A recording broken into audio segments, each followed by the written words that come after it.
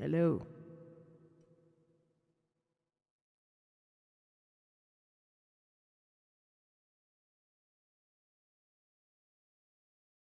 I'm here now. I forgot to turn this off. Where's my pen? There it is. Cool. And so while good morning. It's 11:30. And I'm awake at normal human hours somehow. You know what that means? I'm gonna be watching videos while I do my art. In 1992, Busch Gardens Williamsburg, then named Busch Gardens the Old Country, unveiled a brand new ride from popular coaster manufacturer Aerodynamics. Drachenfire was a steel beast, providing riders with plenty of whiplash and headaches during its tenure. The coaster did not reflect well on Aero. The company had a long history of producing some of the most famous amusement park attractions in the world, and Drachenfire was part of a series of missteps that would eventually lead to their bankruptcy. Perhaps the most ironic part of Drachenfire and its failure was its placement, the Oktoberfest section of Busch Gardens Williamsburg. For in this section of the park, 8 years prior to Drachenfire's debut, Busch Gardens had unveiled another coaster designed by Aero. This one, however, received a much different response. I'm just, putting some videos on while I align my missions and stuff.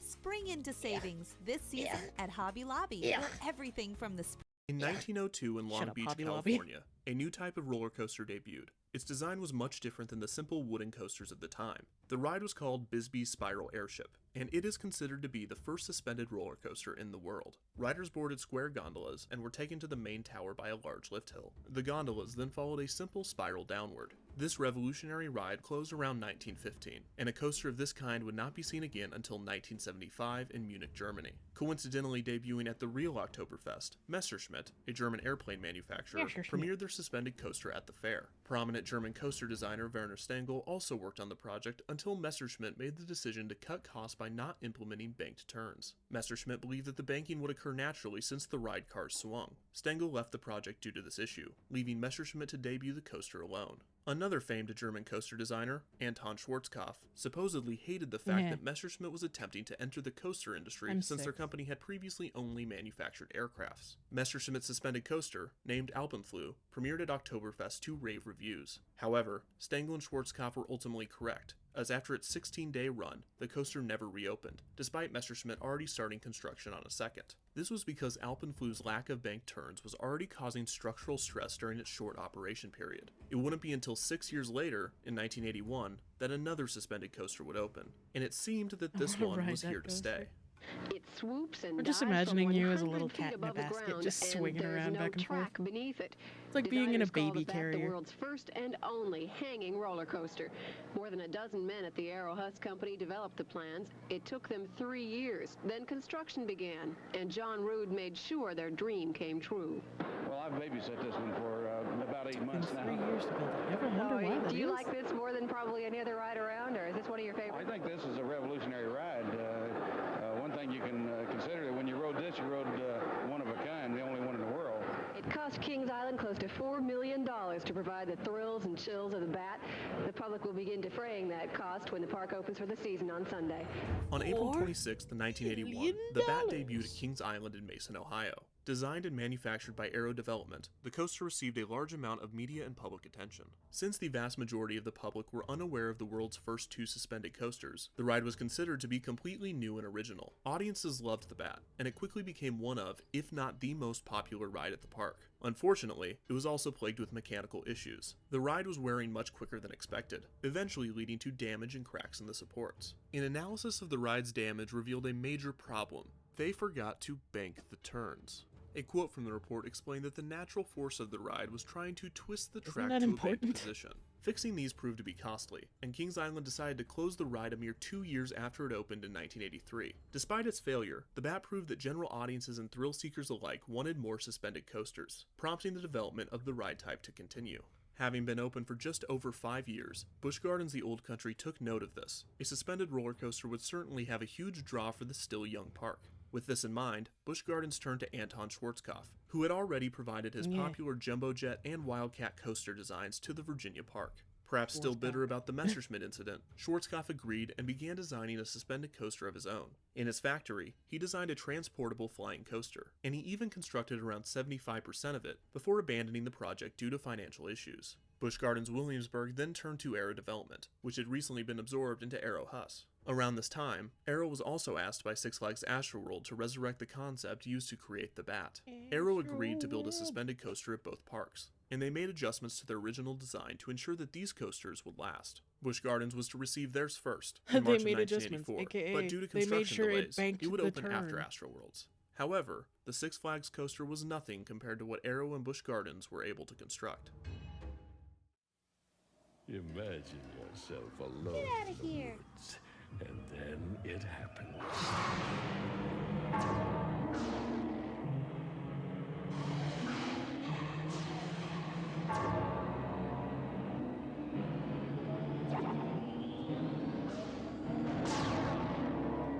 You've just been bitten by the wolf, the big bad wolf. The new ride coming to life at Busch Gardens. Why did they make it sound so sensual? The Big Bad Wolf opened at Busch Gardens on June 15, 1984. The majority of the coaster was hidden within the Oktoberfest woods, with only the main drop being seen from the park's pathways. Guests could cross the Rhine River from Italy and enter the German Oktoberfest. They were then immediately greeted with the attraction's entrance. Once inside the loading area, guests boarded their cars, and the ride operator told them to enjoy traveling at the speed of fright. The cars then exited the loading area and the ride began. The wolf is about to take us on a seemingly out-of-control race through a maze of buildings and obstacles. The ride takes about 3 minutes to travel the 2,800 feet of track at speeds of up to 48 miles per hour. And the chase is on! After leaving the loading area, the coaster immediately dips to the left and reaches the first lift hill. It then climbs 50 feet, and guests plunge a short distance, the track turning to the left as guests swing to the right. The coaster twists and turns through a Bavarian village, their cars free-swinging whichever way their momentum takes them. The village was intricately themed, and the track was placed in such a way that guests believed that they were about to crash into the models. Perhaps the best part is that these were a complete surprise to new riders, as they were hidden from the queue and the park's pathways, with the only viewing area of the village being parts of Drachenfire's queue. After the sequence, the cars hit a brake run, leading to the second lift hill. Using the park's terrain, this lift hill takes guests 100 feet in the air. Since the hill rises with it, riders often didn't realize how high they were before it was too late. The coaster plunges 80 feet toward the river, sharply banking right and throwing guests over the water. The turn is ended by a bank in the other direction, then a left turn, and a return to the station. The Big Bad Wolf, Busch Gardens roller coaster with a new twist. The cars hang from the track, so those of you with hang-ups over hanging out at an angle of 110 degrees had better stay home. They let us take our turn on the ride today before they shut it off, and I can tell you authoritatively that those who yell wolf aren't crying wolf. The ride is scary. If that experience sounds mundane, that's because it was considered to be a family coaster. The drops over the 3-minute ride were relatively small, and the coaster kept close to the ground. The extra thrill was added through the swinging design, and the experience was elevated through the theming and placement. The experience at night was an extra thrill, as lighting was scarce, making swinging through the woods and village all the more exhilarating. The coaster was practically flawless, so why did it close? On July 24, 2009, 25 years after the coaster debuted, Busch Gardens announced that it would close at the end of the season. As with most coasters, rumors circulated that it was due to an accident. While this isn't the reason for its closure, Big Bad Wolf was not free from incident. In 1993, an employee was killed when he was sent into a restricted area to remove a branch from a security camera. The 63-year-old was struck by an oncoming vehicle and later died after being taken to the hospital. 10 years later, in 2003, an employee painting ride cars fell to his death when one of Big Bad Wolf's cars overturned. Despite rumors, neither of these incidents had to do with the coaster's closure. It was also believed that high operating costs and low ridership contributed to the decision. But the main reason Busch Gardens closed Big Bad Wolf seems to be that they just wanted a change. As they stated in the press release announcing the ride's closure, the Big Bad Wolf offers a thrilling ride experience coupled with aggressive ride dynamics. While it remains a safe attraction, it has simply reached the end of its service life. This press release also claims that Big Bad Wolf is the world's first suspended coaster, which it is clearly not. A year after Big Bad Wolf would be demolished, the park announced a major renovation of the Oktoberfest area. The new area would be much more colorful and modern in an attempt to draw audiences to the far corner of the park. Big Bad Wolf seems to have been a mere victim of the renovation. I should go for a run today, but it looks like it could rain. Oh my god. Save on shut epic up. rain jackets at Sierra. Strange things happen in the Black Forest.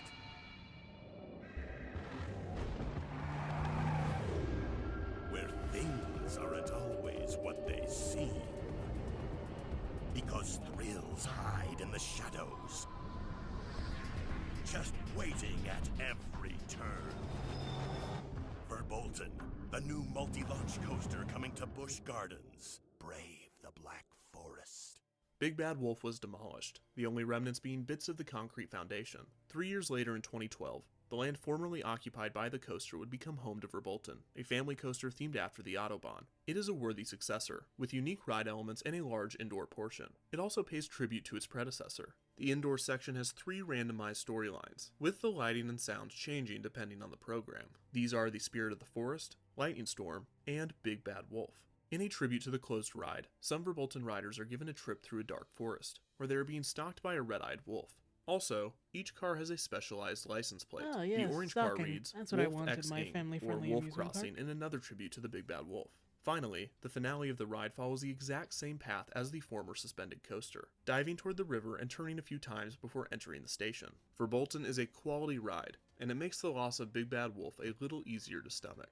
As for the rest of the world's suspended coasters that remembered to bank the turns, many have faced a similar fate to that of Big Bad Wolf. While many rides by other manufacturers still exist, only 5 of the Arrow suspended coasters are still operating today. One is actually the Bat at Kings Island, on the other side of the park from the original. This coaster was originally themed after Top Gun, before being stripped of its branding. Kings Island paid tribute to the former coaster by retheming it to the Bat. That said, no suspended coaster, operating or defunct, seems to be as beloved as the Big Bad Wolf.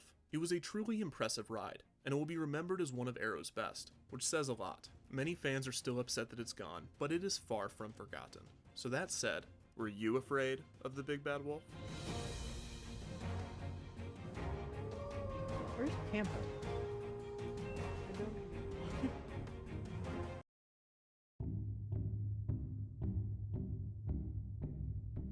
Ron Toomer is the undisputed king of roller coaster design. A former rocket engineer, Toomer has been involved in the creation of 83 coasters. He always starts in the same unassuming way, with a simple piece of wire, twisted into a few loops and turns for maximum terror. Terror.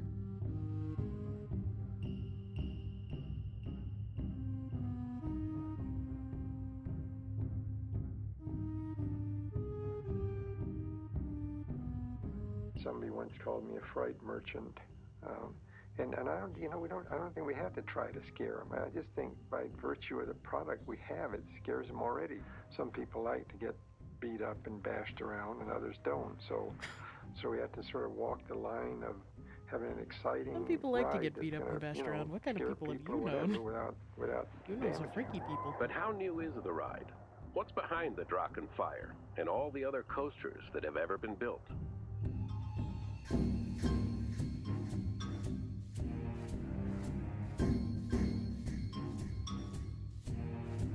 So I like how he just casually says, some people like to get beat up and bashed around while he's building an amusement park ride. That's not how that works, bro. This is an action park, man. On March 31st, 1959, beer company Anheuser-Busch expanded on their Tampa brewery for beer tastings and company events. Part of this expansion included the addition of a bird garden, coining the name Busch Gardens. This was not the first brewery of this type for the company, as a few had been opened in California in the past, offering tasters and visitors additional attractions. 6 years later, in 1965, the Serengeti Plain exhibit opened, expanding the number and types of animals at the park. Along with this, a monorail was added to enhance guest viewing experiences of the freely roaming animals. By 1968, Busch Gardens Tampa was Florida's most popular tourist destination. A few years later, in 1971, Walt Disney World's Magic Kingdom opened, giving Busch Gardens a major competitor in the state. That same year, another Busch Gardens would open in Houston. 4 years after that, everything changed for the wildlife and beer parks. Busch Gardens Tampa opened its first roller coaster. In 1976, Python opened to the public, fitting with the park's African theme. The Busch Gardens in California was themed after the South Pacific, and Busch Gardens Houston was themed after Asia, but neither of these would develop into fully fledged amusement parks. Busch Gardens Houston would close in 1973, and Busch Gardens California would close in 1979, both due to lack of attendance. Busch Gardens in California? But there was a fourth park. I never knew. I guess it makes sense since it closed way before I was born.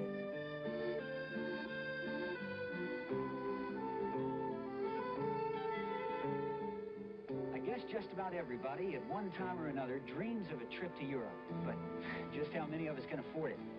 I'd like to show you what you can do on this side of the Atlantic for less than $7. $7?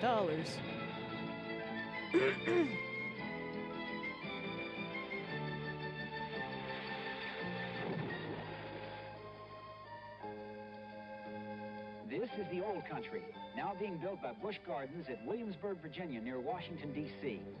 Welcome to Busch Gardens. Will help you plan a visit this spring when the old country opens. For your free copy, write Busch Gardens, Williamsburg, Virginia, and start planning to join us in the old country on this side of the Atlantic.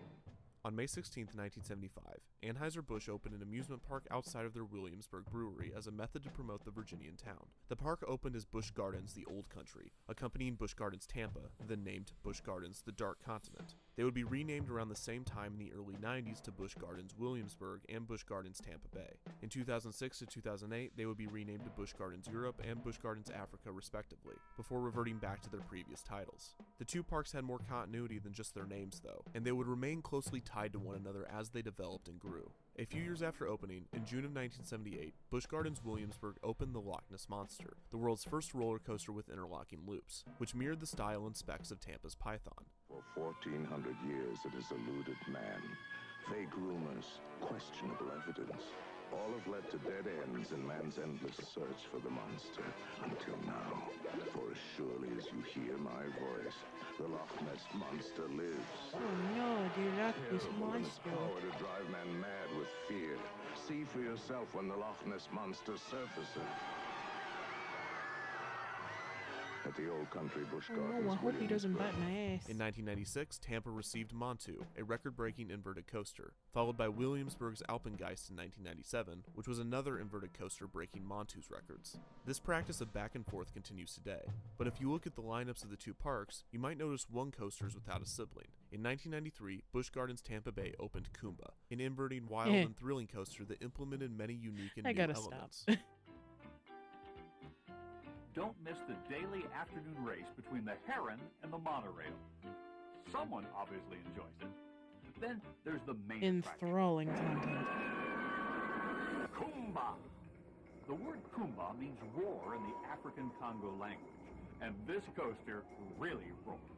Oh, there it is. Designed by Bolliger and Mabillard. I was worried the bot wouldn't pick up the alert command. Kumba introduced 3 first-of-a-kind elements: the camelback, a maneuver which creates 3 seconds of weightlessness. Enjoy your lurking needle.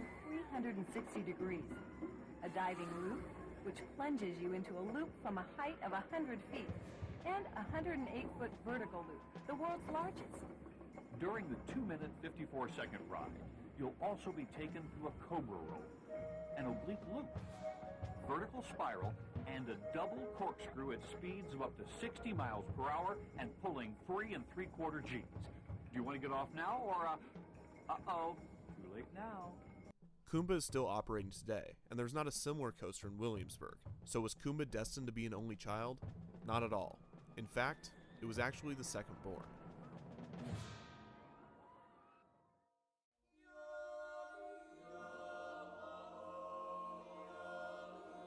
In the small town of Monty, Switzerland in 1987, the roller coaster manufacturer Giovanola underwent a change in management. Kumba, 2 of their employees, Walter name. Bolliger and Claude Mabillard, decided to leave the company and form their own, hiring 2 other employees during their startup.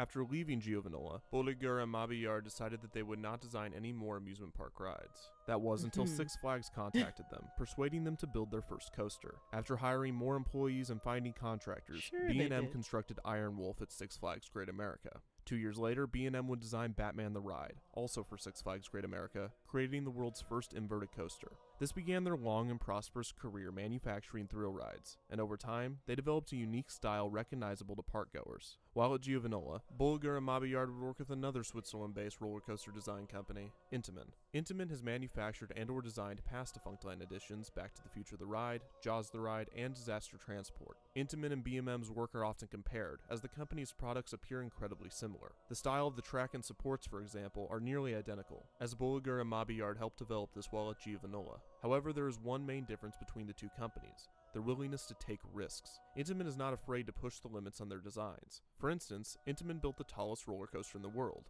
King Dakar, at Six Flags Great Adventure. Most of the time, the results of their risks are worth it, and result in incredible and new attractions. Sometimes, though, the products are less than reliable, such as Knott's Berry Farm's Accelerator, which Intamin manufactured. Accelerator is a launch coaster that reaches over 80 miles an hour in 2.3 seconds, and the cable responsible for the launch has snapped on 2 occasions, one time injuring a rider. B&M is the antithesis to this. They're often criticized for playing it safe and not innovating outside of different car and restraint styles. The upside of this is obvious, as B&M's coasters are notoriously safe and efficient, and they have incredibly high uptimes, especially when compared to Intamin, whose coasters are sometimes infamous for their downtimes. B&M's mindset of careful and thoughtful production resulted in them declining Busch Gardens' request for 2 coasters, one at each of their parks. At this point, B&M had only created a few coasters, and the overwhelming success of Batman the Ride brought a flood of requests for copies and new inverted coasters from the company.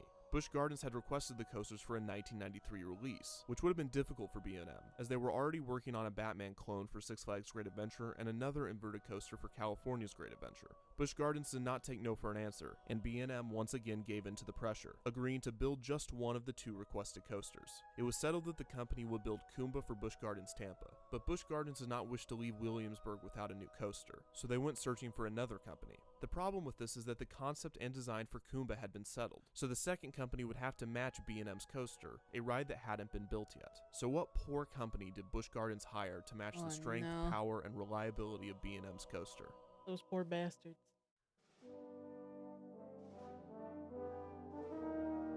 In 1942, a machine shop near Mountain View, California was opened under the name Aero Development, founded by Andy Anderson, Carl Bacon, William Hardiman, and Edgar Morgan. Originally operating as a simple parts manufacturer, Aero took notice of the boom of the amusement park industry following World War II. They began to dabble in ride manufacturing, and in 1948, they built their first ride, a merry-go-round for the city of San Jose.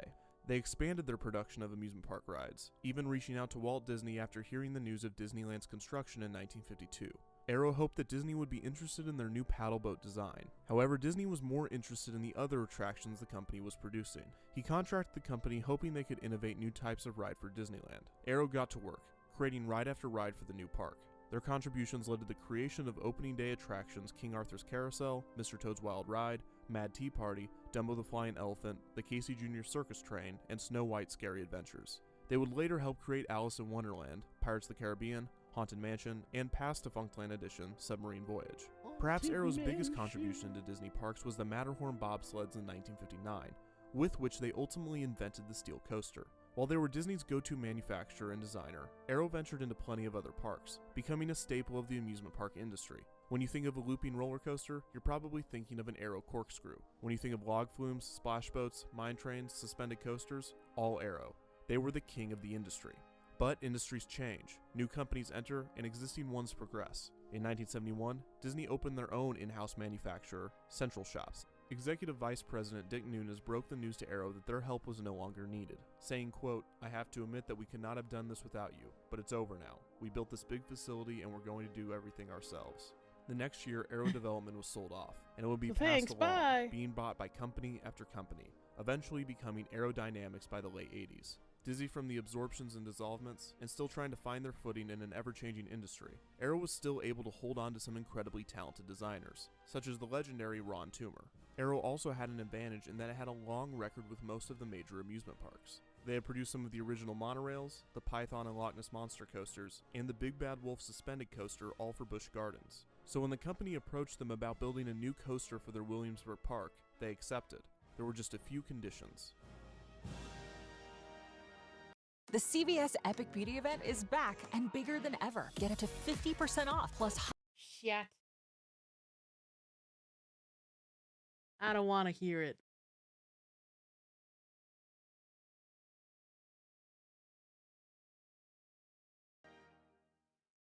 We're Aerodynamics. And while other manufacturers are content to coast along, Aero continues to speed down the fast track that's advanced our coaster technology light years beyond anyone else. In fact, we've helped America's most exciting parks have record-breaking attendance for the past 20 years. We built shit for Disney. We got that on our resume. Hire us. Busch Please. Gardens Williamsburg cranked up the heat to a scorching new level when they unleashed Aero's Drachenfire. A mile-long ride on the back of this tubular steel dragon will fire up even the coolest coaster fan. Drachenfire from Aerodynamics. The monster has left its lair and is now the hottest ticket in town at Busch Gardens Williamsburg. In 1991, the general manager of Busch Gardens, Keith Kaysen, announced Williamsburg's newest attraction, a steel coaster named Drachenfire. The coaster would be placed in Williamsburg's Oktoberfest area, near Aero's Big Bad Wolf. Construction began in 1991 and was completed in early 1992. The coaster was set to open on April 4th, with a special appearance by comedian and self-proclaimed roller coaster enthusiast Dana Carvey. However, the ride experienced issues on its opening day, which Carvey compensated for through means of an impromptu stand-up routine. But its technical difficulties would not Why be a celebrities major are a problem for the bad ride during idea its at lifespan. Ride In inaugurals. fact, guests had more reason to be afraid when Drachenfire was operating correctly. Hang on, because the ride's just begun. For within earshot of your fading screams is Drachenfire, Busch Gardens' newest and most spine-tingling coaster experience yet. A dizzying 15 stories tall at its highest point, Drachenfire is one of the largest steel coasters in North America. Busch Gardens wanted Drachenfire to be one of a kind, with first-time elements, a new car design, and a more freestanding, non-traditional support system for the tracks. All in all, a moving monument to the physics of fun.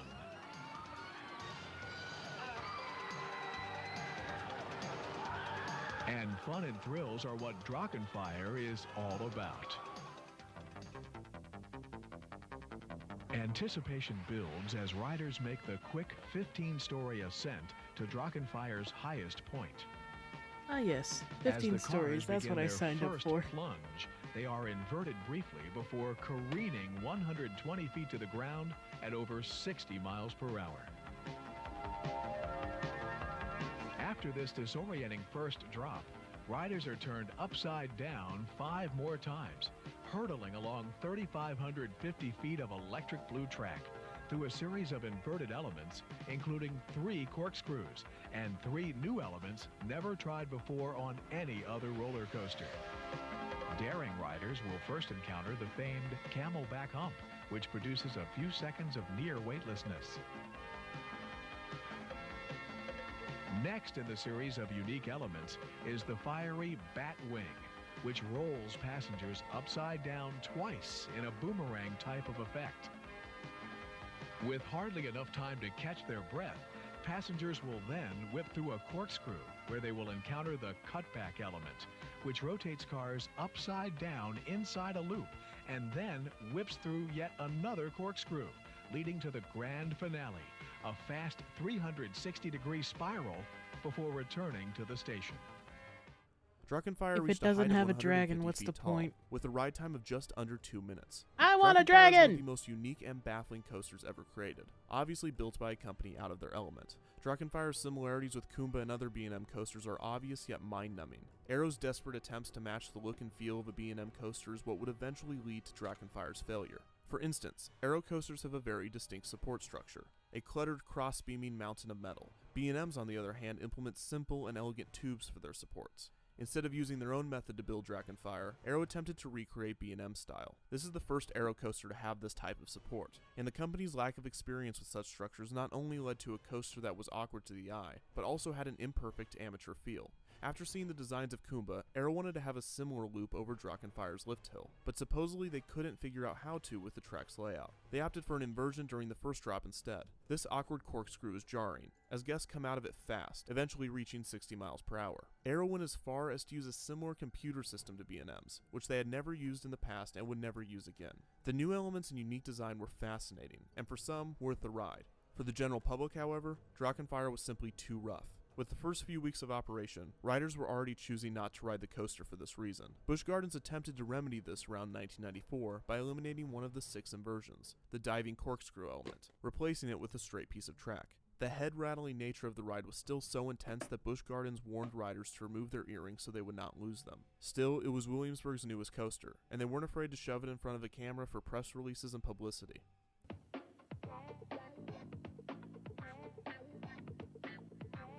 Oh god, this just screams 90s. Hills of Southern Virginia, a visit to Busch Gardens Williamsburg is like taking a mini tour through Europe.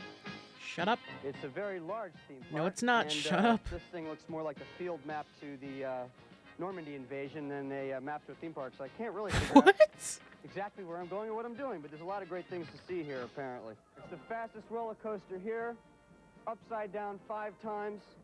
Sayonara!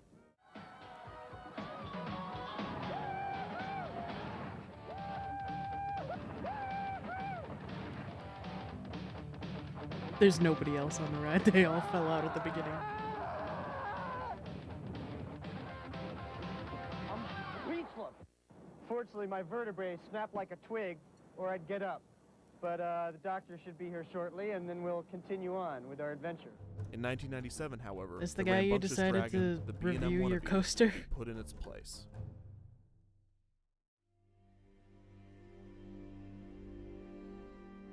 In 1997, B&M opened their first addition to Williamsburg's lineup, the aforementioned Alpengeist, the tallest and fastest inverted coaster in the world. It was an instant hit, not only drawing audiences away from Drachenfeier, but also exemplifying its inadequacies. By 1998, the small section where Drachenfeier was located was looking less like an attraction and more like a ghost town. In the middle of the 1998 season, Drachenfeier was closed. Busch Gardens spokesperson Cindy Sarko said, "There has been a steady erosion of ridership, combined with the high operating expenses of the ride. It helped You're trying to kill them. The decision to shut it down." She would add that Busch Gardens might attempt to modify the ride, giving fans hope that it would open once again. However, this became more and more unlikely as time passed. In 1999, Drachenfeier was listed for sale. While there were several potential buyers, no agreements were made, and Drachenfeier sat still in Oktoberfest, waiting for its eventual demise. However, hope was reignited during the 2001 Pass Holders Preview Day, 3 years after the ride closed. Several guests reported seeing the ride running, with Busch Gardens seemingly testing the ride for a reopening. But this wasn't the case. The next year, in February 2002, Drachenfeier was dismantled and recycled for scrap.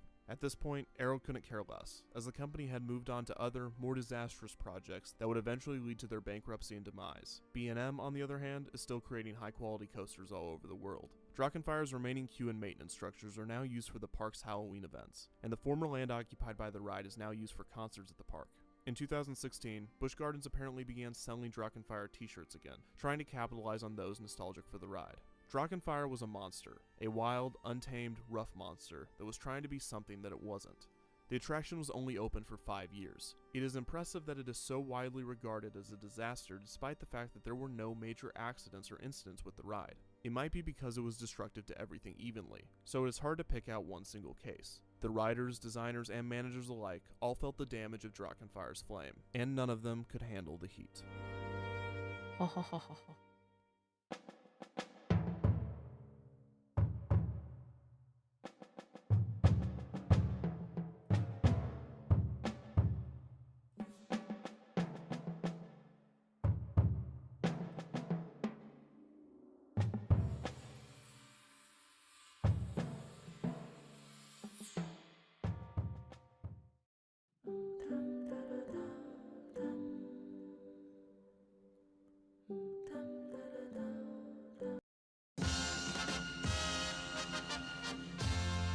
Goodness, that is loud. Welcome to Epcot Center, where soon you'll be able to immerse yourself into the 20 countries of the World Showcase.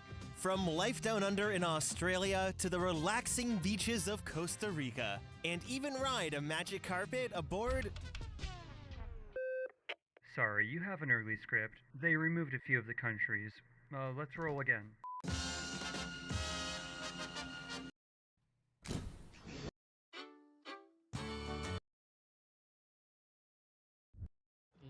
Improved and open once again. Oh, yes. Fantastic. Anna Gilligan is there this morning. Hello, Anna. Hi, guys. Yeah, I think you're seeing some guys jump off the Tarzan jump here at Action Park. It's been closed since 1996. They reopened it on June 14th. I'm here with the owner, Andrew Mulhaville. He's also the son of the man who founded it. Thanks for being here. It's great to be here. Thanks for coming out. What a day we have. It's beautiful here at Action Park. So I gotta ask you, because Action Park got a bit of a reputation. A bit.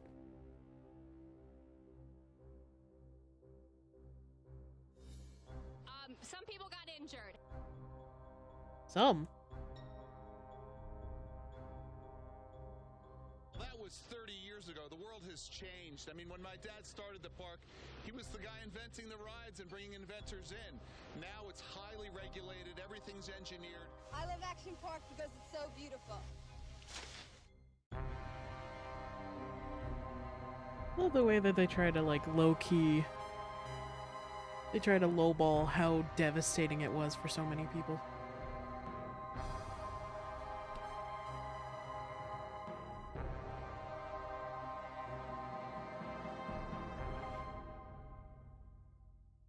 The year is 1976. Gene Mulvihill, the head of entertainment company Great American Recreation, has added a new attraction to Vernon, New Jersey's Vernon Valley Ski Resort.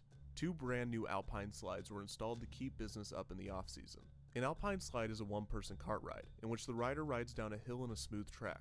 The rider has a brake lever in between their legs, giving them complete control of their speed. The attraction had become popular for ski resorts in the late 70s, and Vernon Valley Ski Resort's alpine slide was advertised as an attraction for all ages, claiming, "We've had grandfathers and we've had kids of kindergarten age coming down our runs alone." I also have a picture showing a mother controlling the sled with an infant in her arms. It's that easy. After the successful Why did slide, she have an Mulvihill infant in reported her his arms plans is to the expand the question. ski resort into a water park during the off-season.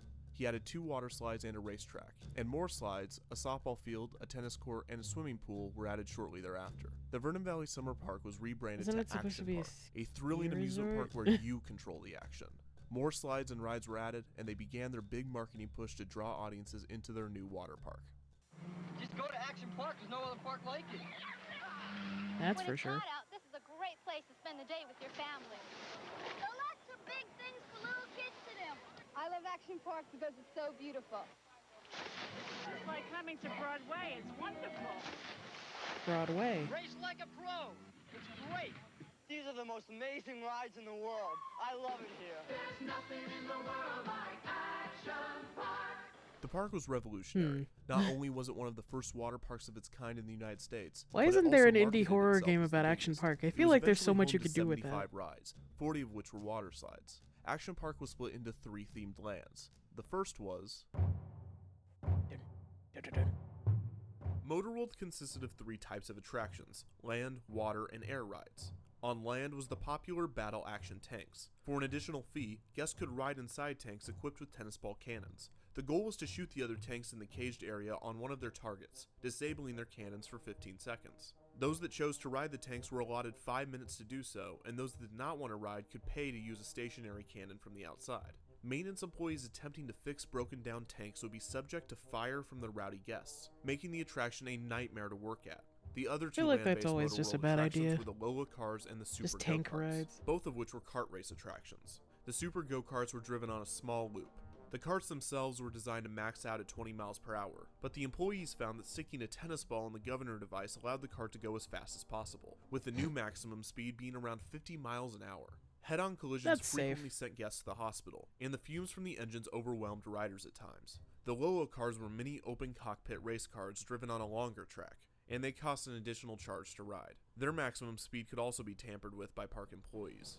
These were also used after hours by the workers, sometimes being taken off the track and driven on the nearby highway. That's There were safe. 2 water rides in Motorworld. The super speedboats were driven in a small circle around an island in a pond that also had a large population of snakes in it. The guests would That's often safe. attempt to bump nearby boats, as if they were on Motorworld's other water attraction, They really bumper just boats. didn't care, did they? These were boats placed in a small pool and were designed to withstand guests crashing into one another. These were known to leak gasoline, which once required a guest to be examined after too much fuel leaked on their skin. The boats were also incredibly small, and riders with long legs had to position their feet off the side of the boat to fit. This led to injuries and bone fractures after collisions. Finally, Motorworld had Bone 2 fractures, air-based ow. attractions. One was Space Shot, which was a typical drop tower ride and was one of the safest rides at the park. given it was only open for Action Park's last operating year. The second air ride was another upcharge attraction, Slingshot, which was also fairly safe. This ride was a common amusement park and carnival ride, in which guests were shot up on 2 bungee cords and flipped upside down as they flew through the air. There's no doubt that Motor World had its dangerous attractions, but this is just the beginning of what Action Park has in store. Another section of the park was... Many non-water-based attractions were located in their own section of the park, sometimes labeled the Alpine Center. These included the aforementioned Alpine slides, as well as a bungee jump titled the Snapple Snap-Up Whippersnapper ride. Originally having 2 jump stations and then later 4, bungee guests ride. could jump off the tower for an additional fee. A skate park also had a short run at Action Park.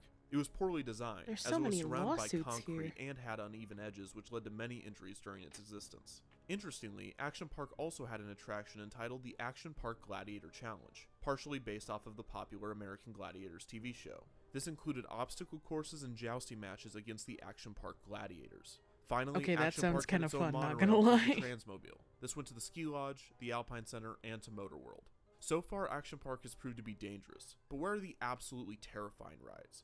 Where are the rides that are so insane that their mere existence is unbelievable? Moreover, where are the water slides? Oh boy. This section put the action in Action Park. Waterworld had it all. It was home to the tidal wave pool, a 100 ready feet for by some 200 feet pool childhood that could hold anywhere trauma. between 500 and 1,000 people. The pool's floor was slanted, and the further a guest went in it, the deeper it got. Waves went 20 minutes on, 10 minutes off, and they could reach a height of over 3 feet. This was challenging for swimmers 20 of all minutes? skill levels. That as seems the like a pool was long hard to time for a read, wave and the fresh pool. water was more difficult to swim in than salt water. A dozen lifeguards were on duty at the pool, and they would have to save around 30 people on a busy day. The Tarzan swing was a heavily advertised attraction in which guests would swing on a 20-foot cable over a pool. This spring-fed pool was so cool that lifeguards would have to rescue guests that could not swim after the shock of the cold water. This was also a popular attraction for men to pull down their pants or Hydration. women to pull up their Where's tops my for water? the line There of it is. people to see. The appropriately named Aqua Thank Scoop you. gave guests a Thank you, sled, baby, for the with which sip. they would slide down an assembly line-style roller coaster, hurtling them toward a shallow pool that they would skip across. If the guest was not in an ideal needed that, position, thank it would you. get caught under the water, sending the rider crashing forward. There were originally a pair of these slides, each 30 feet long, but a third slide was Hello, eventually added. hello, The diving Pickle. cliffs had 2 We're jumping learning bases, about one childhood 23 feet trauma and the Action other Park. 18 feet tall, with the pool below being 16 feet. The pool was also for non-jumpers, some of which were unaware of the cliffs, which resulted in collisions. There was Oh, only God. one lifeguard on duty, who had to work extra hard to Totally make sure didn't that just no one was roll at the off bottom my of the bed. pool. The super speed water slides, Don't do also that. known as Why are you Geronimo rolling off Falls, your? were a Why are pair you of rolling high-speed out of bed? vertical First of water all, slides. One of them was steeper than the other, and both were dangerous. Near these have was the legs safer for a reason. Kamikaze, You don't which need was to a more roll. traditional tube slide. The kayak experience was pretty What self-explanatory. if you have It used Legos under your underwater bed and you fans to land on simulate them? water That'd hurt. rapids. This was dangerous, but that goes without Pog. saying at this point. A similar ride, this the Warren isn't a Rapids, Pog allowed guests to ride situation. in a 1 or 2 person raft down a similar river. The Surf Hill had riders slide down a multi-laned, multi-hill slide on People a mast. died, Riders Pickle. could easily cross over to the adjacent lanes and cause My collisions. bed isn't a And the slant. 7th hill, nicknamed the Backbreaker, had an additional hump that would send riders flying, Backbreaker. resulting in That's what they injury. called me The in Colorado college. River ride was another ride, this time allowing up to 4 people, and it went through the I wooded have area to of the stop. park. At one point, the riders would come to a fork in the river. I and have had to tools choose under between my 2 bed. paths. The first path took guests Why under do you a have waterfall and tools a under series your of bed? tunnels. The second path included a feel like- waterfall and another fork, with one I path mean, being as long steeper as than it's the like other. fully The ride under your also bed and included not a just like foot-tall jump that would allow next to riders it and that the you raft could a short land on. airtime. The I guess it's Aerodonium fine. was a skydiving simulator that caused What do you injuries need when guests tools would try to for? stop their falls with their arms. Waterworld also had a variety of other typical water slides and pools that were less notable, but there's one in particular that has yet to be mentioned. This is the attraction that made Action Park the most infamous, the Cannonball Loop. A tubed water slide Electronic with a tools. vertical loop Gotcha. similar to that of a roller coaster. It was rumored that during the It's testing a of the giant attraction, bendy Mulvihill offered straw. $100 to employees who were willing to try it. Test dummies apparently came out of the loop without their heads. When it was open, guests would be weighed, hosed down, and given a set of instructions to decrease the possibility of injury. A hatch was added to the top of the loop to assist stuck riders that could not make it all the way through the slide. Many guests that completed the loop would come out at the bottom, suffering from bloody noses or other injuries, either from hitting the top of the loop or the impact on the way down. The Cannonball Loop is indicative of a larger issue with Action Park, as many of the other attractions were poorly crafted by designers that were less than engineers, and most were designed to minimize cost rather than maximize safety. The rides became even more dangerous when paired with the fact that the park sold alcohol at many of the convenience stands, often to minors. There was even a microbrewery yes. near Motor World. Many of the guests visiting the Water expensive parks park with came from alcohol. low-income That's a good areas mix. and did not have the necessary swimming skills to navigate some of the attractions and pools. Action Park also heavily marketed to Spanish populations, but there were no translations or translators for the guests when they visited, so explaining safety instructions was virtually impossible. You already know that Action Park has the most Teenage employees in a water park with underage drinking and unsafe engineering leads to a great and safe addition, huh? And scrumptious food and drink, including an authentic German brewery. Like Come the to sound Action quality. Park, because the rides aren't the only thing that's great. Labor Day Polish Festival, September 6th and 7th. The majority of those employees were teenagers and were not equipped to handle the rowdy guests at the park. So on any given day, you could have an overcrowded water park filled with drunk teenagers that couldn't swim, riding shoddily built attractions supervised by teenagers that may or may not be able to communicate with them. It is no wonder Amazon employees earn at least $15 an Shut hour, up. but $15 is just... Shut up! next. Death. Good. On July 8th, 1980, a male employee was riding the Alpine slide when his cart went off the track. He hit his head on a rock during the crash, killing him. He was Ow. only 19. 2 years later, on July 24th, 1982, a 15-year-old guest was overcome by the waves of the tidal wave pool and drowned. On August 1st, a mere week later, a 27-year-old guest was riding the kayak experience when he was trying to re-enter his kayak after falling out. When doing this, he made contact with the live wiring that powered the underwater fans. The electrocution sent him into cardiac There's live arrest, wiring and he passed after underwater? being rushed to the hospital. 2 years later, in 1984, My the guest God, died on man. the Tarzan swing after a heart attack, supposedly due to the unexpected shock from the cold water. That same year, on August 27th, a 20-year-old drowned in the tidal wave pool. And on July 19th, 1987, Delicious another live guest wiring drowned there, underwater. giving it the Jesus nickname Christ. the Grave Pool. These deaths are tragic, and often overshadowed by the lunacy and legacy of Action Park. Interestingly enough, Action Park was able to avoid many lawsuits with these deaths and many other injuries, due in part to its reputation, and also the lax regulations New Jersey had for amusement and water parks. Oh, of course, Great it's American Jersey. Recreation was even able Everything to is legal expand in the Action Jersey. Park brand to other parts of the country, opening Pocono Action Park in Tannersville, Pennsylvania in 1980, and Action Mountain in Pine Hill, New Jersey in 1984. There's two in Jersey. At Action Mountain, feel the thrill as you zoom through the black hole. Spin and splash on our bumper boats. While the kids play in our fun-filled kiddie area, cool off in our huge... Ah, good, yes. A ball pit. race around the Grand Prix track. That's safe and sanitary. On any of our action-packed rides at Action Mountain in Pine Hill, New Jersey. It's awesome.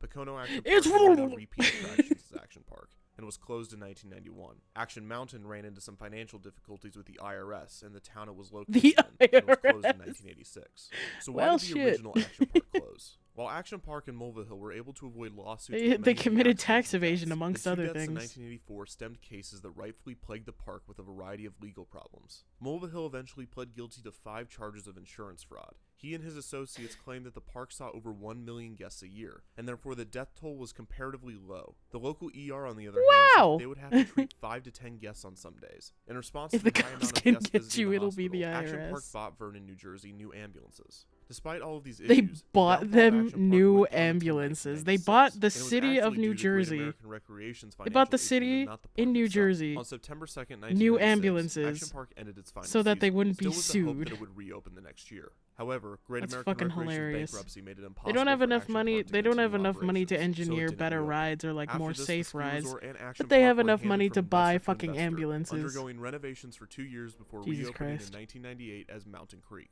Safety was a priority under this management, and a valiant effort was put forth to distance Mountain Creek from Action Park's reputation. However, in 2010, Mountain Creek underwent a bankruptcy of its own, and the water park and ski resort was sold to the Mulvihill family. 2 years after this, in 2012, Eugene Mulvihill passed away, and his son In Andrew America, it's the Mulvihill private took water over park ownership of businesses the that park. improve health. 2 years later, in 2014, Mountain Creek was rebranded back to Action Park. The park Why? reopened many of its classic attractions and started construction on new, terrifying ones. Why? The Excalibur was another attempt at a 360-degree vertically looping What is water wrong slide, with although it you? used technology to enhance safety. From my knowledge, it is yet to open at the park, and there's almost no information on its status. The new Action Park tried to use nostalgia to draw guests back for 2 years, before in 2016 it was renamed back to Mountain Creek, in order to once again get away from the negative connotation of Action Park. Early this year it was announced that Johnny Knoxville would be producing, writing, and starring in a film inspired by Action Park, but it was not shot on location. Death is heartbreaking, especially in environments designed for happiness and joy. Despite 6 people losing their lives there, Action Park is not remembered for its death toll. It is remembered for and by the kids that grew up with it and survived it. It is seen as a place where the quote-unquote because they want people to die, I guess. Hung out. The fact that it was referred to as Traction Park or Class Action Park doesn't matter. Class its inherent Action danger Park. is more of a fond memory. I like to the that one. I majority want of its that on a visitors. t-shirt. The burns, bruises, and the fractured tibias were a rite of passage for its former guests. You think you're cool because you survived a tame roller coaster at Disney in California or at Universal in Florida? Well, welcome to Vernon, New Jersey. Were you able to survive? Welcome to New Action Jersey, where instead of having cool water parks, we have water parks that literally almost kill you. And it's a rite of passage if they do. Good lord, people in New Jersey are fucking crazy. Wait, she's gonna go swim and get a microphone. She'll give us her.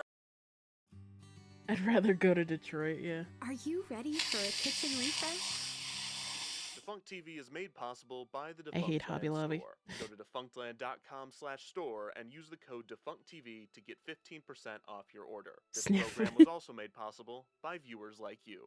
Thank you. I wasn't sniffing, I was hissing. I was hissing at the Hobby Lobby advertisement.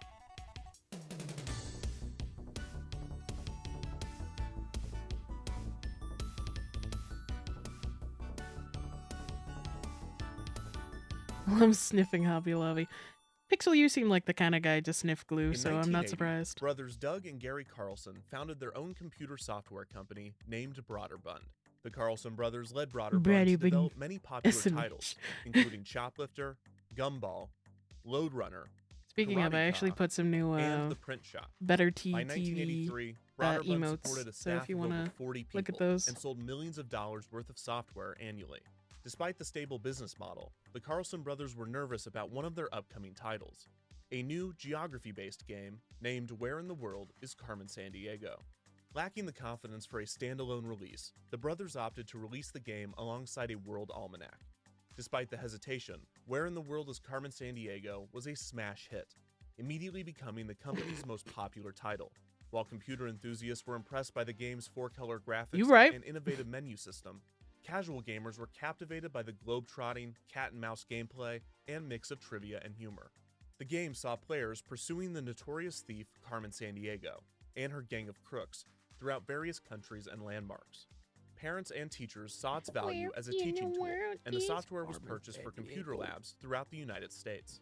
By 1989, Carmen Sandiego was a budding franchise with the original game spawning 4 Hot sequels, video game where character in has USA taken a is life Carmen of her Sandiego, own. Where in Europe She's is Carmen Pixels. Sandiego, Where in Time is Carmen Sandiego, and Where in North Dakota is People Carmen really be down bad for a bunch of The Carmen pixels, huh? Sandiego franchise was soon a significant portion of Broderbund's $45 million in annual Like, I get it, sales. but, the like- company had created an iconic character. But, and like, it was she's, not like, long until 8-bit. they looked into ways to expand the brand.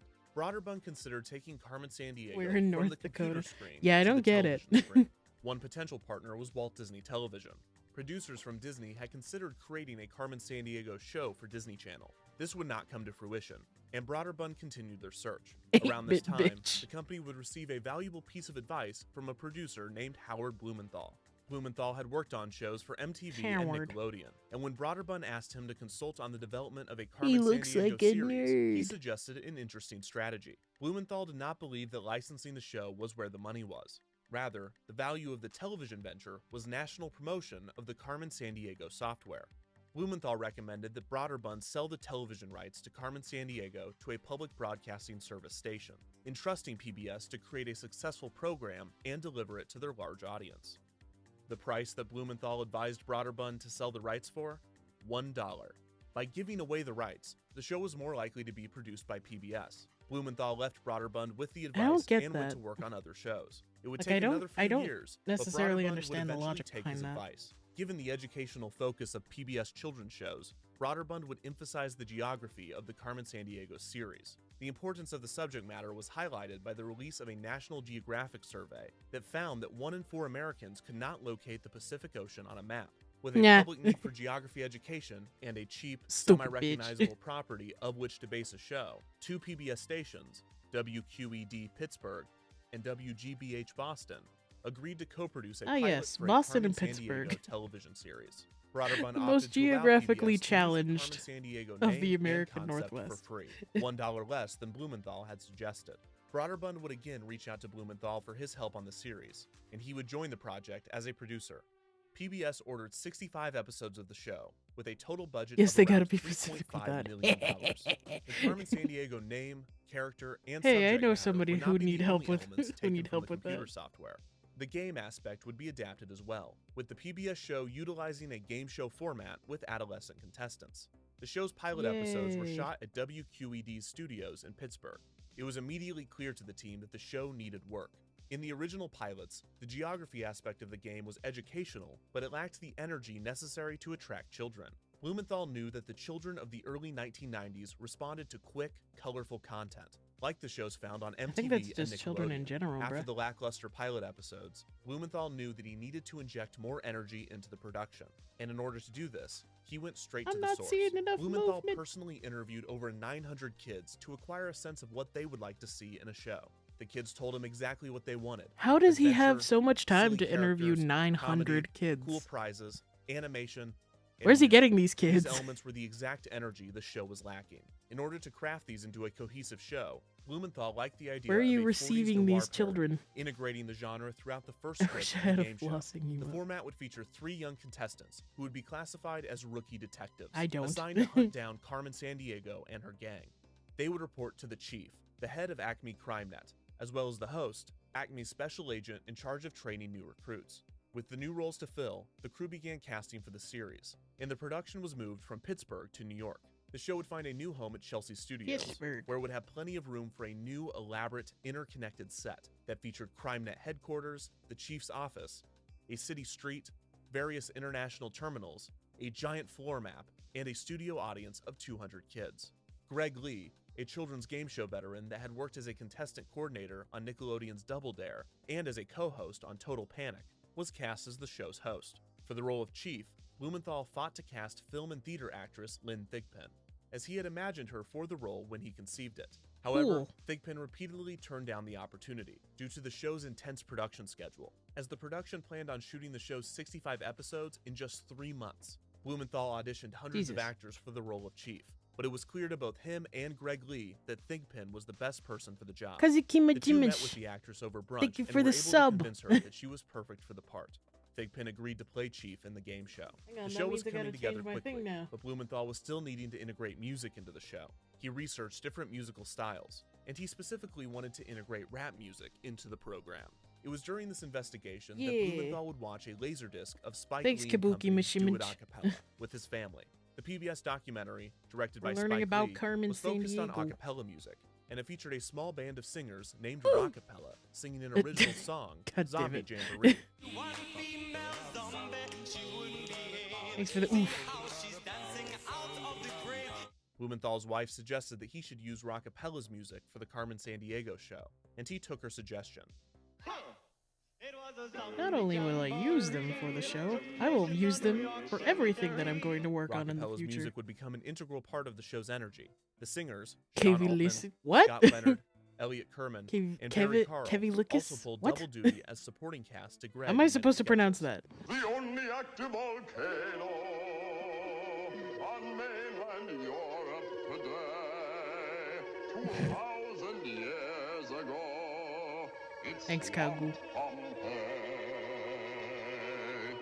Now that's a clue, ladies and gentlemen. My goodness, that bass tone.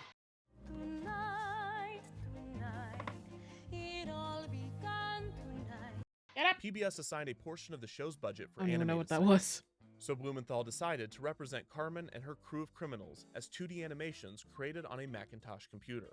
This approach was Oh, West groundbreaking Side for Story. the Yeah, time it's West Side and Story. logistically challenging since Now there I was sleep. no easy way Good night, to digitize Kabuki. the drawings. Sleep The well. workaround was sending the drawings through a fax machine and then converting them for use on the computer. The Don't often get- crude don't drawings get of Carmen bit and her by gang, bug the bites. group referred to as Vile, were weird, wacky, Don't let the and a bed large bugs source bite. of the show's humor. Criminal mastermind Carmen Sandiego retained her appearance from the computer game, with her trademark trench coat and fedora.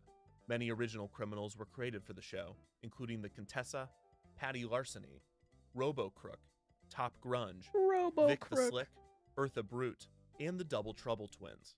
Each episode would feature Oh a different no! case, and the Acme Crime Net recruits pursued Carmen Sandiego in the I finale let of them each bite show. they need The to digitally feed. animated scenes also Pixel served to no. retain the feel of the computer games. The final piece of the casting puzzle was the contestants. For every episode, 3 gumshoes joined Acme Crime Net as new recruits. Blumenthal and the producers sought out kids between the ages of 9 and 14 who could handle the pressures of a television game show. They also made sure that the children had a strong knowledge of geography, having them take a written exam before being selected. Every Cool. episode began with the chief shouting over the rowdy child audience, All these people want to know, where in the world is Carmen Sandiego? Carmen Sandiego. God, they're so cool. Why don't we have anything like this nowadays? The chief then introduced the 3 contestants and the title of the episode's case, usually a pun on a common phrase. Once in the Acme offices, Greg entered, and after a very brief introduction, began the game. The chief communicated with contestants primarily via a television that Greg would tune. Cases for each episode involved different members of Carmen's gang stealing important cultural works and landmarks. In the first season, this included the Mona Lisa, the Great Wall of China, If the Leaning Carmen Tower is of Pisa, thief, why hot? and even Abraham Lincoln's nose from Mount Rushmore.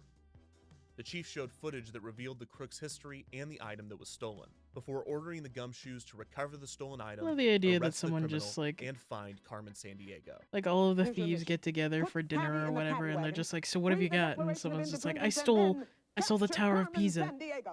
Someone else is Greg just then like, explained the rules of the round. I stole and the chief returned Eiffel briefly to Tower," provide a and clue. then it's just like, "Okay, what have you got?" Was killed I got the there, an nose infamous from Lincoln. massacre, a black man who was the first victim What of the the fuck? Revolutionary War. Now, this could be a tough search, especially along the small, winding streets of Freedom Trail. But Gumshoes, I know you can do it. Great. Freedom Thanks, Chief. Trail. Okay, Gumshoes, name the city. The 3 contestants were asked to answer a multiple-choice, map-based question, and were awarded or deducted points based on their answers. Points on the show were referred to as crime bucks. The questions in the first round were sandwiched between player bios. And why do you like fishing so much? I can eat them. Oh, you like to eat fish. Okay, good. Short sketches, Makes sense. Oh my, that was great. You're good. Thank you. Yeah. You should see my Hamlet. I'd love to say. songs, So hop a plane to these islands off the Scotland coast. Tell them Nana Rap sent you.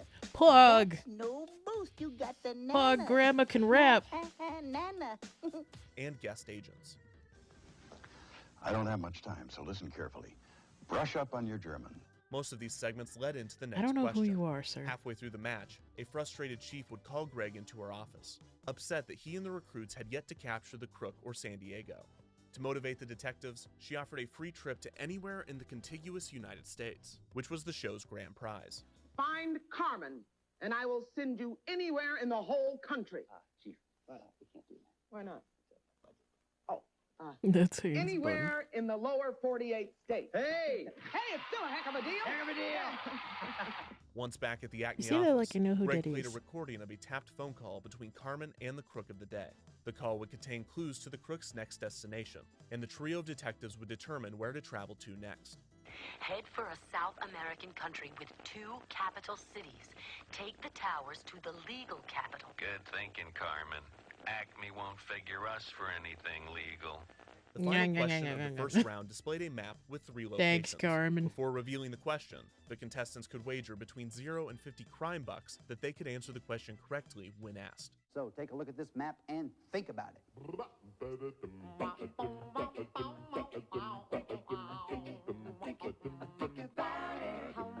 I'm digging this a cappella group.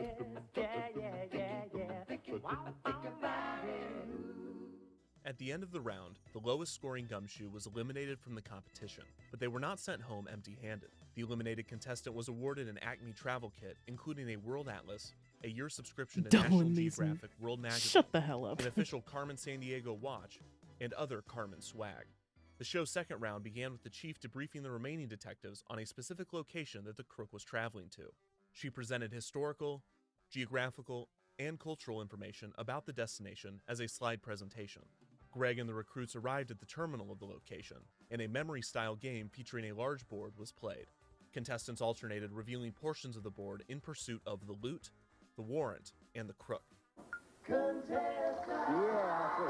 guy. Losers were given a fucking map to brush up on their geography. Yeah, come on over here, Lori. Come here. Yeah, pretty much. The first to find all three and put the crook in jail advanced to the You next remember and that? final You round. remember this whole A game show's runner-up about prize was geography? awarded Well, to the here's a loser of the fucking second map. round, Here's a which cheat sheet, included you the fucking Acme travel losers. kit, along with the addition of a pocket translator and a world band radio. Before starting the final round, the winning pocket detective would write down translator. their grand What? prize destination city for Greg. The captured crooks called the new agent to inform them of Carmen's location, narrowed down to either the United States, South America, Europe, Africa, or Asia. Carmen double-crossed me, so I'm gonna get even. Look for her in Asia.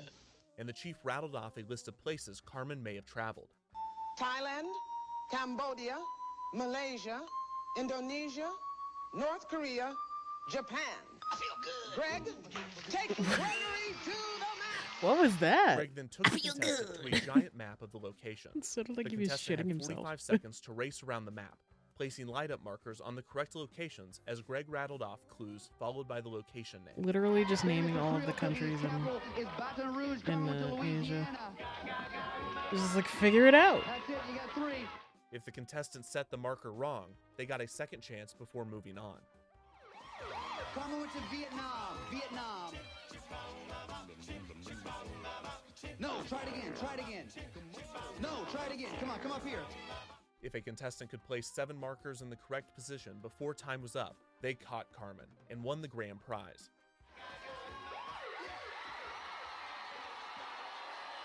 Carmen went to Vietnam. Oh lord, shut up. The prize location chosen by the contestants was only revealed when they won the game.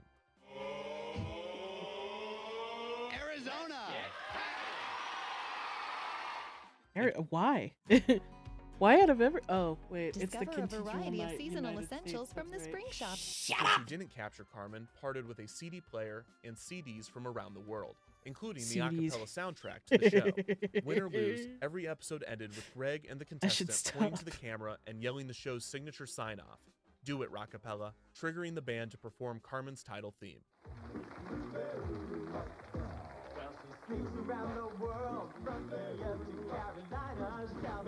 Where in the world is Carmen Sandiego? Production of the first season moved at a pace as Da frantic as the base. show itself.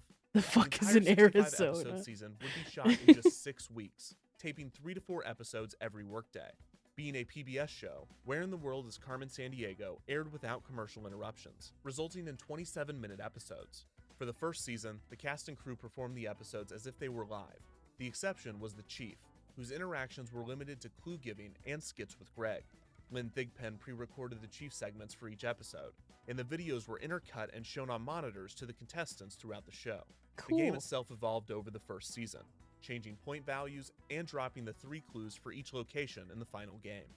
Rockapella frequently had to create impromptu songs and parodies mere minutes before the taping. This guy is jamming.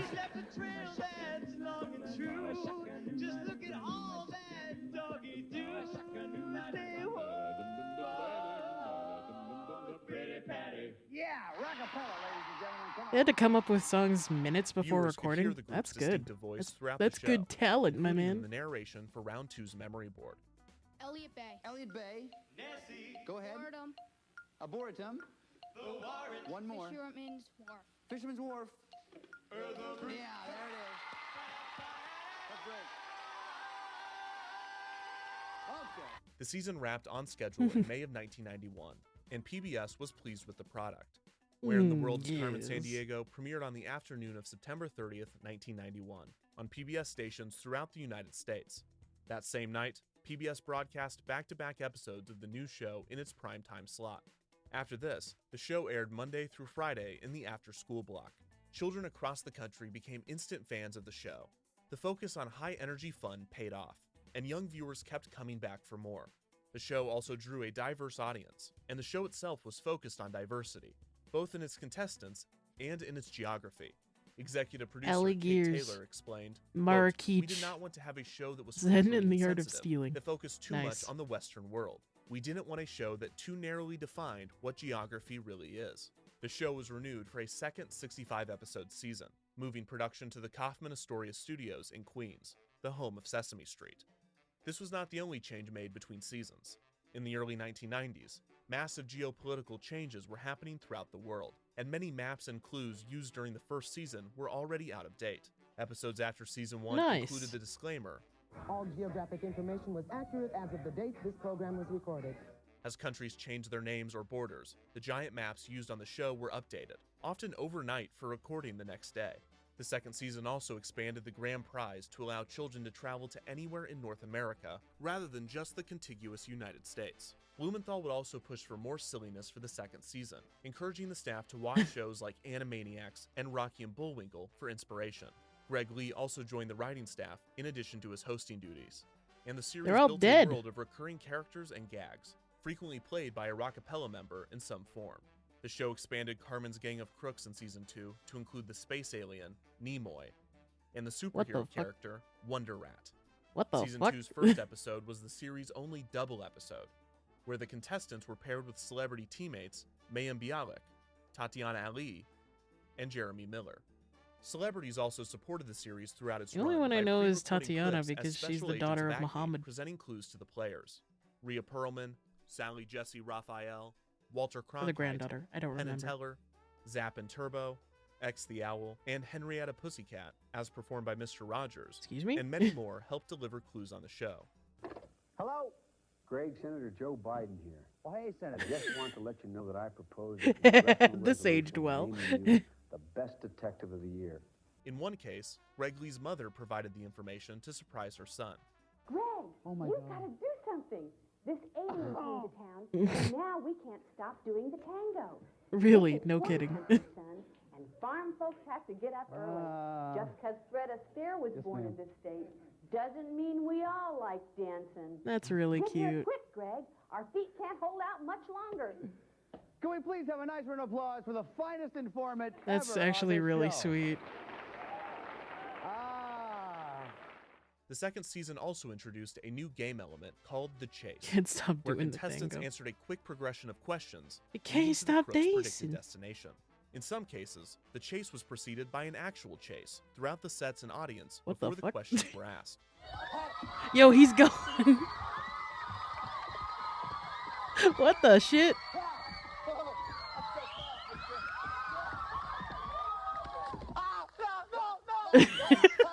It looks like he's trying to kill him. Oh my god, he's dead. He's dead. In the final episode of Season 2, titled Gotta Get a Yeti, the series had its only geographical error, causing the correct answer to be considered wrong and noted as such in the end credits. The contestant, Due to a who had been factual error in the eliminated game, first Tenure round, Kapuli has been was invited to come play back a new Season game in our 3, new season. where he won the game and Nice. caught Carmen Sandiego in Asia. Nice. The hair Campbell. You should feel My good. bad. You came back the second time. You did it. A few moments ago, you wrote down where you'd like to go. If you caught Carmen Sandiego, you did it. So that means you and a parent are going to... Let's get Florida. Florida. Season 2 Bro, of the wasn't show this taped increased in its New York? audience size Wouldn't by they just like be able 16%. to drive By there? the end of 1992, the show was broadcasting on 92% of the 331 PBS transmitters in the United States. Approximately 5.4 million would you viewers wanna watched go to at least once per Florida? week. The show won a Peabody Award as well as a So they can Daytime go to Emmy Action for art Park, direction duh. and set design. Broderbund continued its success with its line of Carmen Sandiego software, releasing a deluxe version of the original game, along with officially licensed board games.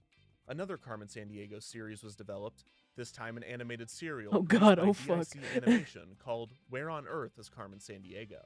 This Saturday morning DIC, cartoon don't be shy, you premiered can on say dick. Fox's Fox Kids Network block in 1994.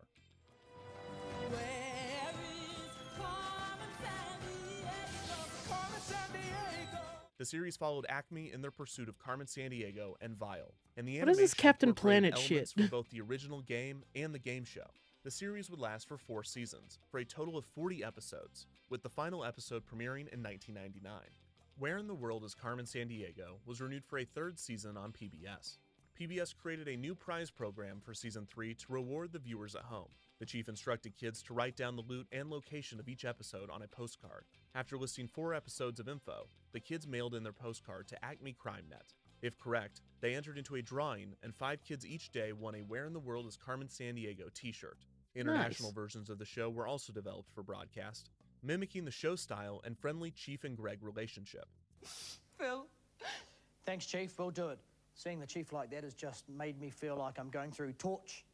I should go for a run today. Shut up.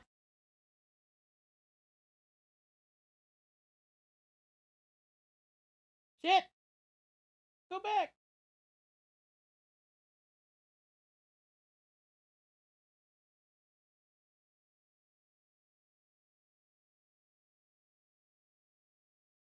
Also consist of 64 episodes, and it would air from September to December That didn't happen. 1993. The show would be renewed for a 4th and 5th season of 50 episodes each, airing in 1994 and 1995 respectively. These seasons brought more recurring characters, including vile criminal Sarah Nade, and many alter egos for Greg Lee, including Acme Man, Greg's retired detective father, Gus Lee, and Phil the Barber. Huh? How about this? I call it my Marlin Brand New, huh? Well, it looks good, but it smells a little fishy. In the last taped episode of Season 5, Phil the Barber surprised the audience and Rockapella by cutting off Sean Altman's signature braided hair at the end of the show. Oh my gosh. Where in the World is Carmen Sandiego was a great success for PBS and the team that made it. But after 5 seasons, some believed it would be easier to secure funding for a new show rather than an existing one. Thus, Where in the World is Carmen Sandiego's final episode aired on December 22nd. They're just sitting there like, holy but shit. A spin-off game show, Where in Time is Carmen Sandiego, oh my God, would air it looks starting so in cheesy. October, less than a year later. Bring back the loot to its rightful place in time. Tell me where in time is Carmen Sandiego. Stop her crime and solve this mystery. Lynn Thigpen reprised Okay, her I could role as Chief in the understand new series. Where Greg in Lee the was world is replaced by Carmen Kevin Sandiego, Shinnick but as the like, host of the new she show, has time Where in travel Time retooled powers. significantly from the original game show, instead taking place in a science fiction setting and focusing on world history rather than geography. Also, the vile characters were portrayed by actors instead of represented by animation. Last. Everyone thinks vile is evil, which it is. But we need a new image. We need pizzazz. The new show's animation budget was instead spent on computer-generated 3D effects. Rockapella was no longer featured, and a new theme song was created for the show, performed by the show's new musical troupe, the Engine Crew. We're on the case and we're chasing her through history. Chrono skimmer, engines hot, our brave squadron leader will help us defeat her and bring back the loot to its rightful place in time. Tell me where These are cheerleaders. What the fuck? is Carmen Sandiego. Stop her crime and solve this mystery. These are just a few of the many differences between the two shows. It's 1991. How many dollars are spent on advertising in the U.S.? 37 billion or 37 trillion? 37 billion. What? Billion or trillion? That's not exactly a world history question. What?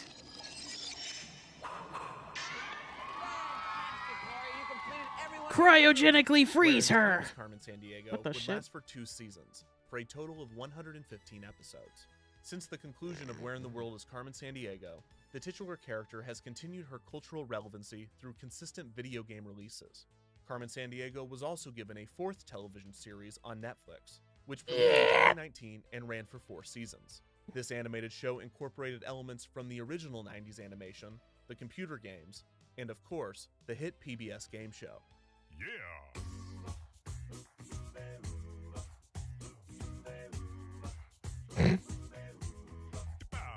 Over the decades, geographical changes Nice. have made much of the trivia featured on And Where in back the with World is egg fried Carmen rice and sauce Sandiego egg. outdated and incorrect. Fans Enjoy can find that. VHS rips of the series on YouTube, but there have been no official releases of the show, and likely won't be due to the now factual inaccuracies. The game show is well remembered for its elaborate theming, high energy, production value, and talented cast. It is considered not only one of PBS's greatest children's shows, but one of the greatest game shows created for children. Impressive considering it aired in the golden age of children's game shows. Above all, the show had a very specific goal of educating children on geography, a goal that it achieved and surpassed, resulting in not just education, but celebration of the world and its cultures. All of this wrapped inside a humorous, non-stop detective adventure. It is no wonder that the show was a hit, and it is obvious why millions of gumshoes tuned in every day to find out where in the world is Carmen Sandiego.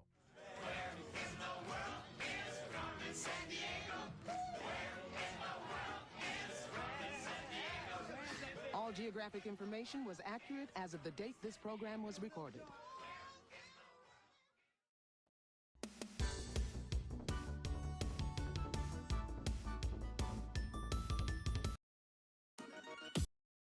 SeatGeek. Butt talk.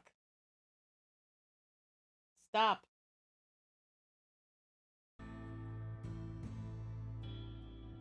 So, like, is the North Korean Carmen Sandiego just North Korea? What? Texas-based property developer Angus G. Wynn Jr. visited the newly opened Disneyland in Anaheim, California.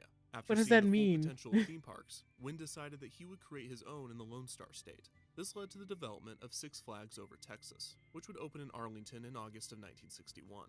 The name Six Flags came from the 6 nations that have governed Texas: Spain, France, Mexico, the Republic of Texas, the Confederate States of America, and the United States of America.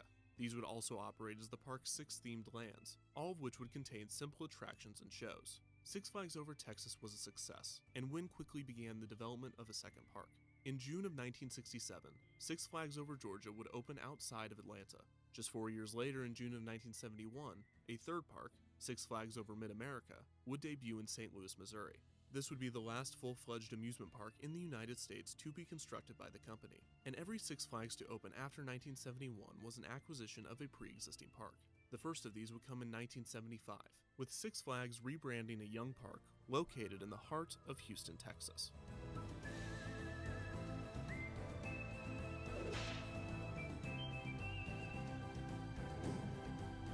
Which edge just funkled my ears. Sorry, Pickle.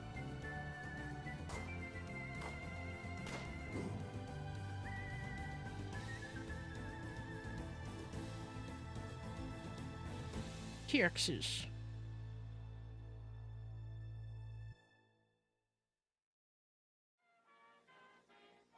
This crowd of more than 50,000 attending a Houston Astros baseball game in the world's largest air-conditioned room is but one example of the reason more than 4 million persons annually attend all kinds of events and visitor tours in the Astrodome. In the early 1960s, Judge Roy Hofheinz, a former mayor of the city of Houston, spent over $30 million to construct a sports stadium for the Houston Astros baseball team. The complex would be named the Astrodome, which, like the Astros, was given its name in honor of the newly constructed Manned Spacecraft Center. Due to the scorching climate of coastal Texas, Hofheinz decided to make the Astrodome covered, creating the world's first fully domed sports stadium. The Astrodome opened in 1965 to much fanfare, being hailed as the 8th wonder of the world for its unique and impressive design. After the success of the stadium, Hofheinz saw potential in a larger entertainment complex, which he would call the Astrodomain. This was to include a convention center named the Astro Hall, on-property hotels, and a brand new amusement park named Astroworld. They really didn't have a lot of things going in Houston, did they? Land on Houston's Loop 610 and beginning development on the Astrodomain. The plans for Hofheinz theme park were finalized in January of 1967. In the fall of that same year, Hofheinz would announce the park to the public. He touted that the park would become the world's greatest tourist attraction, with the potential of 1.5 million guests every year. Hofheinz had consulted with management at Disneyland Park as well as Six Flags Over Texas in an attempt to avoid issues that the parks faced during their openings. Hofheinz had purchased around 115 acres of land on the other side of the interstate from the Astrodome, and only around 57 acres of the plot would be used for the park at opening, with plenty of room to expand.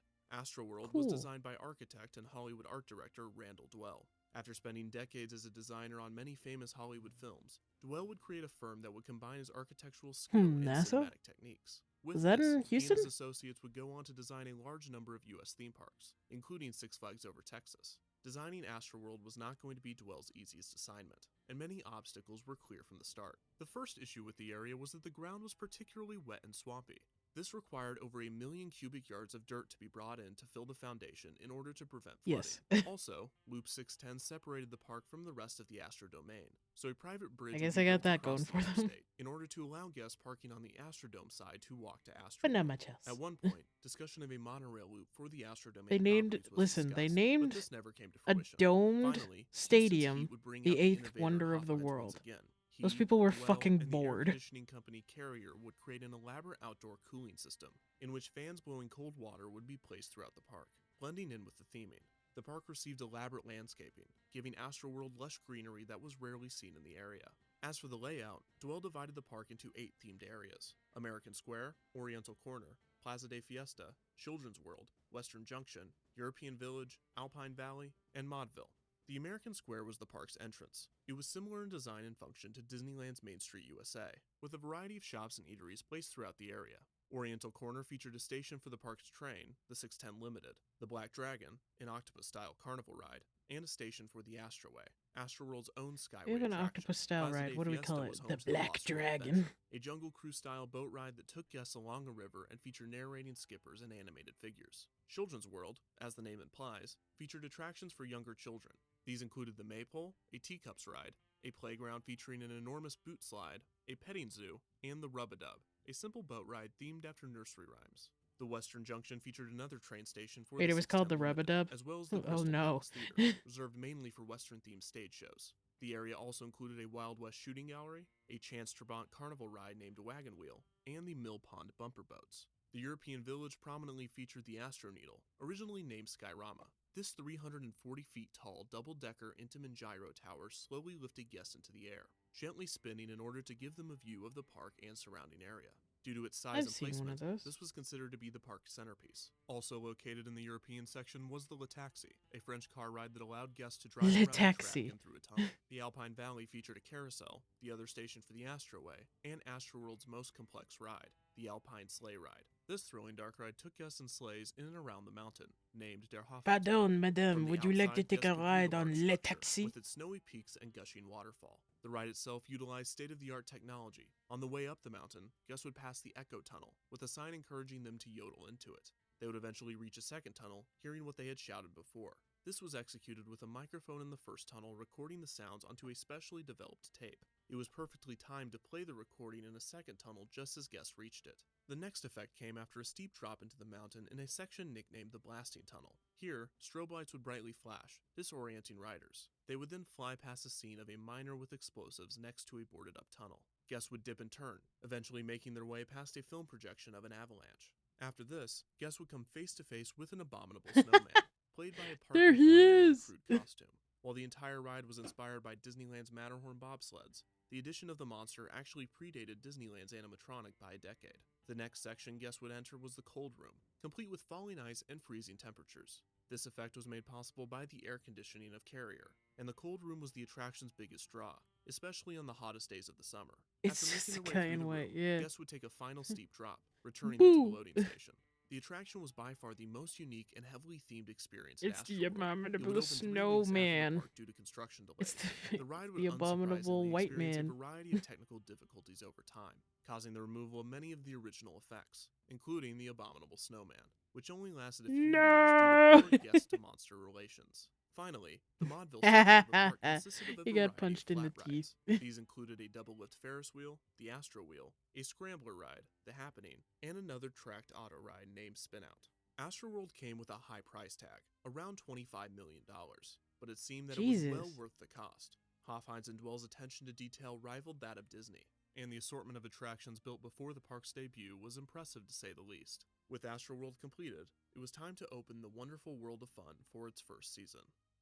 Yay!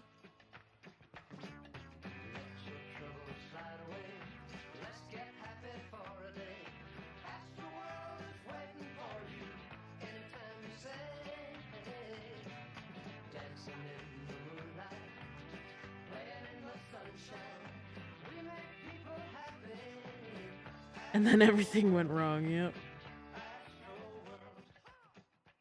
Astroworld opened its gates to the public. I mean, on we June are 1st, watching 1968. Defunctland, The so park saw around 50,000 guests in its first weekend, receiving there's an rave ongoing reviews for its theme here. theming, its attractions, and especially its air conditioning.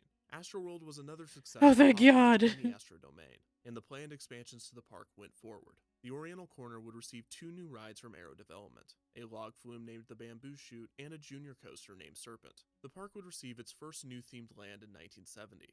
Fun Island was located in the lagoon in the center of the park and would feature Yeah, they 2 should have named it attractions, Penn Island. a tilted house named the Wagon Yeah. Shack, and a roller coaster named the Swamp Buggy Ride. This was Chance Industries' signature toboggan coaster. The style was usually portable, with the simple ride lifting guests vertically through the coaster's center and then letting gravity spiral the cars downward. Astroworld's version was unique in that the coaster was designed to look like a giant tree. In 1972, another new land, Country Fair, opened. This expansion cost around $1.5 million, as it included Astroworld's first big coaster, the Dexter Freebish Electric Roller Ride. This aero minecart reached a height of 80 feet and featured a 60-foot drop. A new carousel, a walk-through museum of time-period antiques, and a bumper car ride named the Der Fender Bender also premiered in the area. Der Fender Bender. Marvel McFay made his first appearance around this time. The character would soon get his own theater with stage shows in Children's World. The park was filling out quite nicely, adding shops and restaurants, renovating rides, and switching out the smaller attractions every so often. The park had become part of Houston, and the locals looked forward to its operating season each year. However, whether guests had asked for it or not, change was on its way. Change was in the air. What is that mascot? Something about stage shows. What is that mascot? It's just like a huge hat.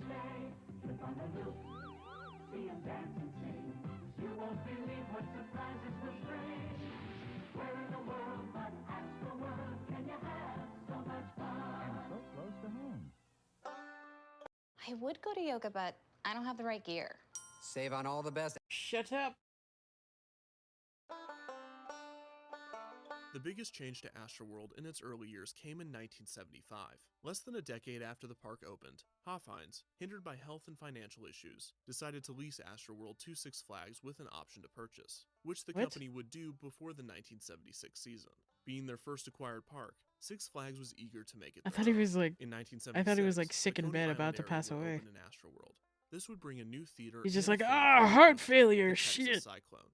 Hey, Six Flags, do you want to buy my park? Cyclone to Houston, but after factoring in the cost of transporting the existing ride, decided to build a new attraction based off the classic coaster. Reaching speeds of 60 miles per hour and dropping guests 92 feet, the wooden coaster was one of the largest of its kind when it opened. The Texas Cyclone dazzled guests and critics, and it made the park a must for many thrill seekers. The Texas Cyclone would soon be labeled the #1 coaster in the world. In 1978, the Shuttle Loop coaster Grease Lightning opened in the Western Junction. This coaster, manufactured by Anton Schwarzkopf, featured one large loop that the train would travel through once forward after launch, and then again backwards. 2 years later in 1980, Astroworld would receive another major expansion. Thunder River, the world's first river rapids ride, would open at the park. While a common ride type now, this was the first of its kind, and a huge get for Astroworld. In 1983, Sky Screamer, an Intamin drop tower, would debut in the Plaza de Fiesta section of the park. The tower was 143 feet tall and dropped guests down onto a piece of curved track.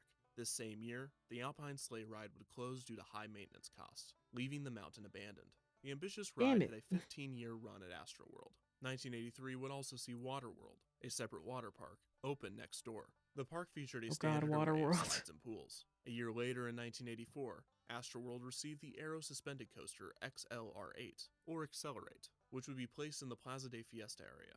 Its track would dangle guests directly over the Lost World adventure, which had been renamed to the River of No Return. In its later years, the coaster would turn around some of its cars, allowing guests to choose between riding the coaster facing forward or backwards. This was also the time that Six Flags acquired the rights to the Looney Tunes characters from Warner Brothers, and Time Warner was becoming increasingly interested in the chain of theme parks. The Houston park was at the mercy of the Six Flags Corporation, but so far, it had treated Astroworld extremely well, constantly bringing new rides, attractions, and experiences. Six Flags was actively I'm sure that'll hold up, better, right? And they had more improvements planned for the coming years. Long John Silver's, where your money goes a long, Long John Silver's way. This fall, make your visit to Astroworld go even further with super savings from Long John Silver's. Now through November 29th, save $4. Welcome to Long John Silver's. Discount coupons from Long John Silver's. Your family will hate you if they bring you here.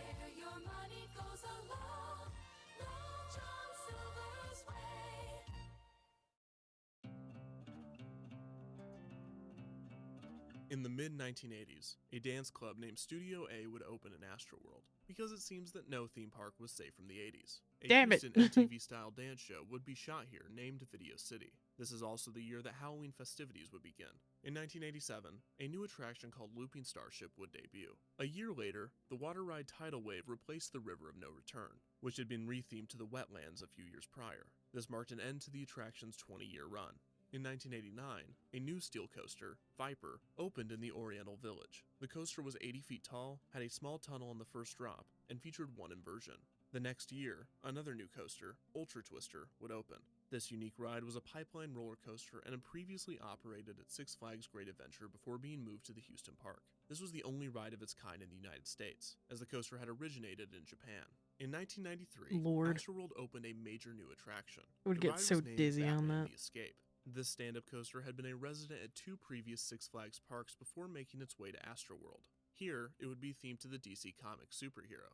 The main villain of the ride was the Penguin, who was pursuing guests throughout the queue and the ride. The queue featured areas themed to Arctic Park and Gotham City cold storage. The coaster itself had little theming apart from color and a short tunnel with strobe lights. The attraction was quite rough, jostling guests throughout their ride, but it was extremely popular despite this. Next to Batman the Escape, because of the air finally conditioning, found a use for the abandoned mountain structure left over from the Alpine sleigh ride. This show building would become home to the Batcave. Guests on their way to Batman the Escape could walk inside Bruce Wayne's secret lair and see some of his gadgets, the Batman suit, and even the Batmobile. The same year that Batman the Escape opened, Time Warner would complete its takeover of the Six Flags Corporation. Little changed for the Six Flags parks under the new management, as they had been using Warner Brothers properties for years by then. The parks had nothing to worry about for the time being. However, this moment of peace would not last long. 1995. An indoor coaster, the Mayan Mindbender. It just like happens in 10-year increments. Ride, but the dark added an extra thrill to the experience and the extra theming was appreciated. A few years later in 1998, an even more detailed attraction, a drop tower named Dungeon Drop, would open. This ride was themed after a castle. Ah yes, my favorite part of ancient China, the mid-90s. As is Texas Tornado, a Schwarzkopf traveling coaster with multiple loops. But this was all minor news compared to what was happening to Six Flags as a whole. Time Warner had been approached by a company named Premier Parks. The corporation, which had only begun operation in 1982, was purchasing as many regional amusement parks as corporately possible. After going public in 1996, they now had the funds necessary to purchase the Six Flags parks off of Time Warner's hands. Time Warner, which had recently begun selling other aspects of their business, agreed. Premier took control of all of the Six Flags parks, bringing the total number of amusement parks owned by the company to 31.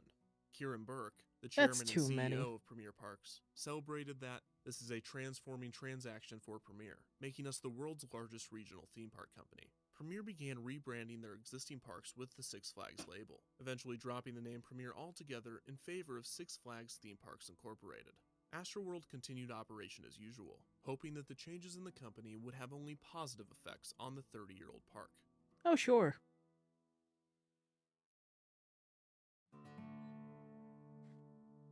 Welcome to the mid-2000s.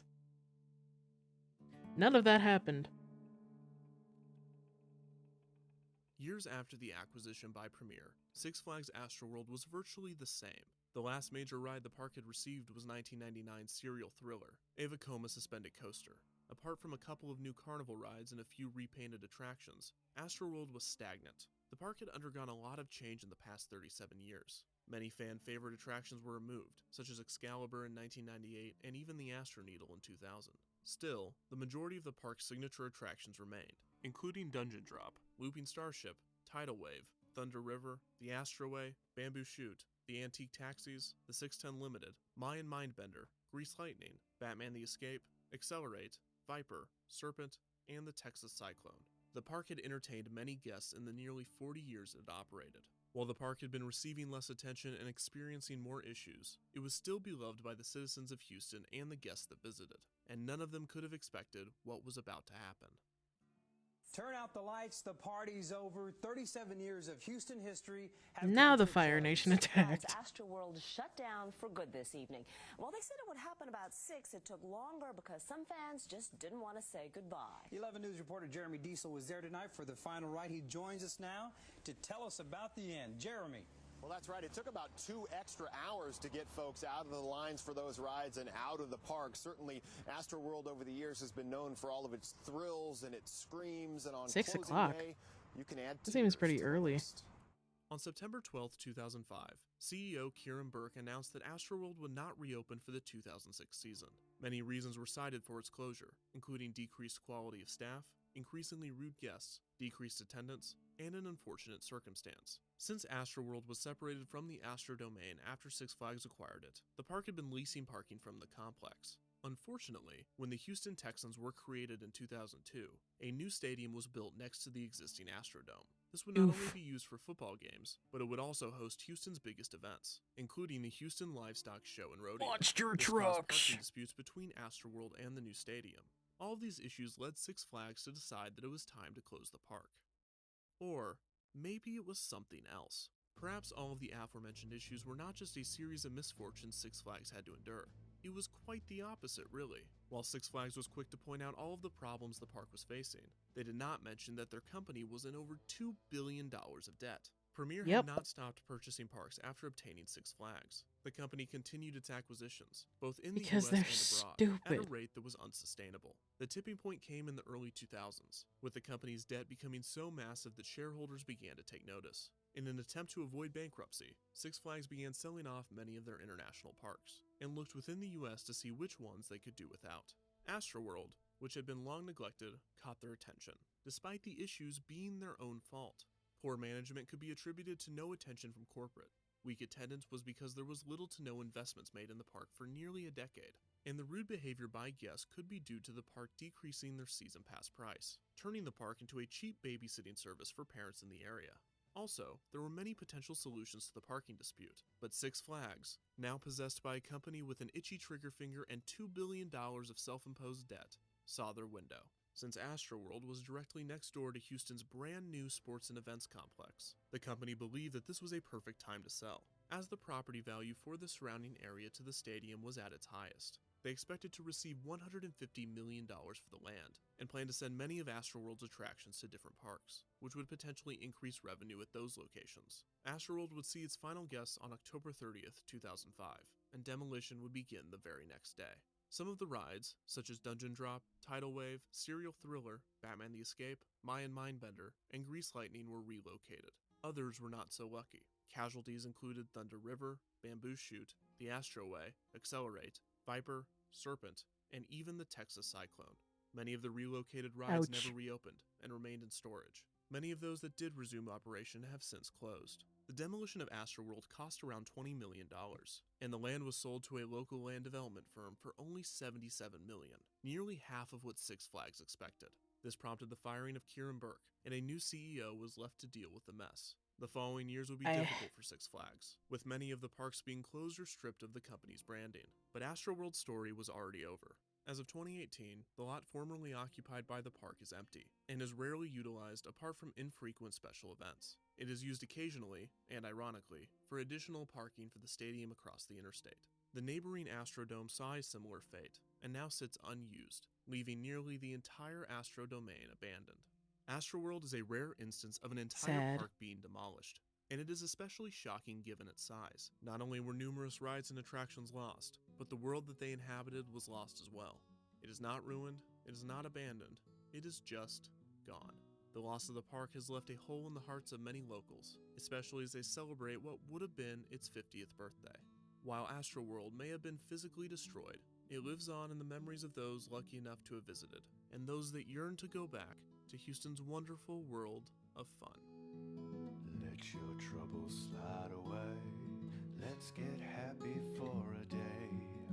Astroworld is waiting for you anytime you say. Who's this John Wayne ass like singer? I mean, I guess that makes sense because Houston, but you know.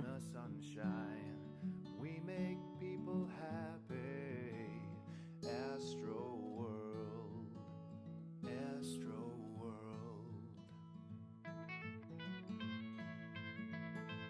Mark Durkee.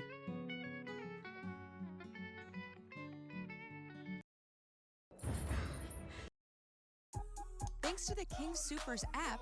Shutch.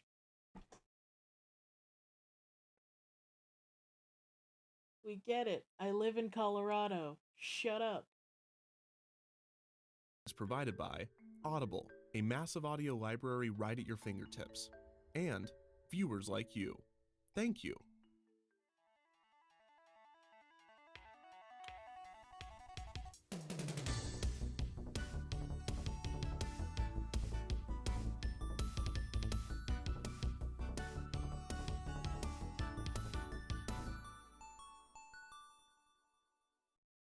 On November 10, 1969, a new children's television program debuted on the public television network National Educational Television. The show featured a cast of humans, animals, and monsters all living together in the colorful neighborhood of Sesame Street. The show combined puppetry, animation, music, and more to teach elementary concepts such as letters and numbers to children. The creators of the show tailored it to kids between the ages of 2 and 5, specifically underprivileged inner-city youth, in an attempt to supplement the lack of educational programs and opportunities low-income areas received. Sesame Street was massively popular upon its debut, and its attempt to implement its own curriculum would spark national debates on the role that television should play in the lives of children. After moving to the public broadcasting service in 1970 and subsequently continuing its run for over 4 decades, it is safe to say that its attempt to fill gaps in children's developmental education was more successful than anyone could have imagined. With its mainstream success and cultural impact, it is no surprise that a sequel would be considered. When such a project would finally begin development in the mid-90s, its educational goals would be much more ambitious. Teaching young children letters and numbers was one thing, but teaching them to read was uncharted territory. Hey now, hey wow, here's how. Come and read between the lines. I miss this show. It's time to look between the lines. Come in between the lions. Begin between the lions. Begin between the lions. Between the Lions premiered on PBS on April 3, 2000. The show was the first on television specifically designed to educate children on reading comprehension skills. The show's producer, Judith Stoia, explained, "Sesame Street teaches letters and numbers. Between the Lions goes the next step. It's for kids who are about to learn to read or are just beginning to read."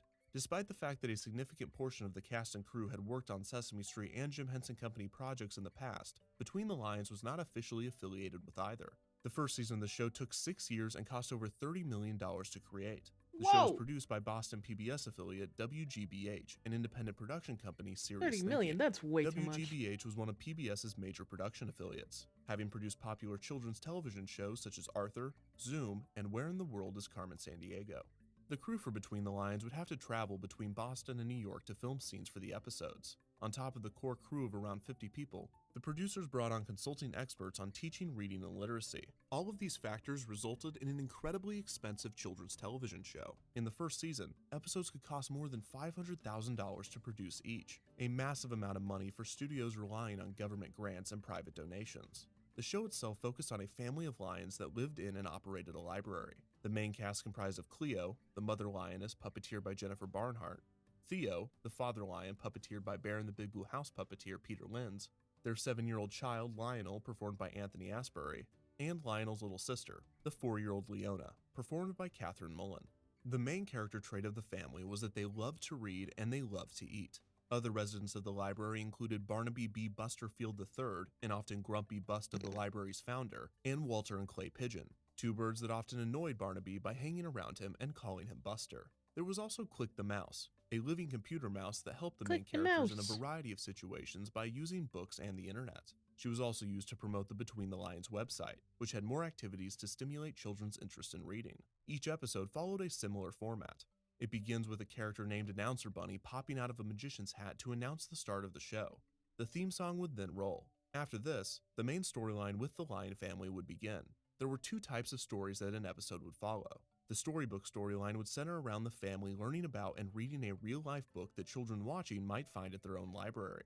The other storyline was a pronunciation and comprehension. Spoiler alert, I never found These any of these books. And the plot was specifically centered around a certain letter combination or word type that the rest of the episode would teach. For instance, the Season 1 episode, The Lost Rock, focused on the word rock and similar words such as clock and sock. Oh After no. the first section of the main No, storyline no, was over, no, the no, show moved on to rapid-fire rating segments, taking a note from Sesame Street's format. Not These contain a OCK. myriad of music, pop culture references, mediums of art, and performance. The show quickly established a series of recurring segments that became popular among the young audience. Here are a few of the more notable segments. The Adventures of Cliffhanger was an in-show book series written by Livingston Dangerously. It was most read by Lionel, who considered it his favorite in the library. The books tell the story of Cliffhanger, an adventurer that is stuck holding a branch on the side of a cliff. It starts with the branch beginning to break and Cliff exclaiming, "Can't hold on much longer." Just before his inevitable fall, Cliff spots a way to get out of a situation. He then reaches into his backpack, finding a tool that will help him take advantage of the potential situation, usually looking in his survival manual. After making his initial escape attempt, things look good for Cliff, but after things take a turn for the worse, he always ends up back on the cliff. An entire second season episode revolves around the author Livingston Dangerously writing the last Cliffhanger book. Fun with Chick and Jane was a parody of the popular Dick and Jane book series. The segment centered around two children named Scott and Dot and a chicken named Jane. Each segment would begin with a song about Scott, Dot, and Jane walking down the lane. The plot of each story would consist of Scott and Dot taking their time and sounding out everything they saw around them, usually a dangerous situation heading their way. Jane, however, would frantically try to get their attention, fully aware of the importance of the issue at hand. Jane would eventually spell out to Scott and Dot how to avoid the issue, just in time for Scott and Dot to save themselves, but not in time for Jane to do the same. Each episode would end with the opening Rip song Jane. and three walking down the lane once again, now with one of Jane's wings in a sling. What's Cooking with Theo and Cleo was a fake cooking show starring Theo and Cleo. The two lines would demonstrate a recipe, typically an elaborate rhyming scheme matching the grammar being taught in the episode. Theo and Cleo would go through each step, coming upon the final detail, the cooking time for the dish. After examining the amount of time it would take to cook, the two exclaim, "Nah," and begin devouring the raw food. Gawain's Word was a medieval parody of the SNL skit Wayne's World and an homage to Monty Python and the Holy Grail. These short recurring segments featured a knight hosting a joust in an exaggerated American. Introducing Stan. Shut up!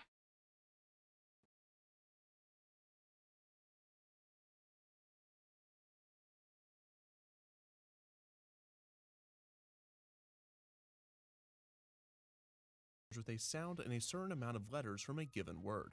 Once they clashed, the word would become Me clear. cooking is Other literally me segments eating included raw a food. therapy show parody entitled The Word Doctor Please with Dr. no. Ruth Wordheimer, a theater performance called The Monkey Pop-Up Theater, a golfing parody with the character Tiger Words, a film noir parody called Sam Spud, a Motown parody called The Vows, a segment where Fred Newman would just appear and sound out words, and much, much more. Why are you Perhaps here? The most haunting product of the segments was a character named Artie Smarty Pants, Oh, Lord. a terrifying man That is with fancy large pants. overalls.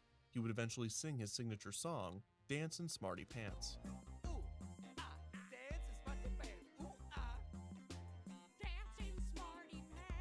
Good luck getting that What out the of your fuck? head. While that might be the most haunting image of Between the Lions, the following segment was the most immediately terrifying.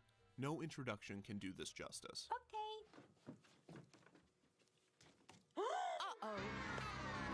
Did the tummy lady eat too many treats?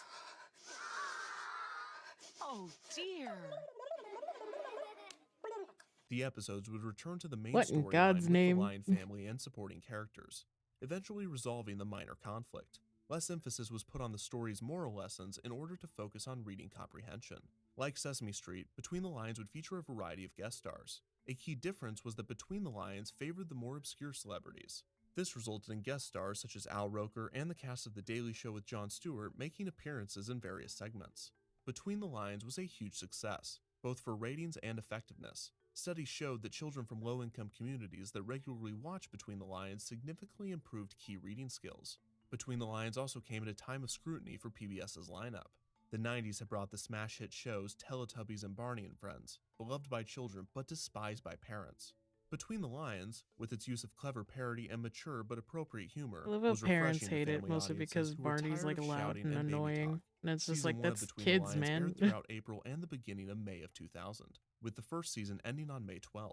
The success of the show resulted in a renewal for a 25-episode second season, which began airing a year later on April 2nd, 2001. A highly publicized episode of Season 2 introduced a character with a learning disability. The show was praised for its incorporation and handling of the subject. All episodes of this season were released on a similar schedule to the first season during April and May. After this, the show was renewed for a third season, but only 10 episodes were ordered. These would not begin airing until September 16, 2002, with the last episode of Season 3 airing on November 18, 2002.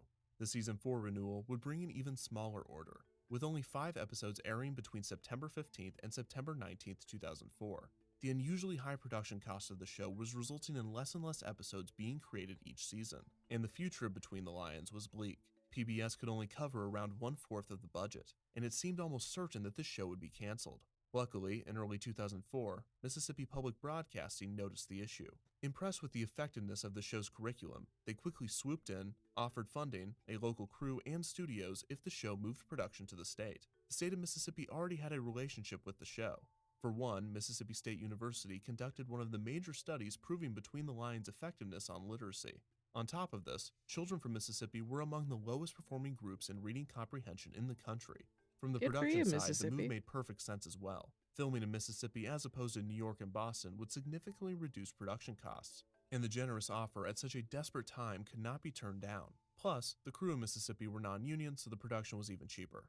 Due to all of this, Between the Lions would move to Mississippi to film its 5th season. A 10-episode 5th season of Between the Lions aired between September 19th and November 22nd, 2005. It would also be the basis for small preschool curriculums and library activities in Mississippi and across the United States. Between the Lions' transition to Mississippi was a success, and the show was able to secure not only a 6th season, but a 7th, 8th, 9th, and 10th season, each containing 10 episodes and airing between September and November each year.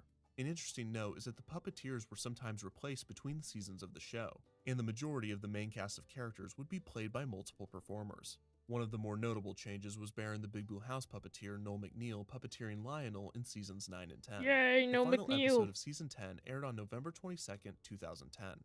This would be the final episode of Between the Lions. The exact reason for the show's cancellation no was not clear, unionization. but it most likely came down to the amount of content available for reruns, despite reruns of the show only continuing on most stations until the summer of 2011, the high production costs, and a general decline in the use of puppetry in children's programming. With animation becoming cheaper to produce, PBS and other children's networks seem to favor the style over classic puppetry. This is perhaps why after the cancellation of Between the Lions, an animated spin-off of the show was developed, to be produced by the children's animation company, Cloud Kid, which had already worked with the show on some of its segments. The exact status of these episodes is unclear. 2 were about classic children's stories and 2 were about nature. It seems, according to episode listings, that the first 2 were released as the first episodes of Season 10.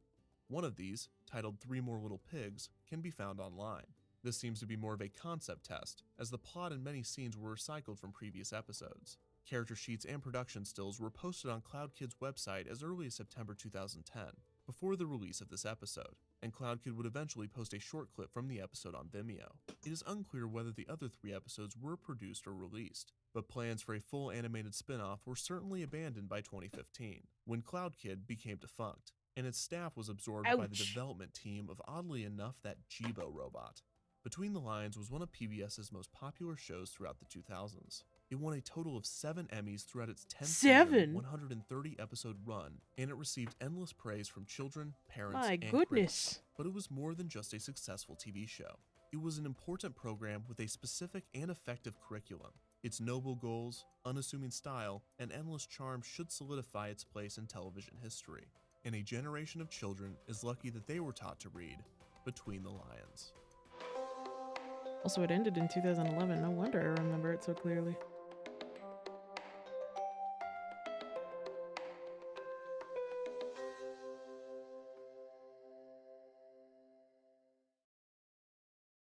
Funding for Defunct TV is provided by... My name is Josh, and Josh!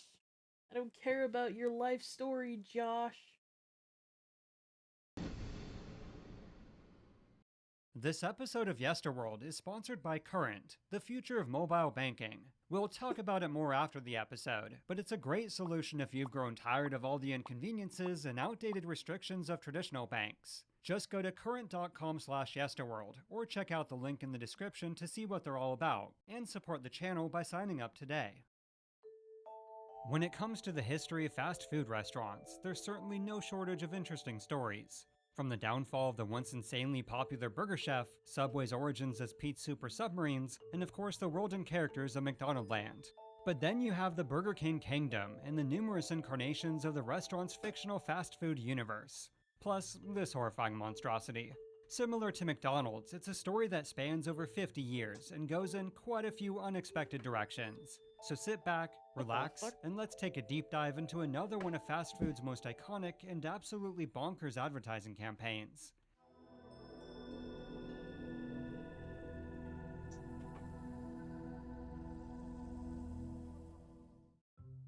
The story begins all the way back in 1953 with a hamburger restaurant called Insta Burger King in Jacksonville, Florida. The owners of the establishment were Keith Kramer and Matthew Burns, and their inspiration actually came from a visit to the very first McDonald's in San Bernardino, California. However, unlike McDonald's Speedy system that used flat-top grills, they used a machine known as the Insta Burger Stove, hence the name Insta Burger King. Another difference between the two burger businesses was their mascot, or lack thereof, as while McDonald's had a half-human, half-burger abomination for theirs, Insta Burger King didn't have one at all. At least not yet. Enter James McLemore and David R. Edgerton, who just so happened to be friends of the owners and expressed the desire to become Insta Burger King franchisees. But they also had the belief that in order to truly succeed, it was time for the burger franchise to have an official mascot, one that rivaled or surpassed McDonald's Humburger. So they came up with the Burger King, who was either incredibly small or somehow produced gigantic hamburgers and milkshakes. The first implementation of the Burger King was in 1954, and additional locations with the new mascot began popping up all over Florida. But you might be wondering, okay, so why isn't Burger King called Insta Burger King today? And if not, I'm gonna tell you anyway. You see, despite the catchy name, the Insta Burger Stove was a headache to use and constantly suffered from mechanical issues, so Edgerton and McLemore developed a completely new cooking system. This innovation was called the flame broiler, as instead of cooking in an oven, the burgers were transported over gas flames on a chain-link conveyor belt. Going even further, the new cooking device wound up giving the patties a distinct grill line, and though completely unintentional, this also made the burger stand out among the competition, aka McDonald's. But more importantly was the introduction of the Whopper in 1957. As while double the price of a McDonald's burger, it was also quite larger and far more filling. 40 cents! So the word Insta was taken off the title of the restaurant, and due to the popularity of the Whopper, they simply became Burger King, home of the Whopper. Anyway, the original owners sold the company to Edgerton and McLemore in 1959, and that's when profits truly began to soar. But the real meat of our story begins in 1967, as the franchise was sold once again, but this time to the Pillsbury Company. Really? Hi, I'm Poppin' Fresh, the Pillsbury Doughboy. Hi. Out of cookies? Let's make some. Hey, you guys. Quick fun fact, the Pillsbury Doughboy's original name was going to be Jonathan Pillsbury, who was also voiced by Paul Frees, aka the Haunted Mansion ghost host. Now, as strange as it sounds, the Pillsbury Doughboy actually played a pretty major part of the evolution of the Burger King. You see, the 1960s and 70s was the boom of companies using animated mascots to advertise their products on television, specifically to children. Cereal commercials and sugary snacks were by far the most popular, in which adorable characters were mixed with humorous skits to drive up sales. So as an attempt by Pillsbury to capitalize on this growing television marketing fad, they came up with the adorable Pillsbury Doughboy and his equally adorable TV spots. Of course, the campaign was a huge success, so when Pillsbury got their hands on Burger King, they desired to do something very similar. But much like what they were also doing with the lovable Doughboy, they also wanted to merchandise Burger King's mascot. The problem was that the original design for the Burger King himself was a bit off-putting and not super merchandise-friendly. So together with a new logo and tagline, he was given a complete redesign to appear much more like a television cartoon character. No, I said television character, not terrifying character, but your time will come. Here's the Burger King himself. Your Highness, exactly what is it you go to Burger King for? Lunch. Yes, but I mean, is it the Whopper? Thank you. Or the fries? Don't mind if I do. Burger King, where kids are king. When weight kept them down, science helped them soar. Burger King television ads were pretty straightforward, in which reporters interviewed the Burger King about the restaurant or featured shenanigans with fantasy characters. Though to be fair, this is based on just 2 examples, as unlike the countless early McDonald's commercials, these are exceptionally hard to find online. I mean, I literally spent hours upon hours pouring through 60s and 70s television ads, but I only found these two, so the rest of their storylines are a bit of a mystery, or how many there actually were. Adding to the mystery was a redesign of the character in 1972, so I have to imagine there's even more commercials featuring this iteration. Now, since it does tie into our story later, it's also worth mentioning the restaurant's live-action promotions, or more specifically the slogan, "Have it your way."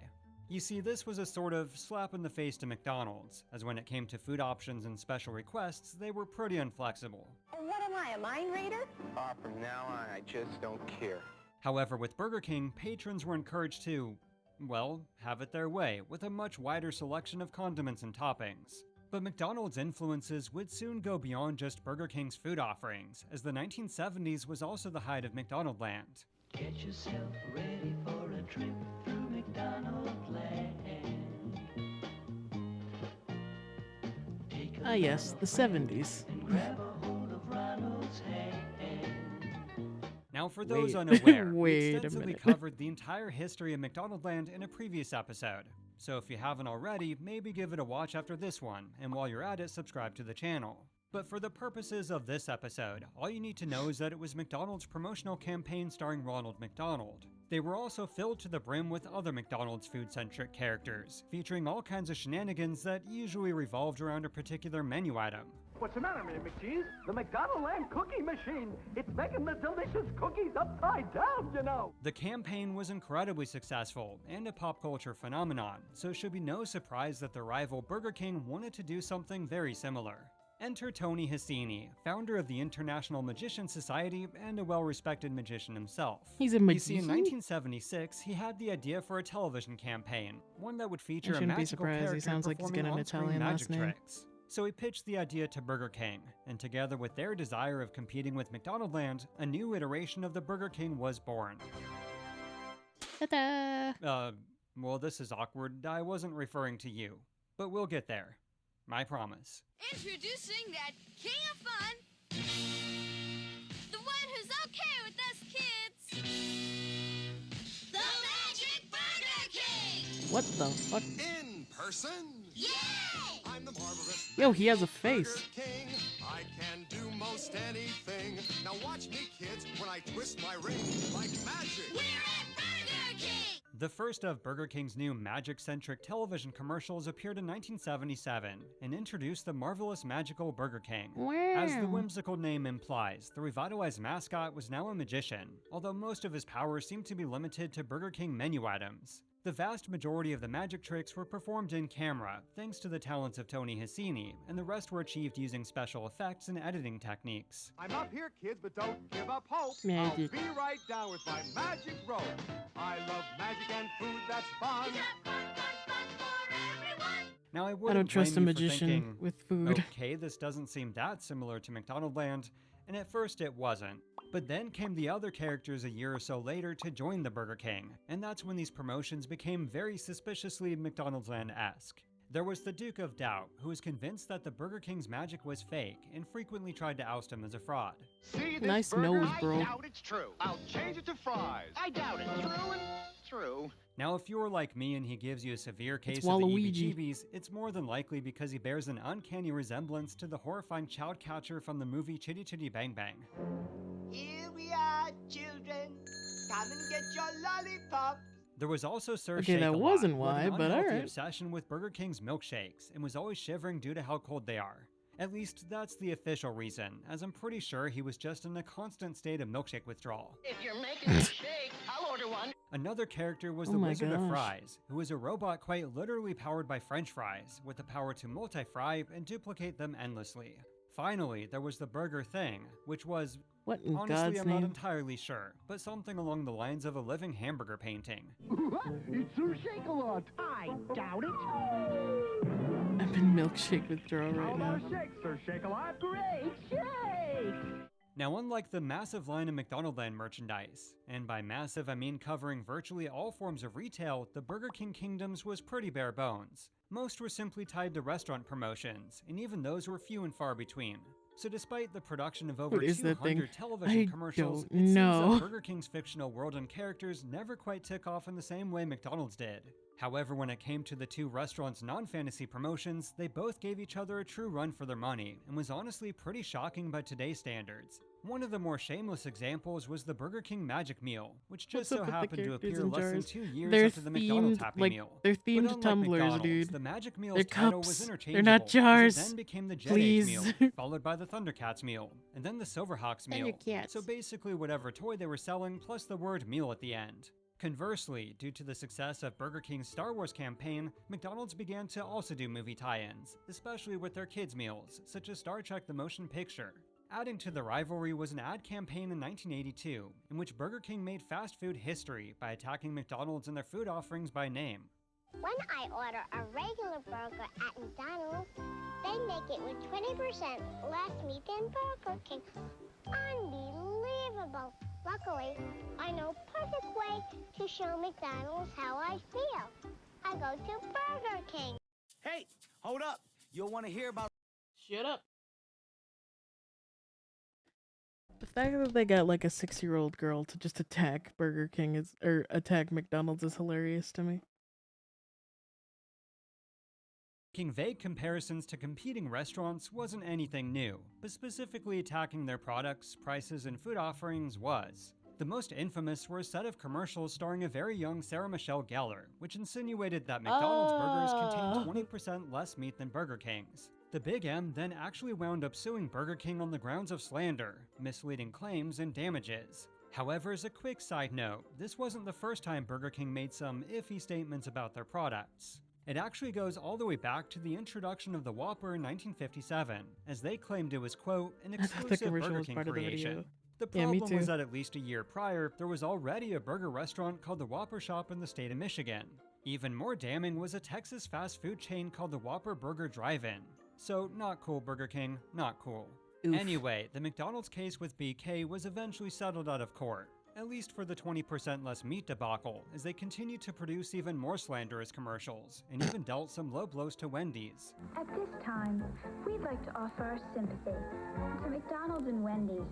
Now back to the Burger King kingdom, because as the 1990s approached, the marvelous magical Burger King campaign was failing to drive up sales among children. Burger King just seriously, started coming out did you want to go swinging. to a restaurant who had a mascot that resembled a guy named the Child Catcher? I think not.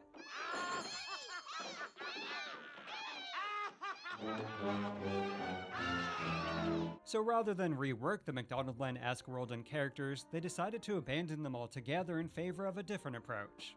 The idea was to, surprise surprise, copy McDonald's once again, or more specifically the synergy between their fictional characters and restaurant offerings. But unlike McDonald's, their new campaign wouldn't be a bunch of bizarre non-human characters, but something that would actually be relatable to kids.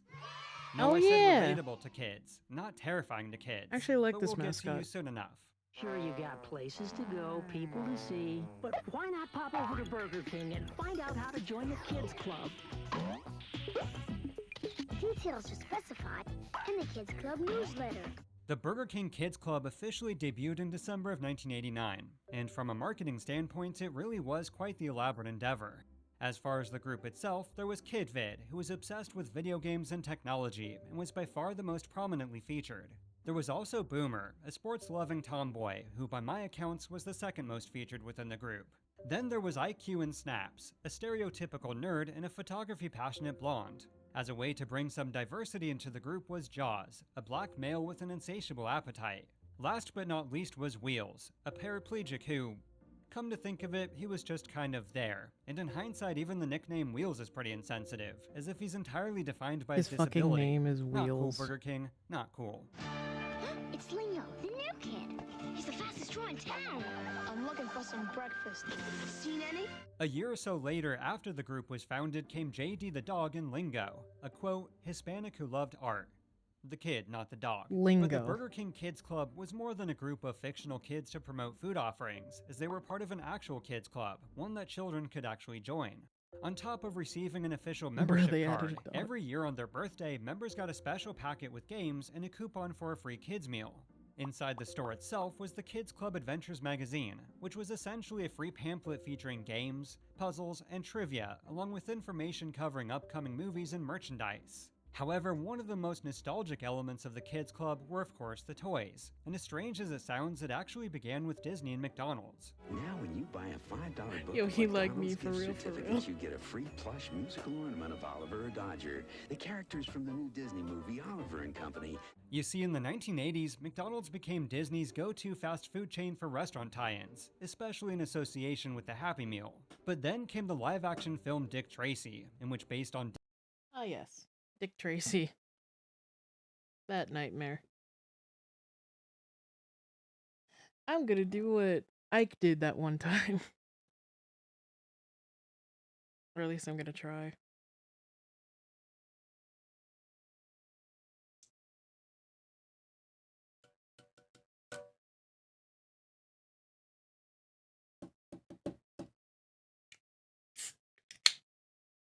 Ah! Oh fuck.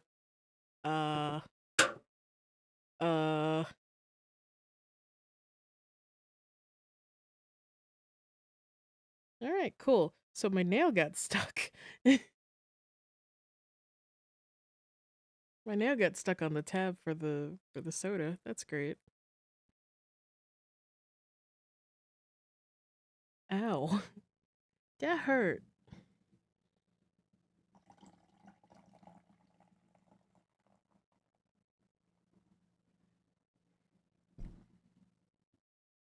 Disney's confidence it'd be a massive hit, McDonald's put together a rather expensive and elaborate ad campaign. Unfortunately, Dick Tracy drastically underperformed at the box office, and the campaign wound up being a massive flop, costing McDonald's quite a bit financially. So when it came to the prospect of future Disney promotions, McDonald's kind of noped out of their partnership with the mouse. However, Burger King was more than happy to take their place, as it would also give them a chance to broaden their kids' meal toys beyond just TV shows. This was more or less like winning the fast food lottery, as the Disney Renaissance era was just around the corner, and though it technically began with The Little Mermaid, and some might even say The Great Mouse Detective, Beauty and the Beast solidified it. Burger King invites you to meet the stars from Walt Disney's Beauty and the Beast, now in theaters. There's Belle and the Beast, Cogsworth, and Chip. You can collect all four at Burger King, a new one each week when you buy a kid's meal. Much like the film, the toy integration with BK was incredibly profitable, both for the restaurant and Disney. This was followed by another successful campaign with The Little Mermaid's VHS release. After that was another lucrative promotion with Aladdin, and for this one the fast food franchise went all out. But then came a little movie called The Lion King, which made the success of the prior Disney integrations pale in comparison.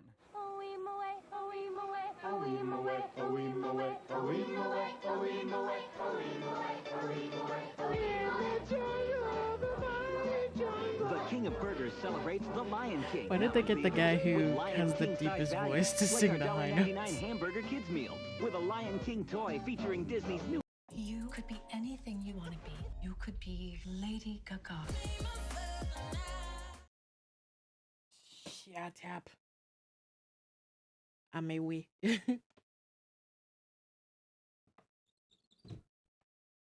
Tripled the sales of the restaurant's Kids Club meals and was truly a fast food phenomenon. In fact, its popularity actually became a bit of a problem, as within just 1 month into the 6-month campaign, the initial batch of 30 million toys were completely sold out. So until a new batch arrived, they had to resort to cheap trading cards that were originally meant for distribution at AMC theaters. But the success of The Lion King for BK went beyond just the initial campaign, as within a single year they had not just one, but 2 more campaigns, which at the time was pretty unheard of. This was the primary reason behind the Disney-McDonald's partnership in 1997, as the mouse was pretty upset as to having missed out on all the fun, aka money, and was determined to not make the same mistake twice. Nevertheless, Burger King continued to thrive with other Disney tie-ins, such as Pocahontas, Toy Story, The Hunchback of Notre Dame, and many more throughout the 90s. And of course, who can forget those iconic signature Disney cups, which I'm willing to bet you or your parents still have in their house to this day. But it wasn't just the movies of Disney that became synonymous with the BK Kids Club. Just to name a few, there was Rugrats the movie, The Land Before Time, Anastasia, and Small Soldiers. Kind of. You see, Small Soldiers was supposed to be part of the Kids Club, but when the film wound up receiving a hard PG-13 rating, they had to switch gears fast. So they simply became optional toys and were disassociated from the Kids Club itself. But as a quick fun fact, this led to the BK Big Kids Club, which allowed them to more freely promote other PG-13 films, such as the beloved action comedy Wild Wild West the following year. Introducing the tasty new Burger King Big Kids meal. Now your kids can get more of the great tasting food they like, plus all the action. I guess that Will Smith Now song. I could go on and on about all the other amazing movie tie-ins, such as those awesome Jurassic Park watches, the Pokemon 23-karat gold cards, and my personal favorite, The Lord of the Rings, The Fellowship of the Ring. But to avoid making this a Burger King toy nostalgia list video, I'm gonna force myself to move on.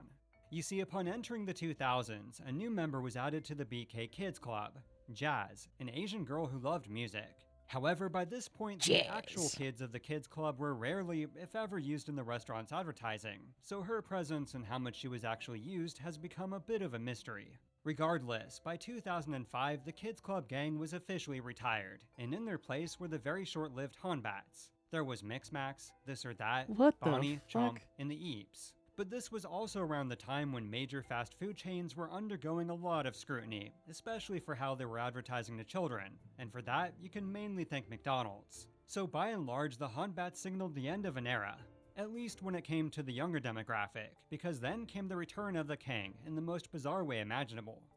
Yes, your time has finally come, Creepy King. As the story goes, a new advertising firm joined Burger King and were toying with the idea of resurrecting the original mascot. Specifically, they wanted to find a way to make their new line of breakfast menu items really stick out from the competition, aka McDonald's. So one day an executive for the ad firm was searching through eBay and stumbled upon a 1970s Burger King head for sale. The head, as it turns out, actually came from a helium tank overlay that was used to blow up balloons. Throw in the tagline of "Wake Up with the King," and someone's brilliant, albeit warped sense of humor came up with one of the most bizarre fast food campaigns of all time. Wake up with the King.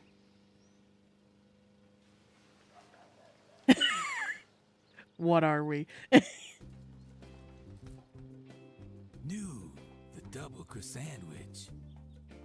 The debut of the so-called Creepy King was just what Burger King needed to stand out amongst the competition, and for nearly a decade, it was quite the pop culture phenomenon. It was also a total 180 when it came to marketing. I mean, can you imagine Ronald McDonald literally stalking people in their houses and handing them Big Macs? I don't think so. The Creepy King also occasionally appeared alongside iconic characters in movie tie-ins, and in one of the most awkward integrations of all time, promoted the SpongeBob SquarePants Kids Club meal. I like square butts and I cannot lie. Squid and sea star can't deny. Why? When a sponge walks in, four corners in his pants like he got phone book implants, the crowd shouts. All the ladies stare. Dang, those pants are square. Okay, what the absolute There were even Xbox 360 video games produced starring the creepy Burger King icon, one of which, and I swear I'm not making this up, had you play as the Burger King himself, sneaking around and stalking unsuspecting pedestrians and offering them Whoppers. However, 6 or 7 years in, it seems the shock value and appeal of the character began to wear thin, as the Burger King's creepy ruler was retired in 2011. Although in recent years, the King has made quite a few appearances, and as of 2020 seems to have come out of retirement, at least temporarily. So unlike most episodes, there's really no end to this story, so if you were banking on a hard-hitting and epic conclusion, I'm sorry to disappoint you. However, speaking of banking, are you disappointed with all the hassles and frustrations of traditional banks? Well, that's where Current comes in. See what— If you thought my time— No!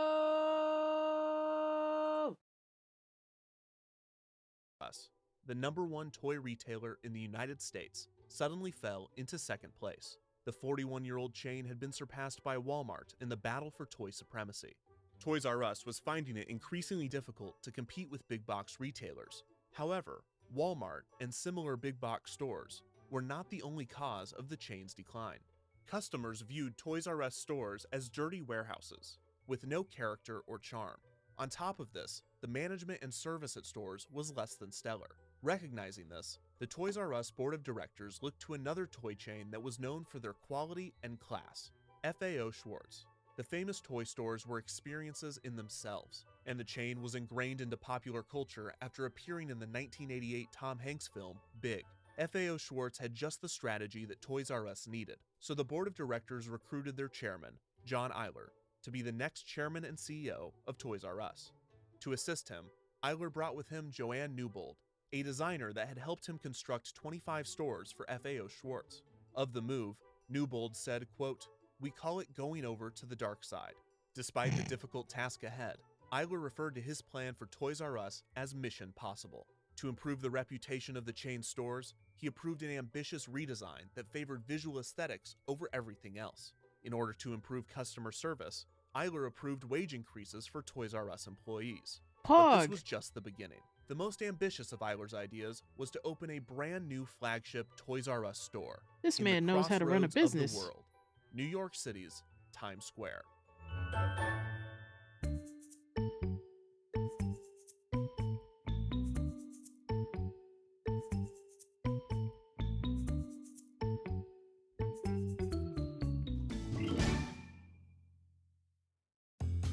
On August 1st, 2000, just months after Eyler had joined Toys R Us, the company announced the construction of the new Times Square location.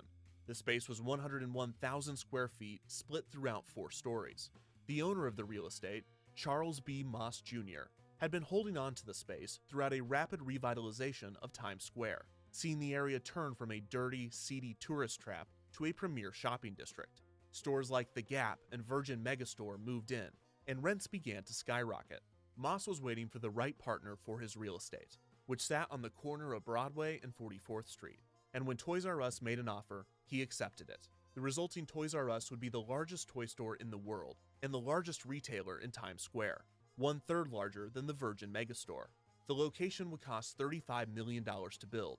It was to be the center of the toy universe, according to Eyler. Designing Toys R Us's flagship store was no easy task. Not only was Newbold designing in some of the most lucrative real estate space in the world, but she was designing far more than just a store. Toys R Us Times Square would be part store, part mall, part theme park, and part event space. The store was constructed throughout the fall of 2001, with a grand opening date set for November 17, 2001. On November 14th, 3 days before the grand opening, Toys R Us held its first event. A key aspect of the plans for Toys R Us Times Square was for the space to be a stage for toy manufacturers to hold launch events. The first of these would be for the Xbox, with Bill Gates himself present to launch the console and hand it out to the first lucky gamer. 3 days after this, Toys R Us was ready to open to the public. To celebrate the store's opening day, an hour-long character procession was organized. At 9 a.m., over 50 beloved children's characters would walk hand-in-hand from 48th and Broadway to the store. The 4-block parade featured such beloved characters as SpongeBob SquarePants, Bert, Ernie, Barbie, Shrek, and Elmo, which must have been awkward considering that there were at least 3 other Elmos roaming the area at the time. After the parade, the ribbon was cut, with Toys R Us's mascot, Geoffrey the Giraffe, dressed to the nines. The Toys R Us International flagship store was officially open to the public. As guests approached the store, they were greeted by an impressive video billboard display with 165 panels, cycling through various advertisements and interior views of the store. As guests entered, they were immediately confronted by Geoffrey the Giraffe, welcoming them to the store. The most striking element of Toys R Us Times Square was its main attraction, a 60-foot-tall Ferris wheel, which was placed in the atrium and spanned all 4 stories of the store. The Ferris wheel featured the chain's signature backwards R in the center, with 14 themed cars, all featuring famous characters from toys, movies, television, and more. The cars included a Pokemon car, a Tonka truck, a Toy Story car, a Mr. and Mrs. Potato Head car, a Fisher-Price car in the shape of a Lil Snoopy toy, a Matchbox fire truck, a spaceship with E.T. on one side and Geoffrey on the other, a Little Tikes car, and a Nicktoons car featuring multiple characters, including Jimmy Neutron, Blue, SpongeBob SquarePants, Tommy, Chucky, Reggie, and Little Bill. The cars to the Ferris wheels were, according to Newbold, a quote, torturous exercise in design. Newbold admitted that the final result of some of the cars was less than ideal. She said that the Mr. and Mrs. Potato Head car specifically looked off, and that, to her eye, quote, Mrs. Tate looks way too much like Bette Midler. The licensing agreements for each car was for 2 years, and most of the companies chose to renew the license again and again. However, sometime between 2001 and 2007, 2 cars were replaced. The Pokemon car was replaced with a Scooby-Doo car, and the Tonka truck was replaced with a My Little Pony car. Sometime after this, the Barbie's car design was changed to the glam convertible. and Fisher-Price replaced their Lil Snoopy with a school bus. The store's street-level floor was actually its second floor, and in order to board the Ferris wheel, guests had to take an escalator down to the first floor. Also on this floor were video game displays, an ice cream shop called Scoops R Us, and a UPS store. The UPS store allowed shoppers to purchase toys and immediately ship them as gifts to friends and family.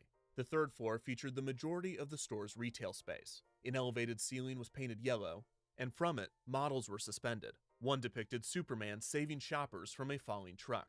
The other was of Spider-Man, swinging from webs above the heads of guests. The third floor also featured an elaborate Lego section, with sculptures of prominent New York City icons. Nearby was the Candyland Candy Store, which brought the famous board game to life. One of the most popular spots on the third floor was a 2-story, 4,000 square foot walk-through Barbie Dreamhouse. This impressive feature could only be overshadowed by the third floor's signature attraction, a robotic 20-foot tall Tyrannosaurus Rex that moved and roared. This was part of a Jurassic Park display, I got and a the call from my dinosaur weighed sleep doctor. 5 tons. During construction, an entire side of the building had to be left open to install the creature. Finally, the fourth floor was much smaller in comparison, in order to allow for the high ceilings of most of the third floor. Its main feature was the Pepsi World soda fountain. Also on the fourth floor, off limits to guests, was a boardroom for meetings that had an incredible view of the store and Times Square. As aforementioned, Newbold and Eiler designed Toys R Us Times Square with built-in stages for toy unveilings. Toys R Us Times Square did hold many product launch events, bringing in big crowds and rolling out celebrity guests. In retrospect, some of these events were quite interesting. And now, some of the product launch events held at Toys R Us Times Square. Or, one of the first times the early 2000s unique visual and cultural aesthetic can be viewed in retrospect. Or, oh my god, am I nostalgic for 2003? Harry Potter and the Order of the Phoenix with celebrity guest audiobook narrator Jim Dale. The Video Now portable video Hilary player Duff. with celebrity guest Hilary Duff. Is the musical Rihanna. Robot Thing with celebrity guest Rihanna. Rubik's Revolution with Vanessa celebrity Hudgens. guest Vanessa Hudgens. Dolls from the TV show Lost I don't know with who that celebrity is. guest Jorge Garcia. Deal or No Deal merchandise with celebrity guest Howie Mandel. Miranda Cosgrove's debut album Sparks Fly with Miranda celebrity Cosgrove. guest Miranda Cosgrove. Twilight New Moon merchandise with celebrity guests Nikki Reed and Kellen Lutz. EA Sports Tiger Woods PGA Tour 2002 with celebrity guest Tiger Woods. The Tamagotchi Connection Virtual Pet with celebrity guest Ryan Cabrera. Video Now Color with celebrity guests Hilary Duff again and Tony Hawk. The store was also Cool. used as a location for open auditions for child stage shows such as Dora the Explorer Live and Blue's Clues Live. Okay, let's get you ready to fight. Wait, what? Well, multi-platform global operation. Every fight live stream. As far as design and implementation went, Toys R Us Times Square appeared to be a massive success. However, there were many other factors to consider. The first was rent. The space alone would cost Toys R Us $12 million a year, over $100 per square foot. On top of this, the store opened in November of 2001, just over 2 months after the September 11th terrorist attacks. Americans' willingness to travel was greatly impacted by the events, especially travel to New York. Sales in Times Square specifically were down 40%. However, Elliot Whale, general manager of Toys R Us Times Square, said, quote, "If the traffic numbers are off in Times Square, we are certainly not feeling it." Toys R Us estimated that their flagship store would draw in 20 million visitors a year, 2/3 of the Stupid total asses. traffic of Times Square at the time. However, the first year's numbers, in part due to the attacks of September 11th, were reported to be nearly half that, with roughly 10 million shoppers visiting the store in its first year of operation. Toys R Us Times Square enjoyed an eventful existence. In 2003, the store was featured in the Disney television film Eloise at Christmas Time. That same year was the beginning of the flash mob craze that swept the nation for some reason. And nowhere was safe, especially not Toys R Us Times Square. In August of 2003, a large group of people gathered on the store's third floor, not to perform a choreographed dance, but instead to kneel in front of the T-Rex and scream for a very, very long time. For why? I mean, I guess it's Times Square. It's Every these holiday things shopping are season was a not busy, eventful, and abnormal sometimes at this dangerous point. affair for Toys R Us. On November 27, 2004, at around 3:25 p.m., a rush of holiday shoppers were overwhelmed with pepper spray, which was discharged from an unknown person within the store. 3 people had to be taken to the hospital, and all 3,000 shoppers were evacuated. By 2004, Toys R Us's hopes of overtaking Walmart had been dashed. When asked whether Toys R Us was still focusing on reclaiming the #1 spot, Vice President Ursula Moran responded, no, adding, quote, "We're number 2. In 2005, Toys R Us was bought by 3 investment companies for $6.6 billion. Of this capital, 80% was borrowed, and as a result of the leveraged buyout, Toys R Us was now $5 billion in debt. Eiler stepped down from his role as CEO after the buyout, and Toys R Us began a new, uncertain, debt-ridden future. On top of all of this, the Times Square location had still not turned a profit, although Moran said that it was, quote, pretty close to making money. Toys R Us continued to operate the location off of the idea that the prestige and elegance of the location and experience was worth accepting the losses from the store itself. Bro, it's Times Square. This concept was becoming more difficult to sell, as the corporation as a whole continued to lose market share and close stores across the country. By 2007, alternate revenue streams were considered for the Toys R Us Times Square location, namely children's birthday parties. The store created birthdays packaged for children, including the Dancing Divas Party and the Pirates Passage package. In 2009, Toys R Us acquired FAO Schwarz. With the acquisition, Toys R Us now operated the 2 most famous and popular toy stores in New York City. In 2010, the Delicious World of Wonka, the first ever Wonka retail experience, opened on the 2nd floor of Toys R Us Times Square. A short time after this, the space on the 4th floor was replaced with a new attraction, the Arcade. A sort of annual tradition at the store for a few years was the anti-war toy protest put on by the Granny Peace Brigade and the Raging Grannies. 2 protest groups composed of old women. Every year, the Grannies would march throughout the store, protesting violent video games and toys that glorified weapons and war. The first year of the protests, the Grannies commandeered the Ferris wheel and waved banners off of it. However, they failed to account for their escape route, and being on the Ferris wheel, it didn't take long for the employees to stop them and promptly escort them out of the store. The 3rd year, they decided to switch it up, spreading out throughout the store and waiting until a specific time to reveal their Granny protest. A Grambush, if you will. Every year, the Grannies would be rounded up and asked to leave the store, where they would continue their demonstrations on the street, among the unlicensed costumed characters. On the subject of Times Square streetmosphere, in 2012, in classic Times Square fashion, a man dressed in a knockoff Elmo costume was arrested outside of Toys R Us after he began screaming anti-Semitic rants. The man's name? Adam Sandler. But not that Adam Sandler. By 2015, Toys R Us was continuing to struggle with its debt. The company made the decision to close the famous 5th Avenue FAO Schwarz store in July, citing high rents. However, the 5th Avenue FAO Schwarz was not the only casualty of Toys R Us's financial troubles, because not long after, Toys R Us announced that it would not be renewing its lease on its Times Square location. The rent was set to quadruple, and it was now being marketed for $2,500 per square foot. And it was estimated that Toys R Us's 2nd floor, the street-level floor, was worth $42 million a year in rent alone. The massive hole in real estate would be filled in part by the Gap and Old Navy, which combined would fill 60% of the space, with no plans for the remaining 40%. And thus, Toys R Us Times Square, the company's flagship store and the tentpole of its early 2000s revitalization effort, was officially ending its run, and it didn't take long for the autopsies to pour in. The general consensus was that in spite of Toys R Us's aspirations to gain prestige from their flagship store, the benefits did not outweigh the costs. After news was announced that the store was to be closed, thousands of visitors poured into Times Square to ride the Ferris wheel, see the Tyrannosaurus Rex, and tour the Barbie Dreamhouse one final time. Toys R Us Times Square officially closed on December 30th, 2015, after a 14-year run. The interior was promptly demolished, and construction on the Gap and Old Navy began in early 2017, with the stores debuting to shoppers later that year. In 2018, McDonald's took 7,000 square feet of the remaining space, opening a 2-story restaurant.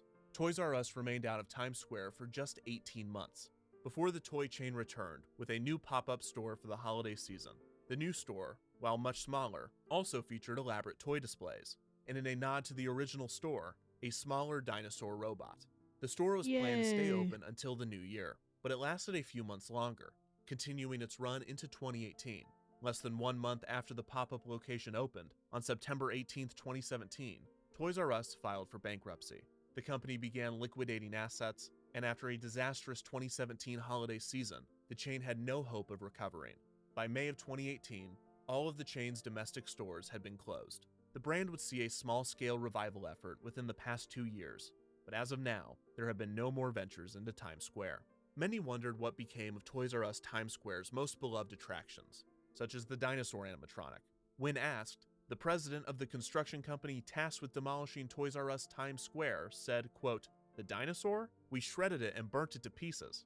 The Superman figure saw a better fate, and it would re-emerge on a collector's site with a hefty price tag of $9,800. However, the best preserved pieces of Toys R Us Times Square would be that of the Ferris wheel, with many of the character cars being transported to Orlando, Florida, where they would become parade floats at Give Kids the World Village. Due to licensing issues, nice. E.T. had to be covered up with a gift bag. At Mod, we That's know pretty different funny, is actually. delicious, so we make our pieces differently. You taught them infinitely. Yeah. But Toys R Us Times Square did not save the company, and it was not a profitable venture. However, it was successful in creating a memorable and beloved location for tens of millions of shoppers and tourists from all around the world. It was far more than a store or even an attraction. It was an experience. But it takes a lot more than creative toy displays, a unique location, or even a Ferris wheel to elevate a store into something more meaningful. It takes people, and the employees of Toys R Us Times Square were given a tall order. They had to endure raging grandmas, pepper sprayers, flash mobbers, holiday shoppers, stage parents, anti-Semitic Elmos, and millions of more people from all around the world. But despite the challenge, the team at Toys R Us Times Square was able to deliver a unique and memorable experience to millions. Joanne Those poor Newbold's people. brilliant store design would have never been appreciated in full without the work of these people, many of whom were there from the store's opening in 2001 to its closure in 2015. There's no better summation of the weird, chaotic, and special experience that was Toys R Us Times Square than the one provided by customer service manager Johnny Tamaro on the store's final day of operation. 14 years. Johnny Tamaro. That's how long we've been here.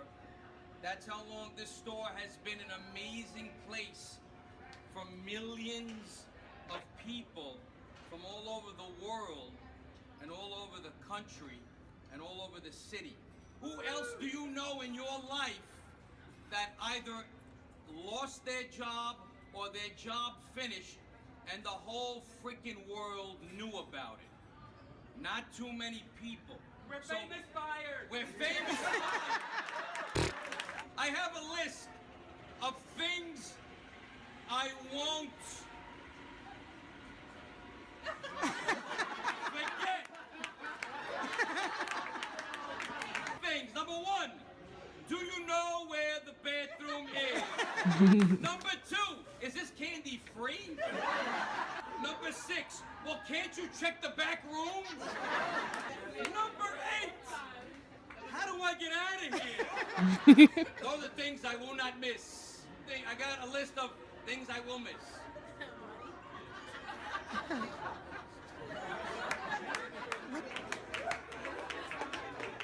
It's just one word. You. Aww.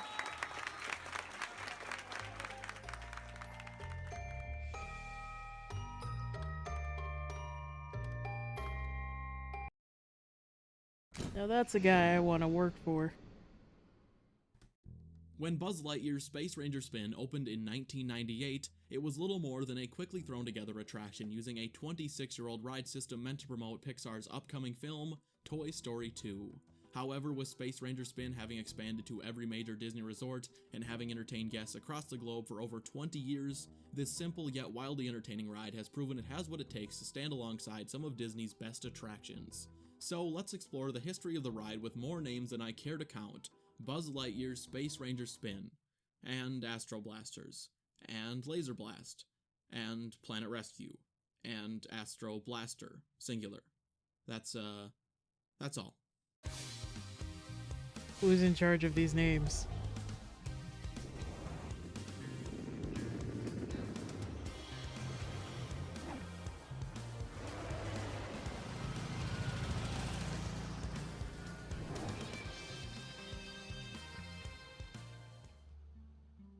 The origin of Buzz Lightyear's Space Ranger spin traces back to long before the Toy Story franchise had even been conceptualized, as the attraction's ride system and show building were born out of a desperate need to give Tomorrowland a satisfying attraction lineup in the early 1970s. You see, when the Magic Kingdom first opened on October 1st of 1971, Tomorrowland was completely unfinished and only offered guests 2 attractions, the Grand Prix Raceway and the Skyway to Fantasyland. 2 further attractions, both Disneyland clones, opened shortly after, with America the Beautiful debuting in the Circle Vision 360 Theater on November 25th, and Flight to the Moon opening on Christmas Eve of 1971. Still, with only 4 total attractions, all of which had Disneyland counterparts that had been open for well over a decade, Walt Disney World visitors couldn't help but feel that Tomorrowland fell short of expectations, and the land quickly gained a reputation as being rather barren, uninspired, and lacking in the detailed theming the rest of the park was rich with. Because of this, Disney promised guests the lands would soon see several additions, the first of which was quickly thrown together in just under 1 year. At this time, Imagineers were already neck-deep in work, as they made progress on 2 other planned Tomorrowland expansions, Space Mountain and the Wedway People Mover, both of which would eventually open in 1975. However, guest satisfaction with the current state of Tomorrowland was only decreasing, and Imagineers needed something to tide guests over without spending more money than absolutely necessary. With these restrictions in mind, it was decided a new attraction would be built in the already constructed and currently unused annex near the Circle Vision Theater, and would use an identical Omnimover ride system to the one already in use in Liberty Square's Haunted Mansion. To further save on cost, Walt Disney World reached out to their official airline, Eastern, who agreed to sponsor an air travel themed attraction with a budget of $10 million. And so, If You Had Wings was born, a ride quickly pieced together and built in an unused annex, using a recycled ride system and funded entirely by an outside source. Not exactly a recipe for Disney success. The attraction went from conception to construction to completion in just under 5 months, ridiculously fast by any standards, and was ready to open by June of 1972. We won't go into all of the ride details of If You Had Wings in this video, as we will more than likely cover the subject in depth in a future episode, but there are a few important things to note. If You Had Wings, despite being an unticketed attraction that was free to all guests, was one of the least popular attractions in all of the Magic Kingdom for its entire run. The ride was more or less a showcase of various locations that could be visited using Eastern Airlines, and the attraction featured no animatronics, only projections that left most guests unimpressed. Wait times were virtually non-existent even on the park's busiest days, and the ride was widely known as the cool-down attraction, where guests could walk on, enjoy the air conditioning for just under 5 minutes, and move on to the more popular Magic Kingdom experiences. The various iterations of If You Had Wings also caused Disney an unprecedented amount of trouble over its relatively short history. In just 26 years, If You Had Wings went through 5 different names and variations, all utilizing the same aviation theme and Omnimover ride system. The original If You Had Wings lasted until 1987, when Eastern Airlines pulled out of their sponsorship before going bankrupt shortly after. If You Had Wings was replaced by If You Could Fly, which opened just 5 days after If You Had Wings closed, as it was essentially the same attraction with new themed music and all references to Eastern Airlines removed. If You Could Fly was even less popular than the original as fans missed the previous music, and lasted only 18 months, when Delta agreed to sponsor a new aviation-themed attraction, Delta Dreamflight, which opened just 6 months after that in June of 1989. Delta Dreamflight was a new experience, but retained the exact same Omnimover system. Instead of taking a flight through various Delta destinations, Delta Dreamflight instead took guests on a journey through aviation history and was considerably more popular than its predecessor, but still rarely had a wait time of more than 10 minutes. Unfortunately, Delta Dreamflight lasted for just 6 years, as Delta unexpectedly ended their sponsorship of the attraction in December of 1995. The attraction was renamed Dreamflight for 6 short months, from January 1st to June 4th of 1996, and on that day the ride was closed again for a 24-hour refurbishment that removed all references to Delta and again replaced the original music. The ride was reopened as Take Flight just 1 day later, which unsurprisingly closed just 18 months after that, and Take Flight ended the dynasty of airport-themed attractions when it shut down on January 1st of 1998 to make way for a brand new experience based on Pixar's upcoming sequel, Toy Story 2. Pog. Howdy, howdy, howdy, folks! It's good to be back! Greetings! Wait, stop the film. Is he in this too? Excuse me, Pullstring Boy. What would Toy Story 2 be without... Buzz Lightyear. A good movie. When Buzz the movie critics and audiences are celebrating arrives on Disney+. Shut up. Ranger Spin was officially announced to the public on January 15th of 1998, it was met with significant backlash from regular visitors of the Disney parks. At this time, Pixar had only released one film, the original Toy Story, back in 1995, and the idea of Disney creating rides based on other studios' animated films was a foreign concept to die-hard parkgoers. Disney had already announced plans for another Pixar-based attraction in the soon-to-be-opened Animal Kingdom, an audio animatronic show titled It's Tough to Be a Bug, but the upcoming fourth gate was nowhere near as sacred to Disney fans as the Magic Kingdom. Regardless, Disney moved forward with the attraction as planned, advertising the upcoming experience as a dark ride arcade shooter hybrid. Disney had previously considered adding an attraction that would arm guests with weapons with their scrap Nostromo ride based on the Alien franchise, in which guests would have had to fend off a xenomorph that would periodically attack the ride vehicles. Senior Imagineers at the time had balked at the idea, thinking a ride that would arm children against xenomorphs would be far too frightening, and instead opted for the lovely, scare-free, and child-friendly Alien Encounter, an attraction that definitely didn't scar thousands of children for life. Space Ranger Spin, however, was very family-friendly despite the shooting element, and was to be based primarily on the opening scene of the upcoming Toy Story sequel, following Buzz Lightyear as he attempts to defeat the evil Emperor Zurg. The ride kept the same Omnimover system and show building from 1972, and as such, construction was relatively simple, beginning in March of 1998 and reaching completion in September of the same year. Buzz Lightyear's Space Ranger Spin held its soft opening on October 7th of 1998, making it the first Pixar-based attraction to open in the Magic Kingdom and the second at Walt Disney World, as It's Tough to Be a Bug had opened alongside Animal Kingdom 6 months prior. At this time, A Bug's Life was still 4 months from release, and Toy Story 2 wasn't set to open for over a year, meaning there were officially twice as many Pixar-themed attractions than there were Pixar films for nearly half a year. Luckily, this did nothing to deter visitors from crowding the newest Magic Kingdom attraction on opening day, and when guests first entered the show building to Buzz Lightyear's Space Ranger Spin, there was one element of the queue that could not be missed: a 5.5-foot tall Buzz Lightyear animatronic standing next to a large Viewmaster that informs guests they are currently at Star Command Base, and that visitors to the base, the Star Command recruits, would be traveling to Planet Z to defeat Emperor Zurg, who had been stealing batteries from toys across the galaxy. The animatronic utilized a small projection inside Buzz Lightyear's helmet, which allowed for far more accurate and realistic expression and facial movement. The entirety of the queue featured larger-than-life elements to create the illusion that visitors were the size of the toys themselves, as despite Zurg apparently having an entire planet, he was still just an action figure. Once through the queue, guests would board their Omnimover vehicles, disguised as XP-37 Star Cruisers, which were each equipped with 2 mounted laser cannons and a center joystick that allowed riders to turn the guests whichever direction they chose, a new addition to the Omnimover system. Guests would then travel through various show scenes, passing by hundreds of Zurg's minions, each equipped with a small target guests could shoot to maximize their score. Eventually, guests would encounter the evil mastermind himself, Emperor Zurg, and back in 1998, this was the very first time Toy Story fans were able to see the villain Buzz Lightyear had mentioned so many times in the original Toy Story. Don't talk to me about importance. Because of you, the security of this entire universe is in jeopardy. What? What are you talking about? Right now, poised at the edge of the galaxy, Emperor Zurg has been secretly building a weapon with the destructive capacity to annihilate an entire planet. I alone have information that reveals this weapon's only weakness. And you, my friend, are responsible for delaying my rendezvous with Star Command. Unfortunately, no matter how well the guests had performed, Zurg could not be stopped. I just want to watch Toy Story 2 and the ride again. vehicles head through an emergency escape hatch where they are whisked into space before running into Zurg yet again.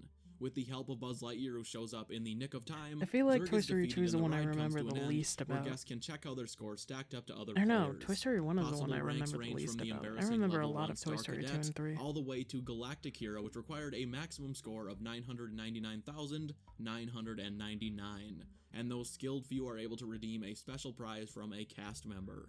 Over the years, the prizes have varied from pins to buttons to stickers, but all Galactic Heroes are well compensated for their top skills. Buzz Lightyear's Space Ranger Spin was nothing short of a smash hit with Disney parkgoers, as the attraction was noted for its wide appeal, as anyone from a small child to a full group of adults could easily get into the competitive groove of the ride and have a great time. Children in particular had nothing but high praise for Space Ranger Spin, and some of their very eloquent thoughts can be heard here. It's kind of like a ride.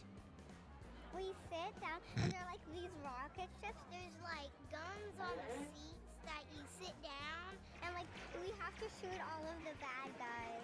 I think his name is Dr. Z or something. Actually, his name is just Z. I shot one Z, and then we lost this shit a lot. Then he crashed it. It had the ace gun, and you shoot the aliens with marshmallows.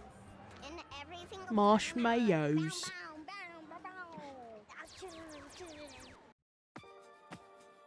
Meet Starbucks Premium Instant Coffee. Shut up, Starbucks. Spin has went on to become the Disney attraction with the most locations around the world, as every major Disney resort has had some variation of Space Ranger Spin over the years, and there are even more outside of the major Disney resorts. Between the years of 2004 and 2006, the ride expanded to every existing Disney resort under various names, with Tokyo Disneyland's version opening in 2004, the original Disneyland and Hong Kong Disneyland's opening in 2005, and Disneyland Paris's debuting in 2006. With the exception of Disneyland Paris, the ride was named Buzz Lightyear's Astro Blasters in all new locations, and in Paris the ride was called Buzz Lightyear Laser Blast. Despite being a very similar ride to Space Ranger Spin, Astro Blaster and Laser Blast's biggest difference came in the form of the ride vehicles, which featured laser cannons that could be lifted from their holster and freely fired, as opposed to Space Ranger Spin where the blasters were mounted to the vehicle. Over 10 years later, another version of the ride was opened alongside the brand new Shanghai Disneyland Resort in June of 2016, this time with yet another name, Buzz Lightyear Planet Rescue. Shanghai's version uses the same ride system as the others, and features similar ride vehicles, weaponry, and an identical scoring system. But Planet Rescue is much more closely based to the opening scene of Toy Story 2, and features Buzz Lightyear much more heavily via the use of screens. Despite being much newer, Planet Rescue has faced heavy criticism due to its enemy variety, as instead of featuring a wide range of different colorful enemies for guests to shoot, Planet Rescue largely features the same enemy type over and over, which makes for a much less exciting experience.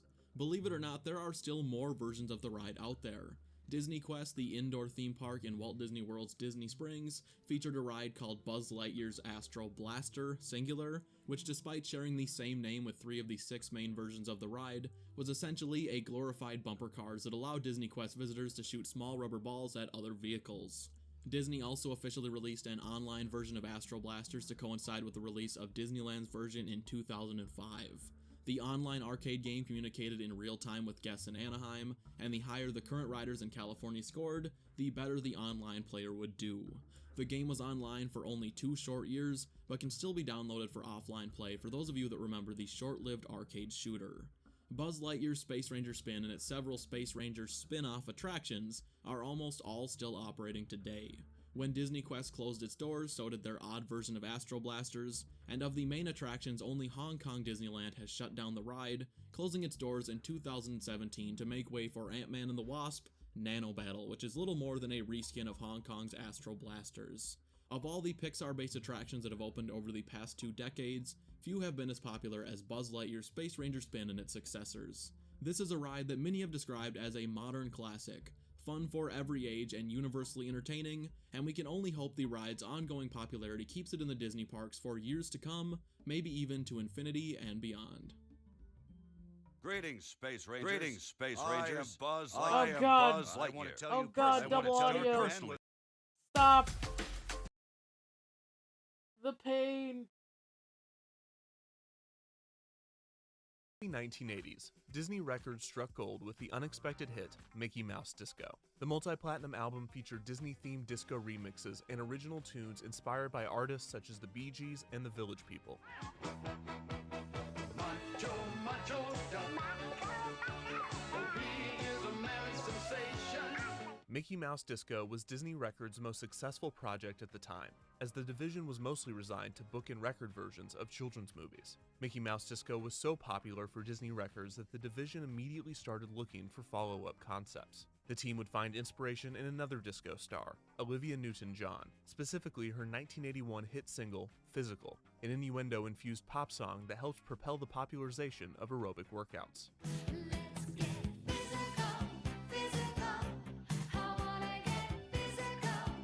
This launched the home workout craze, with Jane Fonda and Jazzercise hooking America on health.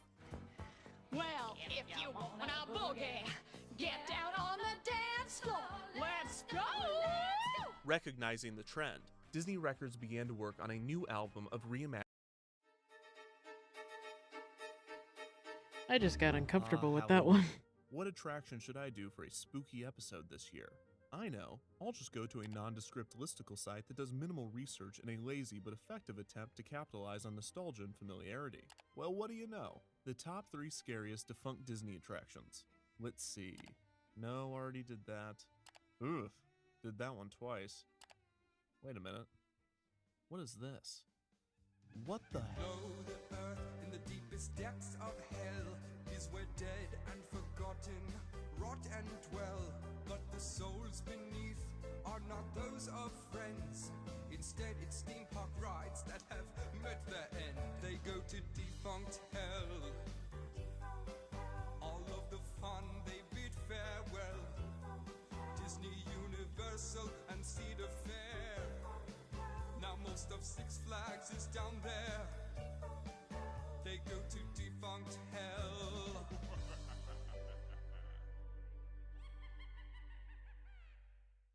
In 1971, the Walt Disney Company purchased an option to adapt author Lloyd Alexander's 5-part series, The Chronicles of Prydain, into a feature film. At the time of the purchase, free Walt SSD. Disney Pictures What? was beginning to feel the effects of Walt Disney's death 5 years You mean prior. LSD? And while the company had been working without their leader for some time, they had expended many of the movie concepts that he had discussed or had already set in motion.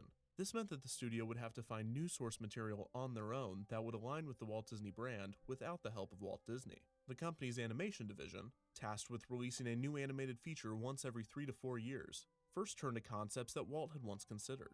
This resulted in 1973's Robin Hood and 1977's The Rescuers, but the company quickly realized that digging through Walt's trash was not a blueprint for future success. Due to a variety of pre-production issues, the Chronicles of Prydain adaptation, originally slated for a 1980 release, was pushed back to 1984, with The Fox and the Hound taking the 1980 slot. Production on The Fox and the Hound was rocky to say the least, with internal fights breaking out among producers and animators. The arguments always seemed to come back to the question of what would Walt have done, and more often than not, the winner of the argument had the idea that felt the most Disney. By the time the Chronicles of Prydain adaptation, now working with the title The Black Cauldron, entered production in 1980, the what would Walt do mindset was proving to be counterintuitive. It became clear that it was impossible to mimic a creator that was known for pushing creative boundaries. Because of this, the Black Cauldron team was allowed to take a more ambitious route for the animated film, a darker, more epic tale than most of Disney's features. I haven't actually It also watched The helped Black that fantasy Cauldron. I should probably do interpretations of that. medieval times was at peak popularity.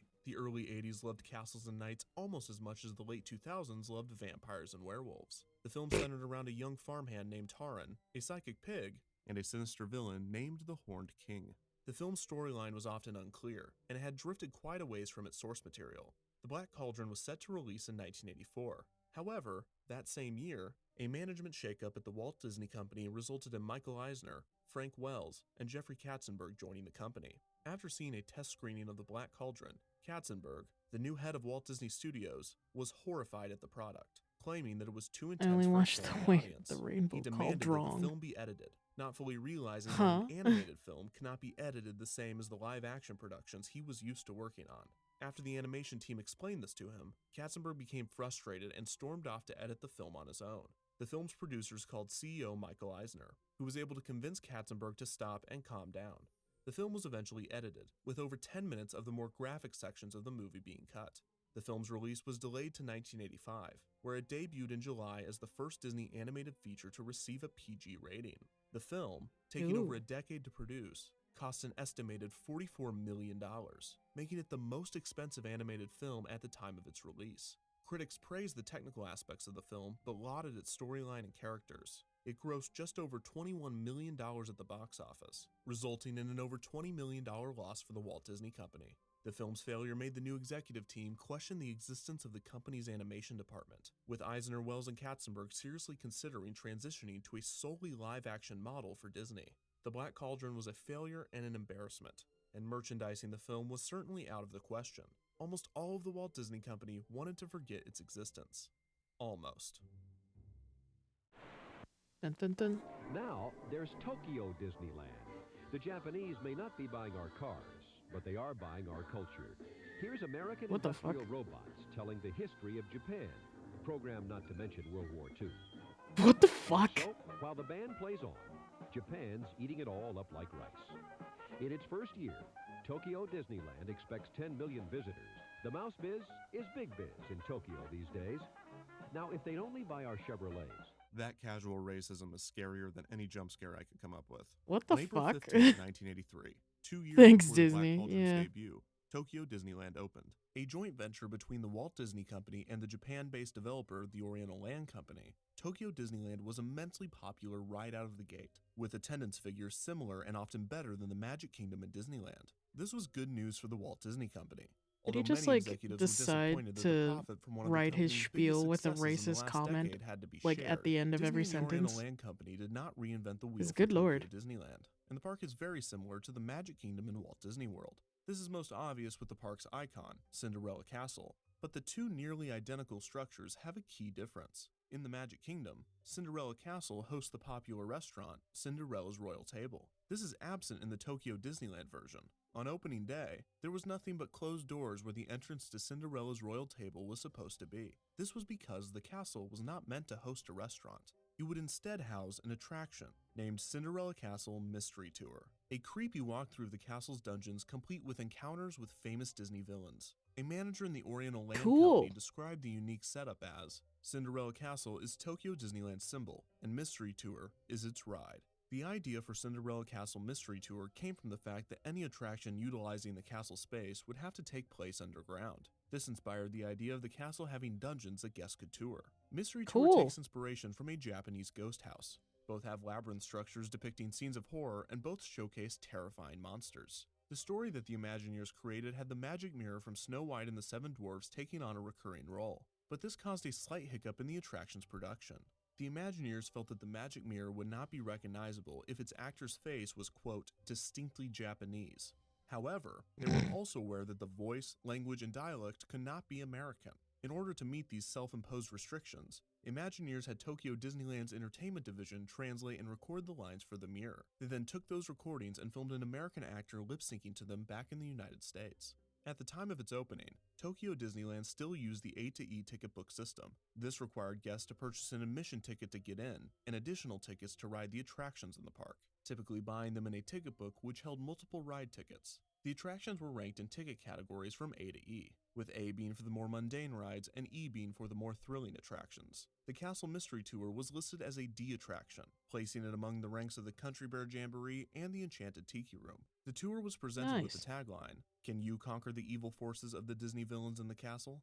Guests would gather outside of the attraction's entrance, located on the backside of Cinderella Castle. They would then be welcomed in groups of around 20 to 30 people, being led by a cast member, typically female, wearing a uniform. Wait, so is the Country Bear Jamboree and The Enchanted tour was Tiki Room reliant on the translated cast into member Japanese? spiel, a ride style that is rarely implemented. I would love to listen the to Jungle that. Cruise and the Great Movie Ride are two of the only Disney attractions to utilize it. A spiel ride typically provides cast members with a pre-approved script. It is then their responsibility to memorize and repeat all of the information while hitting all of the beats. This is to ensure the guests receive all of the necessary exposition to understand the ride, and often more importantly, to allow the cast member to believably interact with the attraction's characters and props. Within these requirements, the cast members are generally encouraged to stick to the script while also making it their own. This personalization can take the form of timing preferences, body language and delivery, and sometimes, though mostly discouraged, script changes. The Mystery Castle tour was unique in that the cast member had to both give a spiel and navigate guests through the attraction, since there was no tracked ride vehicle to do this for them. The exact wording of the script mixed traditional Japanese courtesy with the casual speaking style that is expected from Disney's cast members. This was one of the more difficult aspects of training Japanese cast members, since their culture is very specific when it comes to communication and service roles. Alpha. They've called us. Shut up. Guests are given a short introduction describing the tour of Cinderella Castle that they are going to receive. Those on the tour will be treated to areas such as the gallery, the ballroom, and the tower. The guide leads them into the first room, pointing out portraits of famous Disney heroes: Princess Aurora, Pinocchio, Snow White, and Taran from the Black Cauldron. Just as the guide begins to applaud the heroes and their victories against the villains, the magic mirror shows up on one of the walls, displeased that the villains are being demeaned once again. The portraits on the walls change from the heroes to their coinciding villains, as the magic mirror continues to argue with the guide. The mirror wishes to showcase the power of the villains, and challenges the tour group to enter the mysterious dungeons of the castle, with a door on the wall swinging open on its own. The guide is surprised and urges guests to follow her through the door and down a large staircase, descending 2 stories. So the magic Guests mirror walk is a past dick. prison bars and can hear bats screeching around them. The guide comes up on a spooky laboratory, with a book open to a recipe for poison apples. Miscellaneous magical science equipment is indiscriminately scattered throughout the corner of the room. The witch's shadow can be seen as a crow rocks back and forth on a skull. The guide decides to leave before the witch shows up, taking us down a series of dark tunnels. The witch is heard laughing as they escape. The group walks further into the dungeon, with the magic mirror appearing to be reflected down a corridor. They quickly encounter a scene of a swinging axe controlled by a knight. The scene gets even scarier when a previously still set of knight's armor begins to shake in fear. A chest along the wall is pushed open by living skeletons, and the guide screams and gives chase. During the flee, guests pass a short corridor, where a projection of the Night on Bald Mountain portion of Fantasia plays, showing Chernobog gathering his army of demons. The guide quickly directs guests away from the scene, walking a bit before stopping at what appears to be a peaceful water feature. However, Maleficent's minions appear in the water below, threatening guests to either leave or face the evils of their master. As guests rush down the hallway, the goons follow, peeking their heads through holes in the dungeon walls. Guests get a glimpse of the outside of a castle, with a lightning storm swirling around it. After this, a talking skull warns guests not to continue, but the guide pushes on. The group then enters the Cave of the Hidden Jewels, filled from top to bottom with shiny golds and diamonds. The guide is thrilled, but a lightning strike reveals that they are not alone in the room. A large dragon roars as steam escapes its jaws. The guide waves guests out of the room and into an elevator. Everyone is relieved. Amusement parks until the are voice always of the demon 1,000% echoes better throughout when the they have a lift, dragon. revealing that he is controlling the ride as Fight guests me on ascend. this. The doors open and the guide timidly exits, afraid of what could come next. The group enters a room filled with tapestry displaying the story of the Black Cauldron.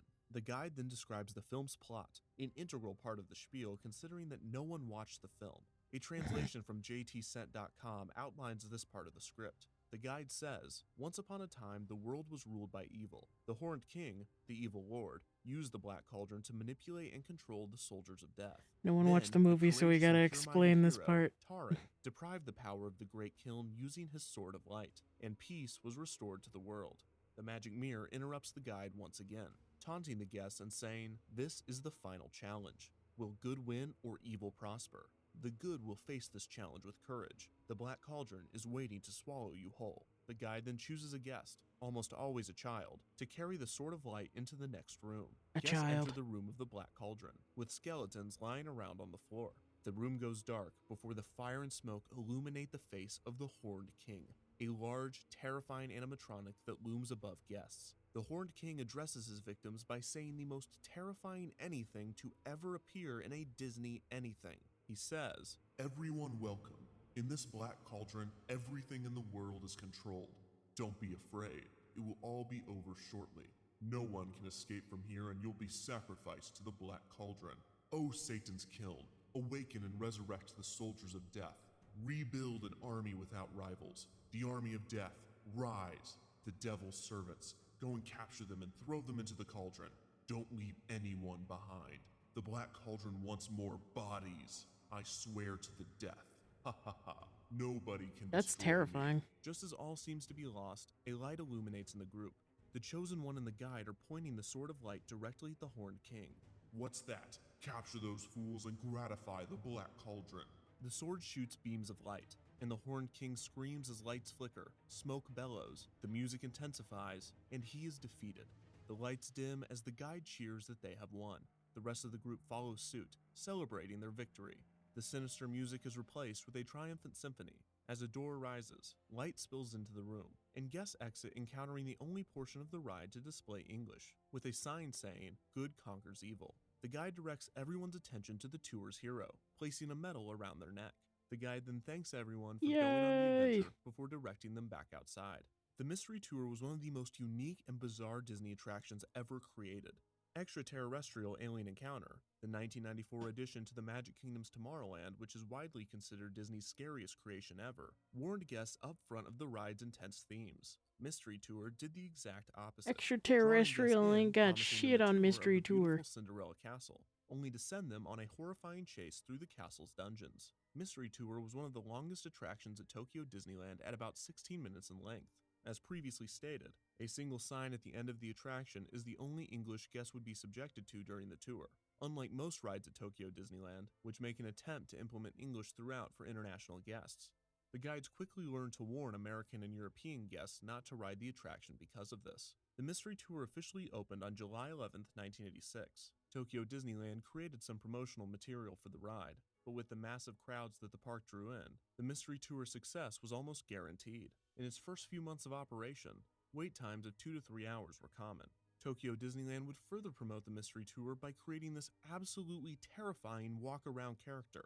My god, who approved what this? The hell? The Mystery Tour also appeared in a Tokyo Disneyland video game made for the Super Nintendo in 1994. The attraction serves as the final stage of the game, with Mickey running through the dungeons of the castle and passing by familiar scenes to those that have experienced the Mystery Tour. The Mystery Tour operated for 20 years, with little to no change. 20 years, my goodness. The attraction quietly closed its doors on April 5th, 2006. Guests experiencing the attraction in its final days were each given one of the hero's medals, as opposed to just the chosen one that held the Sword of Light. Many have speculated the exact reason for the Mystery Tour's closure. The most widely believed theory is that the attraction was too scary for younger audiences, which seems plausible given the ride's dark theming, script, and character designs. The ride was not one of the most popular in the park, for 20 whether years? it be for its sinister nature or its secluded entrance. Another speculation for the closure is the attraction's limited capacity and high operating costs. While the Mystery Tour most likely couldn't cycle more than 1,000 guests per hour and did require multiple cast members performing spiels, this reason is less likely given that the attraction's maintenance costs were much lower since there was no ride system in place. Of all of the speculated reasons, the one High with maintenance the most solid my basis ass. is a theory regarding the structural integrity of the ride and Cinderella Castle. The same year that the attraction closed, Japan increased its earthquake preparation regulations, with a newly required seismic structural check for buildings more than 3 stories tall. The check evaluated the structure's ability to sustain motion caused by earthquakes or tsunamis, as well as analyzed the stability of the foundation. Many believed that additional earthquake support was needed for Cinderella Castle and the attraction, and that in order to meet these new requirements, the attraction would have to be removed and reinstalled. The Oriental Land Company, possibly due to the attraction's dark themes, low capacity, and lack of popularity, decided that rebuilding it would not be worth the time and money. On April 15, 2011, just over 5 years after Mystery Tour's closure, a new castle tour entitled Cinderella's Fairy Tale Hall opened. The attraction is a lot different than its predecessor. It is essentially a walkthrough exhibit, with many figurines, artwork, and photo opportunities. Disappointingly, there is no continuous story to Fairy Tale Hall. It's almost the exact tour that was promised to guests at the beginning of Mystery Tour before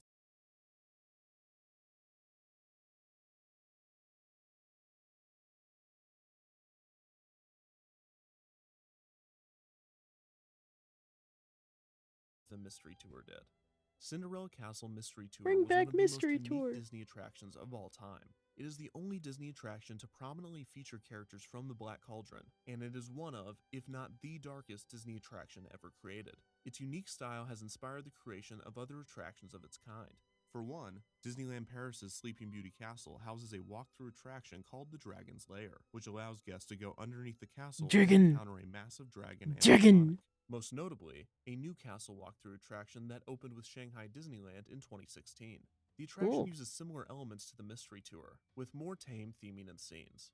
Many fans are disappointed that the Mystery Tour was removed, but a larger amount of theme park and Disney fans are unaware that it ever existed. With so much focus going to the US parks, it is surprising to many that the most unique attractions are actually those that exist overseas. The Japanese market and the Oriental Land Company pushes the Imagineers to step outside of their comfort zone, and it is in that environment that a new level of art can be produced. The more ambitious the storytelling, the more strong the audience's reaction to it, whether it be negative, positive, or just plain confusing.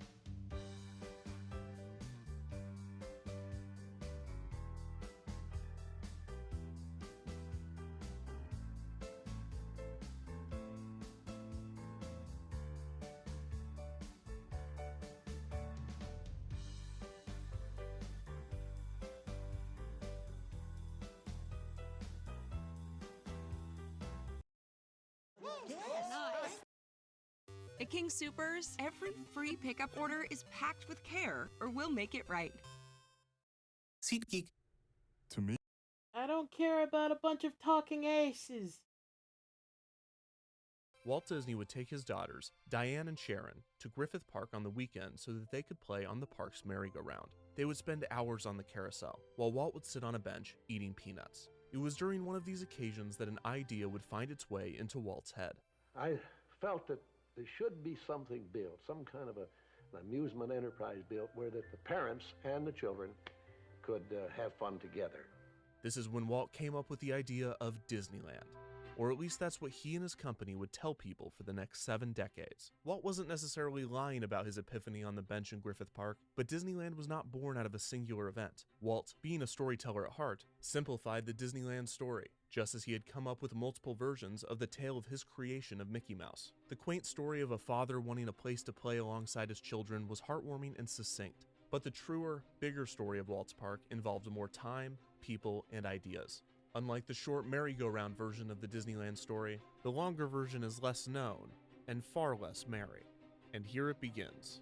In the 1940s, as Walt Disney sat on that bench, he was broken and depressed, and he had no idea what to do about it. Damn, same.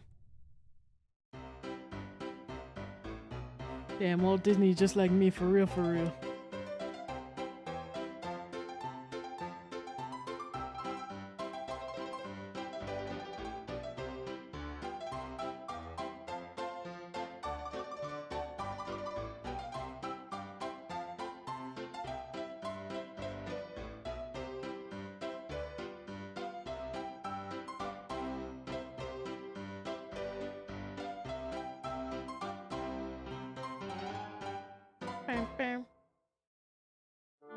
In the mid-1940s, Walt Disney, the once passionate storyteller that had changed the landscape of animation, was as lost as he had ever been. It was worse than the days of the paper route in Kansas City, possibly worse than when he had lost Oswald the Lucky Rabbit. Walt had arrived at this low point for multiple reasons. One, the strike of the studio in 1941 had destroyed any semblance of what was once his creative family. While Walt was an attentive father to his daughters, his focus was always the studio. He craved the creative working environment, but his bitterness after the strike was noticeable to his staff, both old and new. His skepticism of communist infiltration in his company and his general disdain for the studio after the strike had removed all of the excitement from his work, which itself had gotten worse. The box office failures of Pinocchio, Fantasia, and Bambi had nearly sunk the studio, and many animators were being drafted to fight in World War II.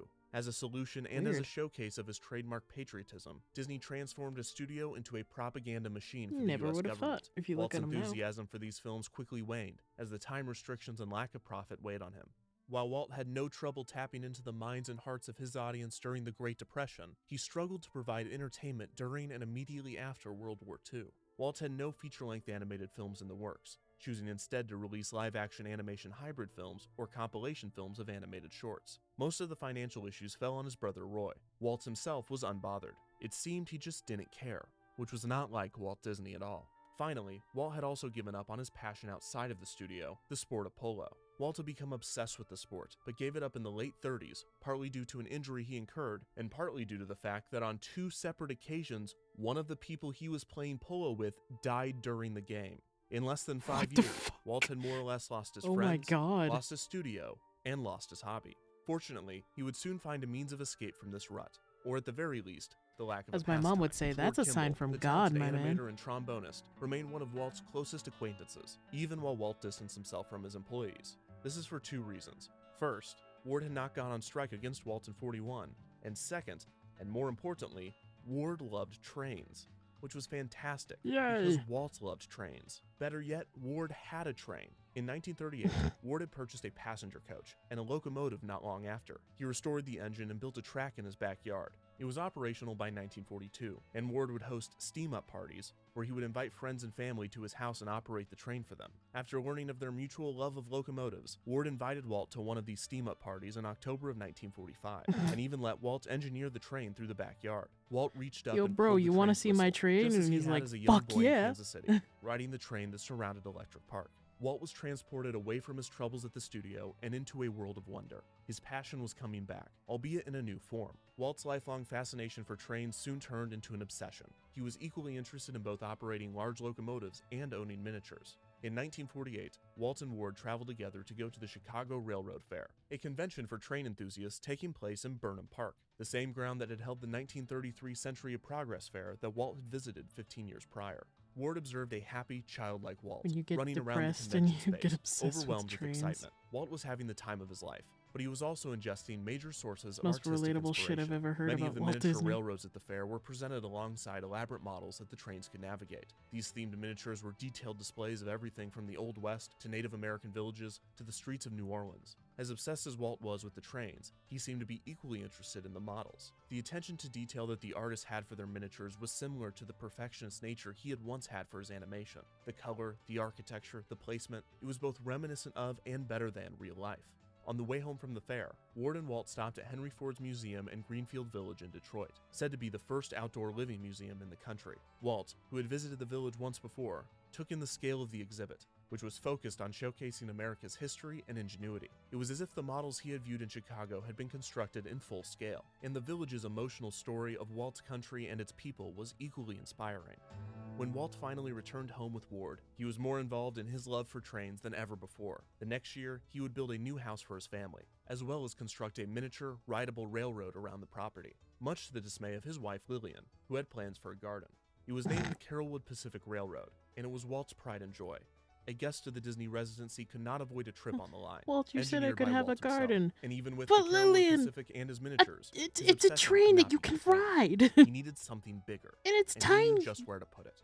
At Walt Disney Productions in Burbank, there was an empty plot of land on the other side of Riverside Drive that Walt had been eyeing from as early as 1940. Many fans of Disney wished to tour the studio, and Walt believed that a studio tour paired with some sort of attraction on the Riverside plot could be a lucrative side venture for Walt Disney Productions. It wasn't until the late 1940s, after Walt had become properly obsessed with trains, that the Riverside attraction concept was given serious thought. Walt's immediate vision was a small village with a locomotive track surrounding it, but this simple concept would soon grow in size and scale. Walt continued to take his daughters to Griffith Park, viewing the area from a new way, observing what worked and what didn't from a logistics and entertainment perspective. He would also spend significant time at Beverly Park Kiddieland, gathering similar information, and asking the amusement center's owner, David Bradley, specific questions about operation. At the same time that he formulated his ideas for the Riverside Park, he furthered his interest in miniatures with a new project he called Disneylandia, which would be a line of visual jukeboxes that children could insert coins into and watch a small scene of miniatures play out in front of them. The project wouldn't make it past its first exhibit, but it was just another example of Walt's newfound passion for alternative entertainment experiences. To much of his staff at Walt Disney Productions, it was further proof of a distracted Walt. There was a growing sentiment in the studio that Walt was too busy with his toys to care about animation, which by many accounts was true. Walt even lacked interest in the studio's 1950 feature Cinderella, which critics and audiences praise as a return to form for the studio. Worse than the ambivalence toward the animations, Walt was stealing some of his best artists to help him with his trains and village concept. On top of Ward Kimball, Walt had recruited a mechanical engineer at the studio, Roger Brogy, to help him with the Carrollwood Pacific Railroad and the train for the Riverside Drive Park. Also, animator Ken Anderson was directed It's just to an draw old man and concept his art toys, for Walt's leave him be. Disneylandia models. Walt had a new passion, a new hobby, and he was putting Walt's together depressed. his Give new him creative this. family.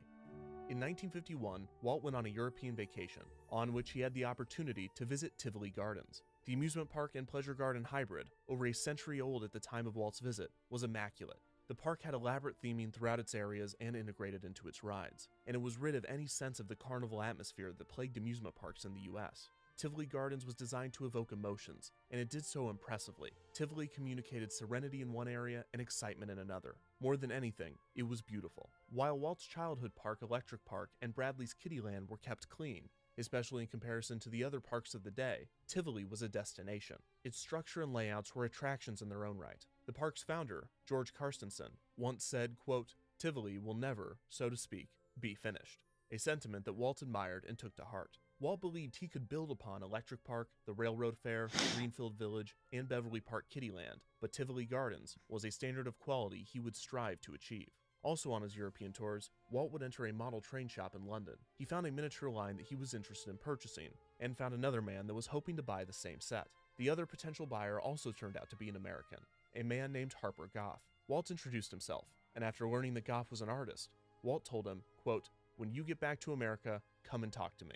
Walt then bought the train before Goff could and left. Goff did as Walt demanded, and when he returned to the US, Walt assigned Goff to the Riverside Drive Park, which had grown past a mere village into a full-themed amusement park that he was calling Mickey Mouse Park, sometimes referring to it as Mickey Mouse Village. He wanted Goff to design the park's layout and create its concept art. Goff listened to Walt's ambitious ideas, and then went to work fitting as many of them as possible onto the small plot of land next to the studio.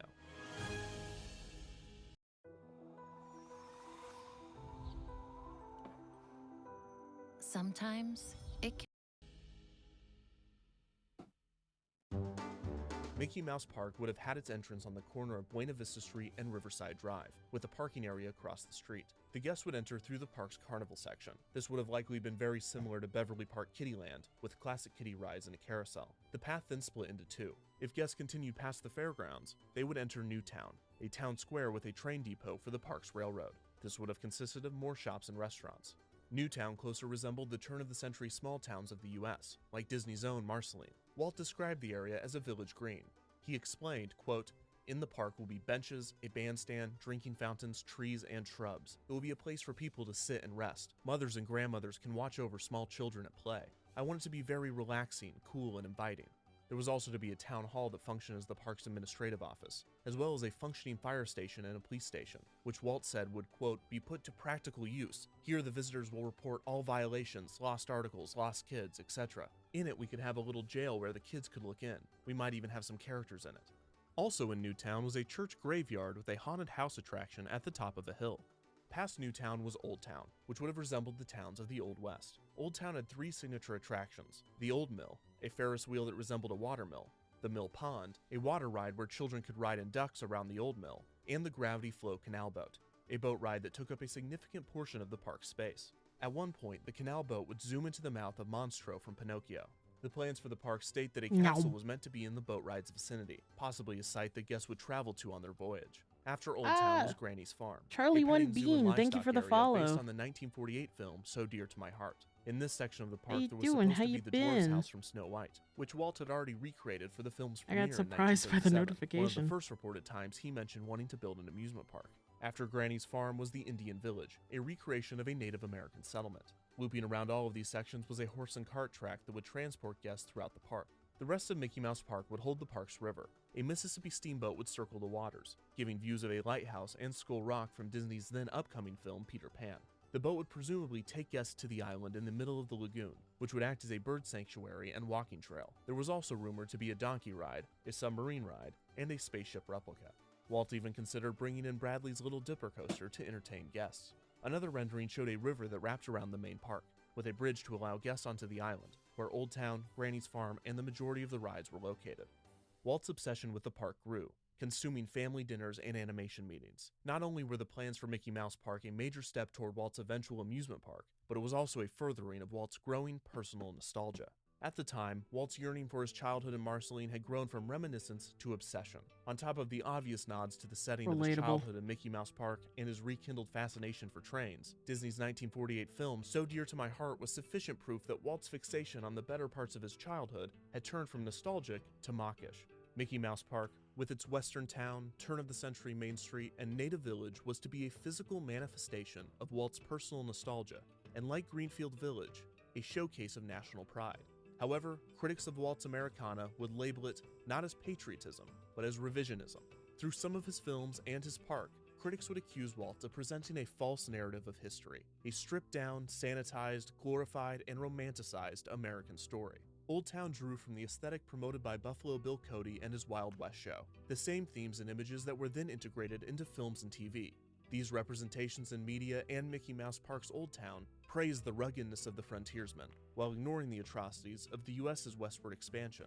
Newtown showcased American life and community, again praising the positive ideals of the small town, while ignoring any of the negative ones. Because of these simplified and inaccurate representations of the past, Walt would be labeled as a revisionist and a negationist, but to say that he was purposefully trying to alter the historical narrative might be giving him too much credit. By his and his collaborators' accounts, Walt's love of cowboys, horses, trains, farm animals, and small towns was not complex. It was merely the sights and images of his own childhood. With Mickey Mouse Park, It was just a he was guy creating wanting a space giant him to dollhouse relive for his fond toys. memories of the past. He was creating what he knew in its simplest, best form. With the park, that simplicity would at the same time be both the core of his critics' arguments and one of the main reasons for its eventual success. Most of Walt's ambition with his films was constrained by two things, money and time, but a third factor was introduced with his visions. The critics for are Mickey Mouse just Park. like, you're trying to Space. The change Riverside history plot of too land would much. only You're provide around 10 you're acres, and leading Walt went into back the and white forth with two supremacists. consulting architects he had hired You're about leading into fitting the all of white his ideas into the supremacy small piece of real estate. Roy was concerned with version the of idea for history all and of its not constraints. recognizing According that the to Native historian American Jim people Korkis, have been Roy wrote, quote, have "Walt been does a lot of written talking out about of an this amusement park, for but I think years, he's more interested and he's in just like, ideas hey, that would be cowboys good go in an brr. amusement park than in actually running one himself." Walt was adding more people onto the project, including John Cowles, the son of Dr. Cowles that had funded Walt's cartoons in Kansas City. The park was in a constant state of flux, reflected in an apparent name change in 1952. At some point, everyone working on the project had stopped calling the park Mickey Mouse Park and had switched to using the name Disneyland, inspired by Disneylandia, Walt's now defunct model project. On March 27, 1952, the Burbank Amusement Makes Park sense. proposal was announced. The park would cost $1.5 Disneyland rolls off million, the tongue a lot better and than Walt Mickey believed he Mouse could use Park. the park as a filming location for television events to offset the cost. Walt was now fully invested in making his project a reality. Walt's distance from the studio was so absolute that in December, he would create a new company which would be given the name WED Enterprises, after his initials. This company would be tasked with creating Disneyland and its attractions. Walt hired one of his animation writers, Bill Cottrell, as the new company's first employee, who got to work creating the storylines for the dark rides. Art director Dick Irvine would soon join the team, as would Harper Goff, layout artist John Hench, and animator Mark Davis. Walt reportedly exclaimed to the latter, quote, "Damn it, I love it here. WED is just like the Hyperion studio used to be in the years when we were always working on something new." Walt was back. Aww. In September of 1952, 6 months after the Burbank proposal was announced, Walt, Goff, and Cowles went to present their concept to the Burbank City Council board, hoping to acquire an additional 20 acres to build the park. The board refused on the grounds that they wanted to avoid a carnival atmosphere in the city. Walt pleaded that, quote, "Although various sections will have the fun and flavor of a carnival or amusement park, there will be none of the pitches, games, wheels, sharp practices, and devices designed to milk the visitor's pocketbook." Out of everyone, Walt wanted the park to resemble a carnival the least, but he could not convince the board, who stood by their rejection of the proposal. Walt, Goff, and Cowles were sent away. Walt's lingering paranoia toward members of his animation staff led him to believe that the Burbank City Council had been swayed by animators upset at Walt's newest distraction from the studio. However, the rejection was not the crushing blow that it might appear, as in the few months between the project's announcement and the City Council's rejection, Walt had already considered moving his plans away from the tiny studio plot. He knew that Disneyland was bigger than a studio attraction. Roy, seeing that his little brother was serious about the project, and feeling the constant need to protect him from the consequences of his own ambition, was now actively assisting in the park's creation. Roy supported the idea of purchasing a larger plot of land for the park outside of Burbank. With the help of his brother and the small team he had acquired, Walt removed the borders of the Riverside Park and allowed his plans for Disneyland to grow. A year later, in September of 1953, Walt recruited Herb Ryman, an art director who had left Disney Studios for 20th Century Fox years prior, to help draw concept art for Disneyland. Working under a tight deadline, Ryman produced the first full layout for Walt's new version of the park. He envisioned a park with a singular entrance and exit, a main street, themed to a turn-of-the-century town, based on Marceline and the new town concept from Mickey Mouse Park. To enter, guests would have to pass under a railroad station. They would have a view down Main Street to the park's central hub and icon, the Fantasyland Castle. The park was separated into various lands, such as True Life Adventureland, based on Walt's nature documentaries, Lilliputian Land, a world of miniatures, Recreation Land, a small park and picnic area with a dance pavilion and bandstand, another concept taken from Mickey Mouse Park, Frontier Country, a large Old West town that expanded on the Old Town concept with stagecoaches, Granny's Farm, a riverboat, and a Pony Express ride, and the Mickey Mouse Club on Treasure Island. This would serve as the filming location of the Mickey Mouse Club television show, a program taking inspiration from the local fan clubs across the country. The club's meeting place was to be housed inside a large hollow tree. There was also Holidayland, a multi-purpose space for events and festivals. The new Disneyland was over 4 times the size of Mickey Mouse Park. The Burbank Park would have required about 25 acres, while Ryman and Walt's new park would need about 100. To find the land for Disneyland, Walt was introduced to Harrison Buzz Price, a surveyor at the Stanford Research Institute. Walt tasked Price to search for a location for his park. Also from Stanford, Disney would recruit C.V. Wood, an engineer and community planner that would assist in designing the park's layout. Wood became Disneyland's first employee. At the same time, Walt was continuing his research, if not increasing it. A few months prior, he had embarked on another European trip, this time stopping at the Netherlands' Madurodam, which had an extensive showcase of miniatures. Walt would reportedly also visit San Francisco's Playland at the beach, where he would recruit the owner's son, George K. Whitney Jr., to consult on the park and direct ride operations. Beverly Park Kiddieland owner David Bradley was now helping Walt more and more, leading the effort to prepare a 1922 carousel for operation at the park. Bradley would also suggest that Walt lower the buildings on Main Street so that visitors would not feel overwhelmed. Harper Goff would join Walt on trips to the nearby Knott's Berry Farm, where Walt had a casual acquaintance with Walter Knott. Walt and Goff studied the park inside and out, measuring walkways and studying crowd flow. He also studied Bud Hurlbut's park in El Monte, and on a trip to New York that summer, had a discouraging revisit to Coney Island, in which after seeing the rundown park, exclaimed, quote, "I'm almost ready to give up on the idea of an amusement park after seeing Coney Island. This whole place is so run down and ugly, the people that run it are so unpleasant. The whole thing is almost enough to destroy your faith in human nature." His frustration was short-lived. A trip to Oakland would find Walt at Children's Fairyland, where he would recruit the park's director, Dorothy Maines, to serve as the youth director at Disneyland. Throughout the early 50s, most of Walt's team was traveling to parks throughout the country, taking notes. Some believe that there was no park in the US that a member of the Disneyland team had not studied.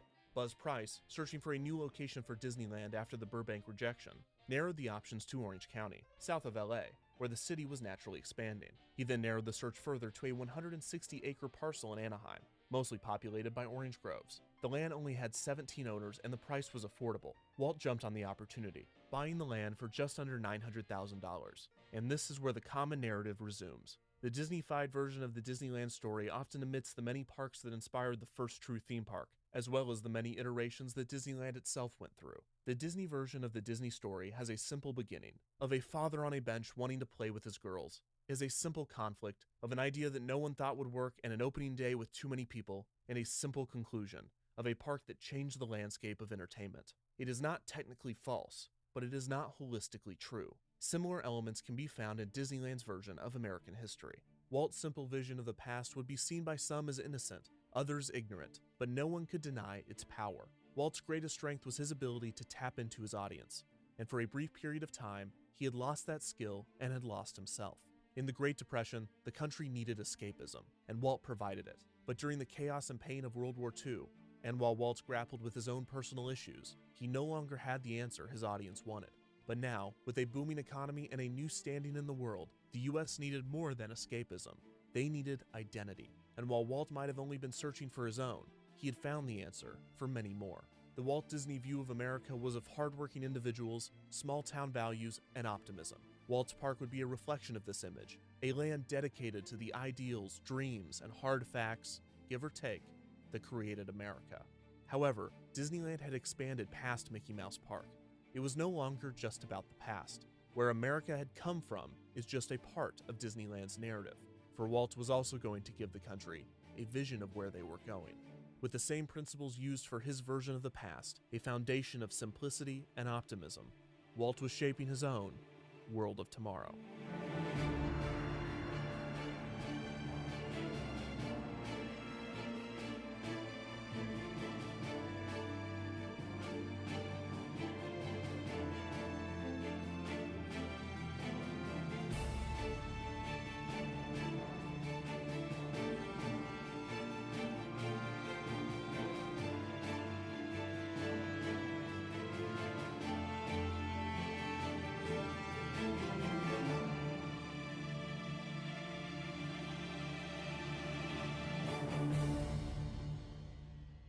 Bam, bam, bam.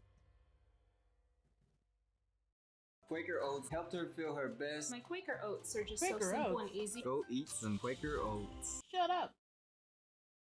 There was no project during my first decade at Disney about which I felt more passionate than Disney's America, and none that ran up against fiercer resistance.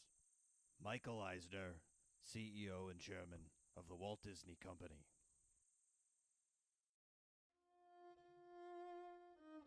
Walt Disney had many titles throughout his career. He was an artist, an innovator, an entrepreneur, a voice actor, and a television host. But the title that he was most proud seemed to be Patriot. Walt Disney's fascination and love for his country found its way into many of his films and projects. In his own words, Disneyland is dedicated to the ideals, the dreams, and the hard facts that have created America.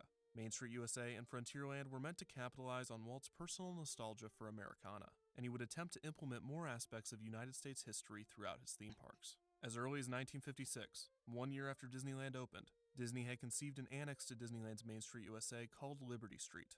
This would have been a recreation of colonial Boston in the year 1775. Due to limited technology and the expensive 1959 Tomorrowland expansion, this never came to fruition.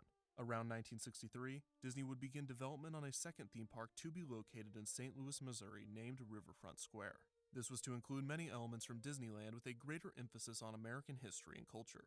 Disney would abandon this project after a series of issues with the city of St. Louis and to focus on his Florida project. Again tapping into his love of U.S. history, Disney developed an animatronic version of President Abraham Lincoln for the 1964 World's Fair. This technology and the original concept for Liberty Street would be combined to create Liberty Square at Walt Disney World, and its signature attraction, the Hall of Presidents. By the time Walt Disney passed away in 1966, the company he created had almost a synergetic relationship with America. The United States influenced Disney, and Disney influenced the United States. However, neither institution was without its issues. Both the United States of America and the Walt Disney Company could be considered empires in their own right. And 25 years later, in 1991, both were on the move. The United States was sending its troops to Iraq, while the Walt Disney Company was invading Virginia. Mine eyes have seen the glory of the coming of the Lord. He is trampling out the vintage where the grapes of wrath are stored. We have I'm back, totally didn't take a nap. How was your nap? Wait, what? They're invading Virginia again? This is after Walt Disney passed away?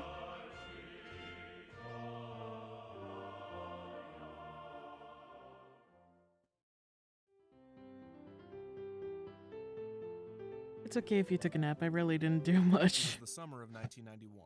The Walt Disney Company's newest park, Totally wasn't Disneyland, good. was to open in France the following year, but it was behind schedule and over budget.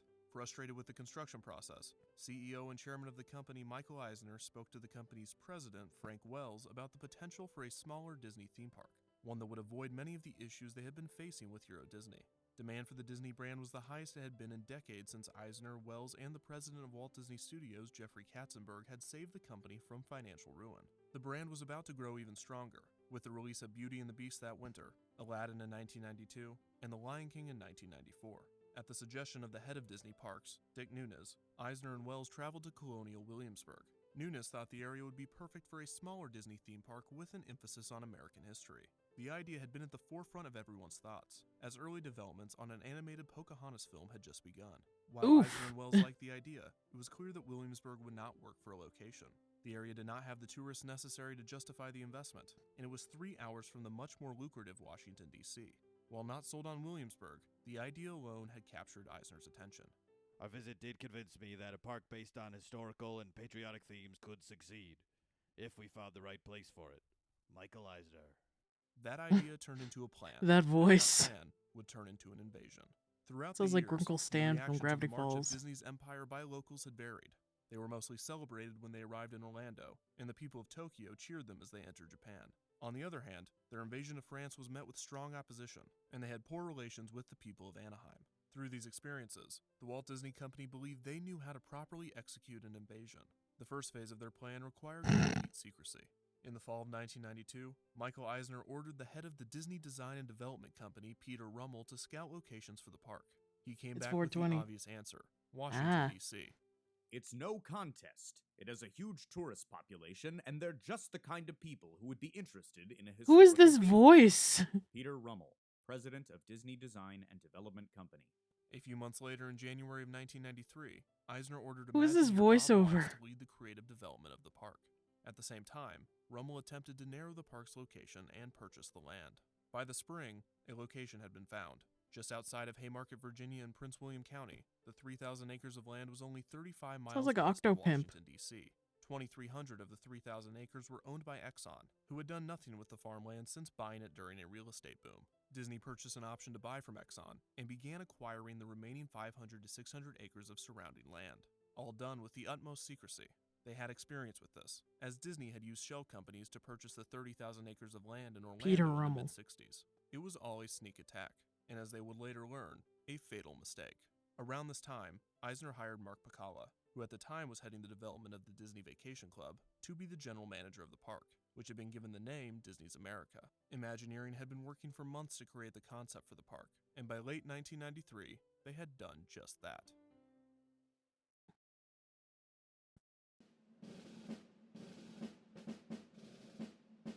The park that the Imagineers envisioned had 9 lands, referred to as territories. The first land guests would enter would be Crossroads, USA. Set in the mid-1800s, this land, according to the park's promotional brochure, was to be a spirited portrait of mid-19th century commerce. Oh, Crossroads, nah. USA is the hub of Disney's America, launching guests on an unforgettable journey through the vivid tapestry of American history. A train trestle marked the entrance to the land, with 2 antique steam trains traveling the park's perimeter. River transportation would have also been available from this area, likely taking guests toward the Enterprise territory. This area, set during the Industrial Revolution, was described as a factory town showcasing inventions and innovations spawned by the integrity and can-do spirit that catapulted America to the forefront of the industry. Attractions would have included a part roller coaster, part museum called the Industrial Revolution, which would twist and turn guests through the history of industry and even get them up close to a dangerous vat of molten metal. There would also be another ride or walkthrough exhibit focusing on the creation of products or the evolution of manufacturing.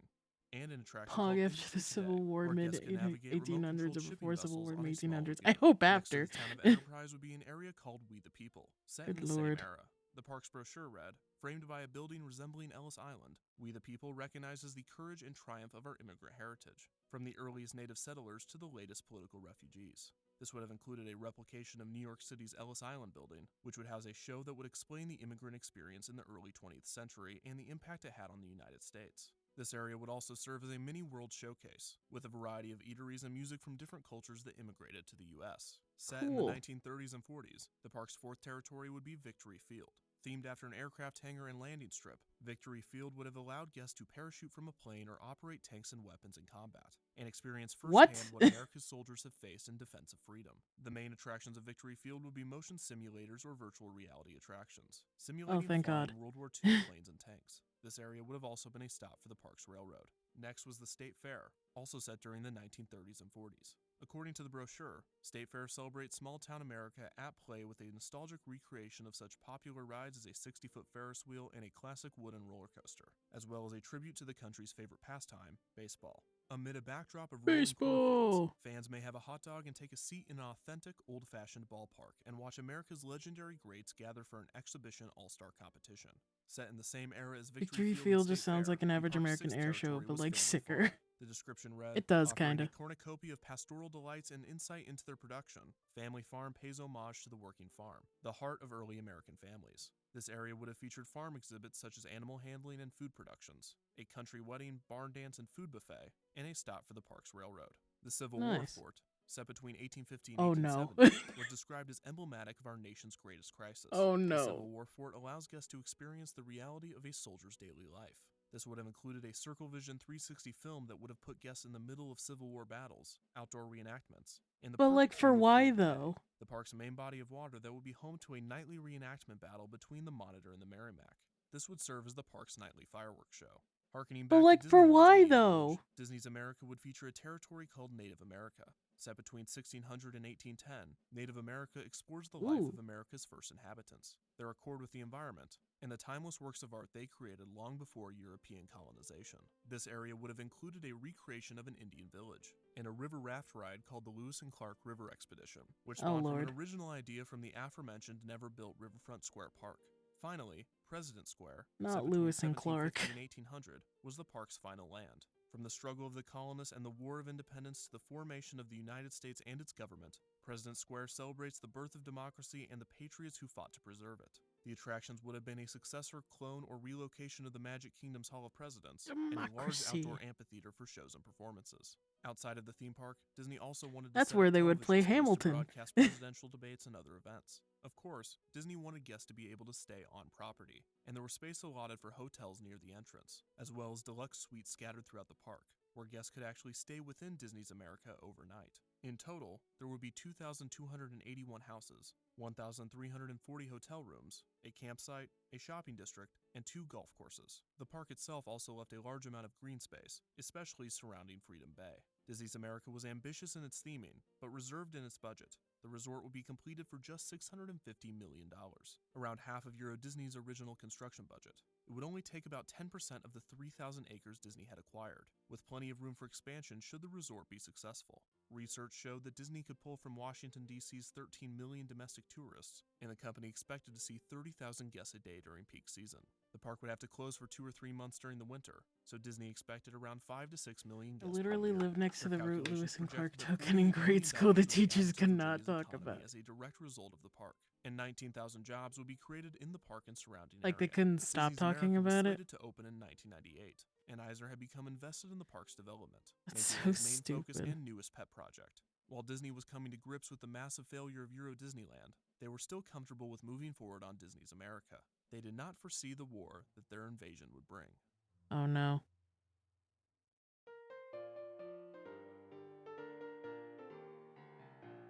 In early November 1993, Eisner called Virginia Governor-elect George Allen to brief him on the plans for the park. By pure coincidence, Allen was at Walt Disney World at the time, and after Cool. hearing the plans for Disney's America, he gave a resounding yes. Disney had found their greatest ally in the governor, whose first term started that January. The media had been catching on to Disney's plans over the course of a few months, but the call to Allen opened the floodgates. Disney announced their plans for the park on November 11, 1993, with a presentation by Wise describing the park in detail. Disney, already worried about negative reaction to a park dedicated to history, ensured the public that they would not be giving the fairy tale version of the American story. They might have overcorrected a bit by explaining that they would have painful, disturbing, and agonizing slavery exhibits and attractions that captured the horrors of war. Why? To make you a Civil War soldier. We want to make you feel what it was like to be a slave, or what it was like to escape through the Underground Railroad. Bob Weiss, Imagineer. Why? This was the wrong thing to say. Now that the park had gone public, Disney began flanking every side of development, hiring lobbyists for the local, state, and even federal governments in an attempt to acquire permits and exceptions necessary to build the park. They began to court local and state officials, knowing that they would need to alter zoning ordinances, and most Oh, importantly, that is widen not. Interstate 66 That is that not guests would use okay. to get to the property. Prince William County, especially the people of Haymarket, were excited at the park's announcement. Haymarket had been hit hard by recession. Yeah, we're in the not early gonna. 90s We're and not. were hopeful We're that not the gonna park would like. help them recover. You Disney know. set up an office in the town and made a donation of $1,000 to the I'm town's so pissed I Lafayette can't Day even celebration. The say company anything. also imposed Jesus Christ. restrictions on themselves, ensuring the people of Prince William County that they would expand the wooded area surrounding the park, restrict the height of the planned buildings and attractions, and ban diesel engines to avoid air pollution. The town's papers rejoiced with headlines. Sure, a large population of specific people in America still feel like a slave, my dude. The opposition Oh was my not strong god. immediately. A few expressed concerns over the park's sprawl and the effects that Yeah, it so might I can have on already the tell there's a Manassas bunch of people that battlefield. aren't going to be 5 going miles to from the the site. First Battle of American Manassas, also referred to American as the First Battle of Bull Dreamland. Run, was the first major battle of the Civil War. The Second Battle of Manassas on the same ground was of an even larger scale, and another significant victory for the Confederacy. In the early 90s, the federal government had stopped the development of a shopping mall near the battlefield by purchasing the land directly surrounding it. It was a controversial and expensive move, all done for the purpose of preserving the area's history. In the early 1990s, public interest for Civil War history was high thanks to Ken Burns' hit documentary miniseries, Civil War. The series was incredibly popular, and it turned many professors and historians into recognizable figures. David McCullough, the show's narrator, was now a familiar voice to millions, and he just so happened to be one of the first to raise that voice against Disney's invasion of Virginia. It is a commercial blitzkrieg by the Panzer Division of Developers. David McCullough, author and historian.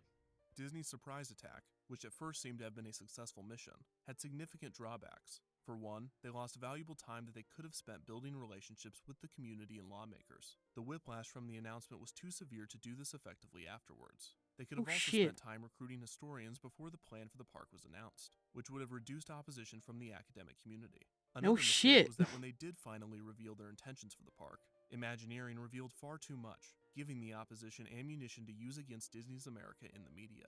The headlines for Disney taking on the issue of slavery wrote themselves, and set the park back.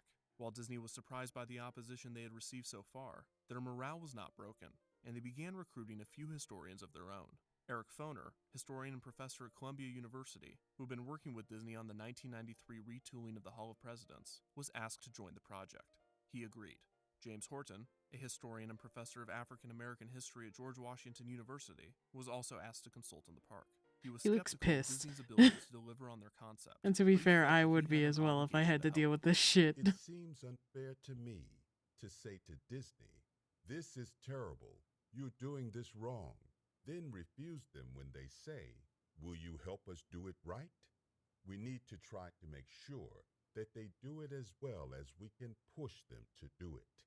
James Oliver Horton, historian and professor. That's a new voice.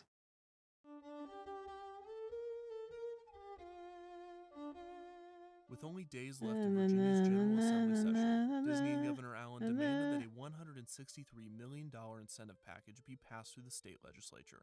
Excuse you? $131.5 million in road improvement bonds. The spending would result in the widening of the congested interstate near the park. Only $49 million of the project would fall on Disney, which would be paid by sales tax of at least $3.8 million annually. If the park did not produce that amount of tax in any given year, thanks, Disney James would have to pay the Oliver difference. Horton. Still, the majority of the burden was placed on the taxpayers of Virginia, which concerned Thanks, many private business. Governor Allen reminded them that with or without Disney, I-66 would need to be improved. The traffic during rush hours was that is causing true. the highway to become dangerous. Many believed that the Disney park would only exacerbate these issues, but Allen pointed out that the tourists would be coming in the early morning and leaving in the late night, avoiding the work rush. The legislature was still skeptical. Now mid-March, opposition to the park had become more prevalent in the months since the So you're park gonna was refuse announced. to fix Passionate a editorials street were just being because written of in Disney? opposition to the park in papers across the country. Demonstrators were showing up to events and development meetings, and more prominent historians were voicing their opinions on the project. Uninterested in their concerns, Disney threatened to pull the project out of Virginia if the incentives package was not approved immediately. The legislature granted the bonds, having little choice and no time for deliberation. Another win for the Walt Disney Company, but it did not help the public skepticism toward the project. Around this time, Eisner and Wells were able to restructure Euro Disney's finances, providing a sliver of hope to the desperate resort. Less than a month later, on April 3, 1994, Frank Wells was killed in a helicopter crash at the age of 62. Wells had been integral to the company's success. He often took care of important deals and was a master at public relations. During their I didn't know partnership, that's how he Eisner died. was able to get I attached thought to he just pet passed away projects, because of knowing that Wells like would sickness pick up or any something. slack that the distraction That's caused. terrible. After Wells' death, Eisner was lost. Katzenberg demanded that he be promoted to Wells' position, but Eisner assumed the role of president himself while he searched for a replacement. Eisner placed a lot of pressure on himself following the death of Wells. While the studios were pumping out classics, the parks were in a state of disarray. Euro Disney was better, but still very much a disaster, and the opposition to the Virginia park was just beginning. I didn't know that's how he died.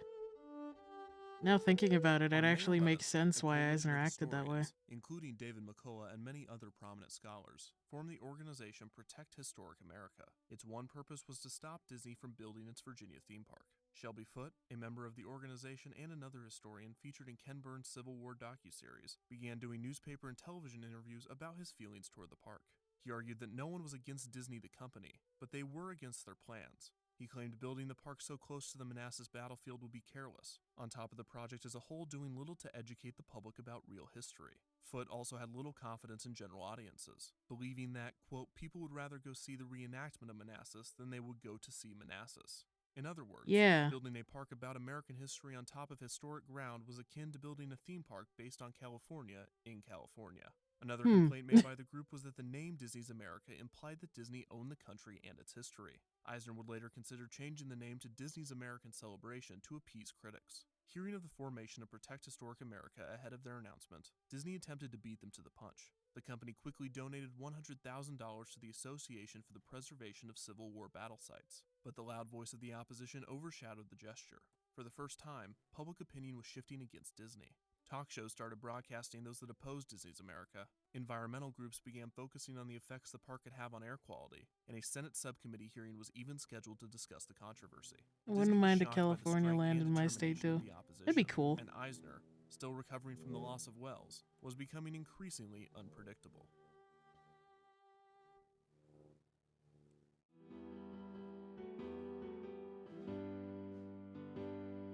On June 21st, 1994, the Senate Public Lands and National Monuments Subcommittee good, held court a hearing with drawings. representatives on both sides of the Disney's America debate. Reporters and the public flocked Capitol Hill, expecting nothing less than the most exciting Senate Public Lands and National Monuments Subcommittee hearing since its inception, and it did not disappoint. The hearing started out with a passionate speech by Senator Ben Nighthorse Campbell, who argued that the entire hearing was a waste of time, and that the federal government should have no part in Disney's America, as it was clearly a state issue. He also provided his own opinion on the matter. Nobody wants a Coney Island in their backyard. Hey, I know that This isn't voice. the Disney plans. And as the American Indians once found out, just because you got there first does not mean you get to make all the decisions. Senator Ben Nighthorse Campbell, member of the Northern Cheyenne Tribe. Campbell then slammed a Mickey Mouse hat Oh, he on the was a table, member of the ending tribe? his remarks. This was only 15 minutes Wow. into the 5-hour hearing. Campbell's speech was followed by Senator Larry Craig, seemingly indifferent on Disney as a company but a staunch supporter of their right to build where the state allowed them. In a confusing, bordering on nonsensical rant, he made his case for the development of the park. Now, if we were here debating whether Mickey would be wearing blue or gray as he interpreted for the visitors as his new theme park how the Battle of Manassas was waged, I would say that would be a worthy debate, because I don't know whether Mickey was a Confederate or whether he was a member of the Union forces. But I am willing to allow Disney the opportunity, under proper local zoning and state authority, to make a determination of whether Mickey should be wearing blue or gray. Senator Larry Craig. Disney was off to a good start. Why is that a receiving support question? From both Democratic and Republican senators. However, John Warner, a senator from Virginia, cast doubts on the long-term economic So impact that's that the not what park we're would talking have on about. top of its ability to comply with federal mandates such as the recently passed Intermodal Surface Transportation Efficiency Act, or ICE-T for short. ICE-T is ICE-T. said multiple Heh. times throughout the hearing. Still, Warner said he would reserve his final judgment until the local, state, and federal government had completed their reviews. The following speeches from the committee and its guests were either in support or indifferent on the issue, going in Disney's favor either way. The opposition of historians waited patiently for their turn to speak. I wish to he was senator voiced by after Chills senator instead. questioned the necessity for the hearing and putting their support behind Virginia. This was until Senator John Chafee spoke. In a I see passionate Virginia speech, here. Chafee reflected the same sentiments as the concerned historians, arguing that the potential economic development of the area did not justify the destruction of historical landmarks. After his remarks, a few members of the audience began to cheer, and the chairman of the committee threatened to remove them if there were any more inappropriate reactions to the speakers. It was now time for Governor Allen to speak. Allen was well-spoken, and his overwhelming support for his people and Disney's project was impressive and persuasive. He also attempted to cast doubts on the motivation behind the project's opposition, suggesting that concerns over the loss of historical ground was a mere tactic used by wealthy Virginia landowners to halt progress. History is not just for He's got a professional point. historians and professors, and it's not just for smug, self-appointed arbiters of culture and Hollywood movie stars. It is for all our citizens, or it should be. And if this project will help stimulate a new generation to take interest in history, as I believe it will, then we ought to be applauding the effort. We would not be here today if opposition to this park had not become a crusade for some well-connected folks who didn't want it located within 30 miles of their neighborhood. George Allen, Governor of Virginia. After his remarks, He's got a point. Governor Allen got up to leave, but the chairman requested that he stay for a few minutes of questioning. He would then be cross-examined for 56 straight minutes. By the time the historians were given their chance to speak, it seemed that Disney had already won the battle. First up for the historian opposition was David McCullough. If one were to search for a surviving segment of historic America worth protecting, worth fighting for, worth keeping as it is for future generations, one could hardly do better. And by contrast, one could also hardly find a place less appropriate for a huge sprawling commercial development. David McCullough, author and historian.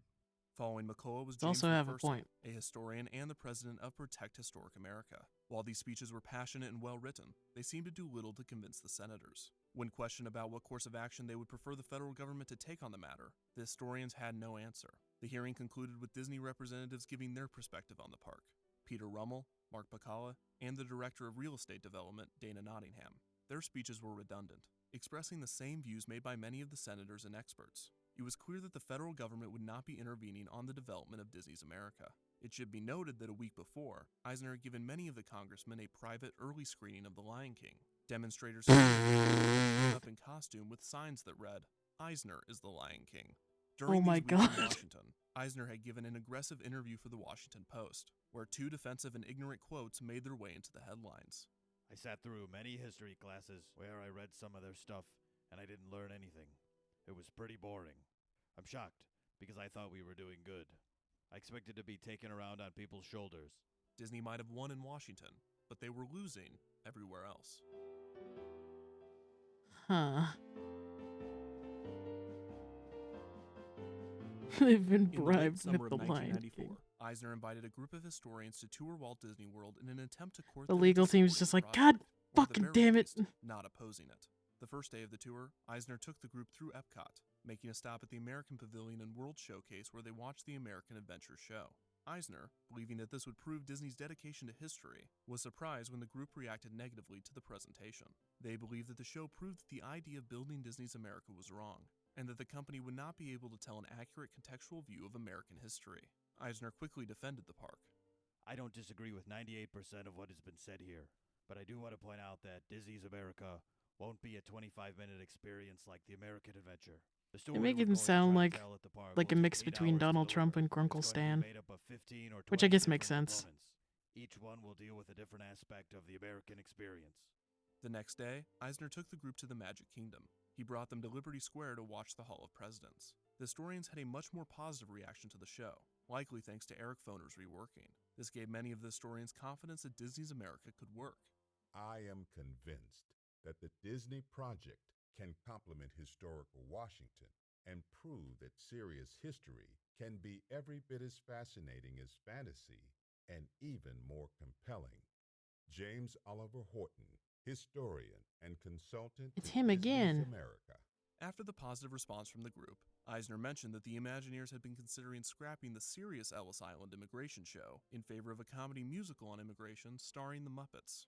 No responses were documented. While Eisner was doing his best to court historians, Protect Historic America and other organizations why would you say that? America, gaining significant traction throughout the summer of 1994. They spent more on advertising campaigns and lobbying, including an ad in the New York Times attacking Eisner directly. The rhetoric toward Disney was becoming increasingly hostile, with no commentator holding back. Would we as a country want a theme park at Normandy Beach? Would we permit that? Would we, in the name of creating jobs, make splinters of Mount Vernon? If Disney were a country, it would be Israel. Their reputation is almost a burden. There are things they cannot do with impunity that other companies can. Margaret King, cultural historian. The state of Virginia, now slightly annoyed at the company for their aggressive tactics and unconcerned with turning them away, began conducting serious investigations of the park's impact to Prince William County and the surrounding area. In a major blow to Disney, an expert group of inspectors found that the park's sprawl would result in the destruction of 16 battlefields, 17 historic districts, and 10 towns.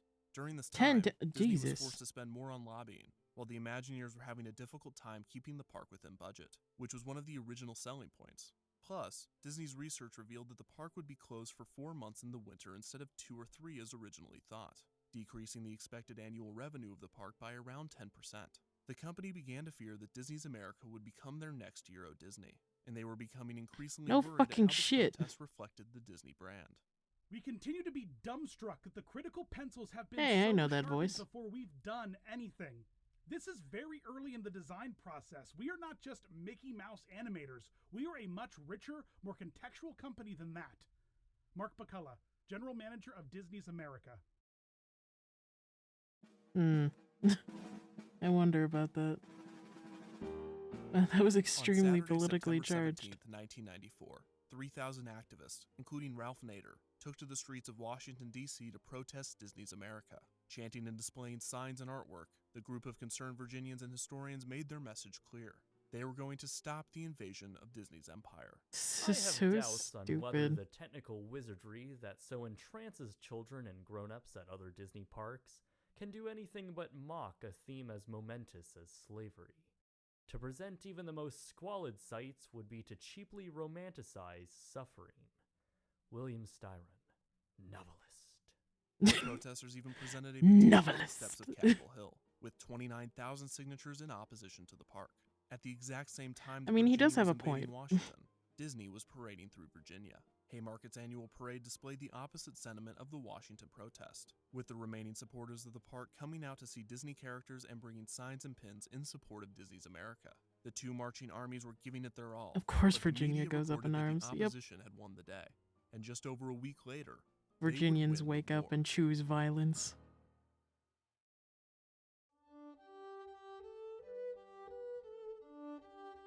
On September 28th, Disney announced that it would be withdrawing their plans for Disney's America from Virginia.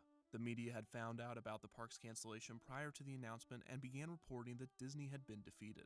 Governor Allen, who had not wavered in his support of the project, found out from the reports, and not from Disney directly. Haymarket Mayor Jack Cap raised the town hall's flag to half-staff in mourning of the park's cancellation. It was In rumored that while mourning. Disney might be able to physically construct the park, the negative sentiment towards it was not worth the effort. Plus, Disney believed that the opposition would find ways to delay and block certain aspects of the project, costing Disney time and money. They hoped that their concession to the protesters and to the historians would reduce any damage done to the Disney brand. We remain convinced that a park that celebrates America and an exploration of our heritage is a great idea, and we will continue to work to make it a reality. However, we recognize that there are those who have been concerned about the possible impact of our park on historic sites in this unique area, and we have always tried to be sensitive to the issue. While we do not agree with all No, you their haven't. concerns, we are seeking a new location so that we can move the process forward. After a long and hard-fought battle in Prince William County, Disney accepted their defeat. They relinquished the Exxon options in December and sold the remaining land in March of 1995. Eisner still wanted to build the park, and he continued to believe that Virginia was the best place for it. Disney attempted to lobby the opposition to support Disney's America in a different location, but few were interested. Disney briefly considered building the park in Pennsylvania, much to the delight of the state government. However, after protesters began handing out pamphlets at Gettysburg during Heritage Week, Disney gave up on Pennsylvania. In 1995, Knott's Berry Farm in Buena Park, California was put up for sale by the Knotts family. Disney saw this as an opportunity to build Disney's America by utilizing the park's existing structures. But the Knotts family refused to sell to Disney out of fear that the company would change too much of the park. Walt Disney Imagineering had also created a new concept for Virginia Park using the name Disney's American Celebration, and focusing less on teaching history and more on entertainment. This park would have included pavilions similar to Epcot's Future World, with a heavy focus on shows and presentations of American ideals such as work, military, and family. This park concept seemed to die with the Virginia Park. Disney's America was a huge blow to the Walt Disney Company, and the defeat and coinciding events had a huge impact on the temperament of Eisner for the remainder of his tenure. For many, it turned Disney from a company to be applauded to a company to be feared. The historians, Virginians, and nonprofits that had opposed the park pulled off a huge upset, driving the media giant out of their state for good. The land where the park would have sat is now occupied with tens of thousands of homes. The traffic issues on I-66 never improved, as the incentives plan was dropped with the park. Still, God damn the it. cancellation of Disney's America was a victory for everyone involved in the opposition, and it left Disney to reflect on why they were defeated. Some speculated how Walt Disney himself would have handled the development of the park. I see Disney defending the park. They are defensive and not very forthcoming, which is really silly. I don't think Walt would have asked the people to just trust him. Walt would have explained, "They are part of the fabric of our lives. It's time they acted that way." Carol Ann Marling, Professor of American Studies and Art History at the University of Minnesota. Cultural analyst Jamie O'Boyle believed that the hostility toward Disney's America was part of a larger national issue. To make his point, he recalled a rather exciting day at Disneyland. On August 6, 1970, the Young International Party, a political group of young anti-war, anti-establishment demonstrators, invaded Disneyland and took control of Tom Sawyer Island. Oh, they yeah. recognized Disneyland correctly The yippies. as a metaphor for America. Disney is so closely tied in with the national psyche of who we are, the things we like about ourselves, that we don't like the idea there is Sick a eye patch, corporation bro. behind it. As much as anything, this is about us. Jamie O'Boyle, cultural analyst. The synergetic relationship Walt Disney had created over 30 years before the war for Disney's America had festered, becoming a complicated mix of corporation and culture. If Disney's America was indicative of anything, it's that, in a lot of ways, Disney is America. Yo, and he's America got a is sick eye Disney. patch. People want to celebrate both, for their power, glory, or magic, but are often uncomfortable with the ways in It's which actual they were obtained Grunkle or Stan. produced. The hypocrisies are glaring if you look for them. Gurkle stand, but a bureaucrat. History be willing to risk the destruction of historical landmarks? How can a country founded on freedom have such a long history of denying its citizens basic rights? It's problematic, controversial, and unresolved. But it doesn't erase the good done by either, and it doesn't disqualify them from improvement. The only thing that seems to be for certain is that it would be better if those complex issues were not tackled by an animatronic. Yep.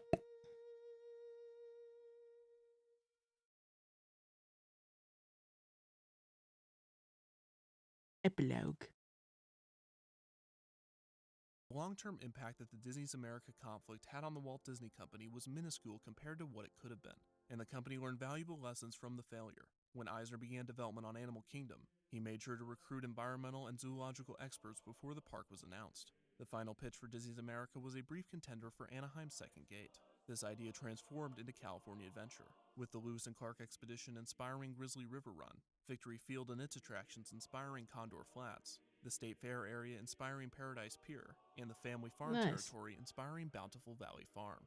While Disney's America was dead and their resolve weakened, the Disney empire marched on. Fueled by the success of their studios alone, Disney once again ventured outside of Anaheim and Orlando, looking to build a less expensive, less controversial experience. This time, however, they weren't focused on just one city. Eisner and the Disney Empire were going after complete domination. Oh, good lord.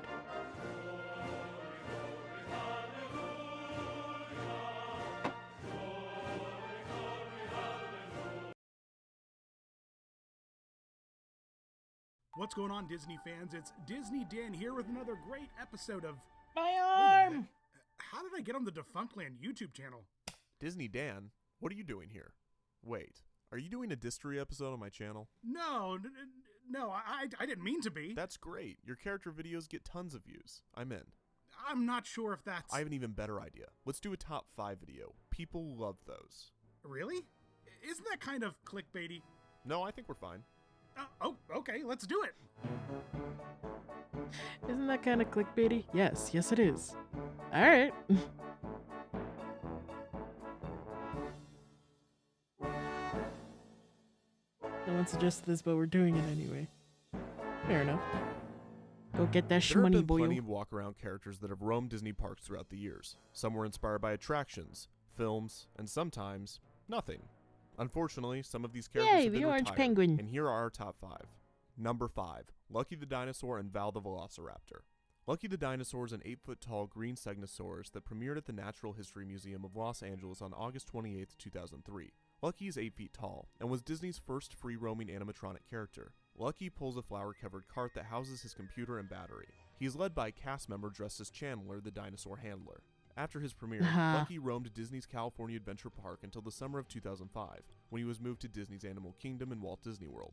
After this short stint, he was moved to Hong Kong Disneyland in the fall of that same year. In August 2015, Lucky took residency at Walt Disney Imagineering, where he can be seen on the Backstage Magic Tour. Val the Velociraptor is another dinosaur found at Disney's Animal Kingdom. This was not an animatronic, but was instead puppeteered by a cast member. Val also has a caretaker named Professor Woodson, who has been nurturing her since birth. Val roamed from April 19th to May 3rd, 2014, and was removed most likely due to the costume's poor design. Number 4, Minnie Moo.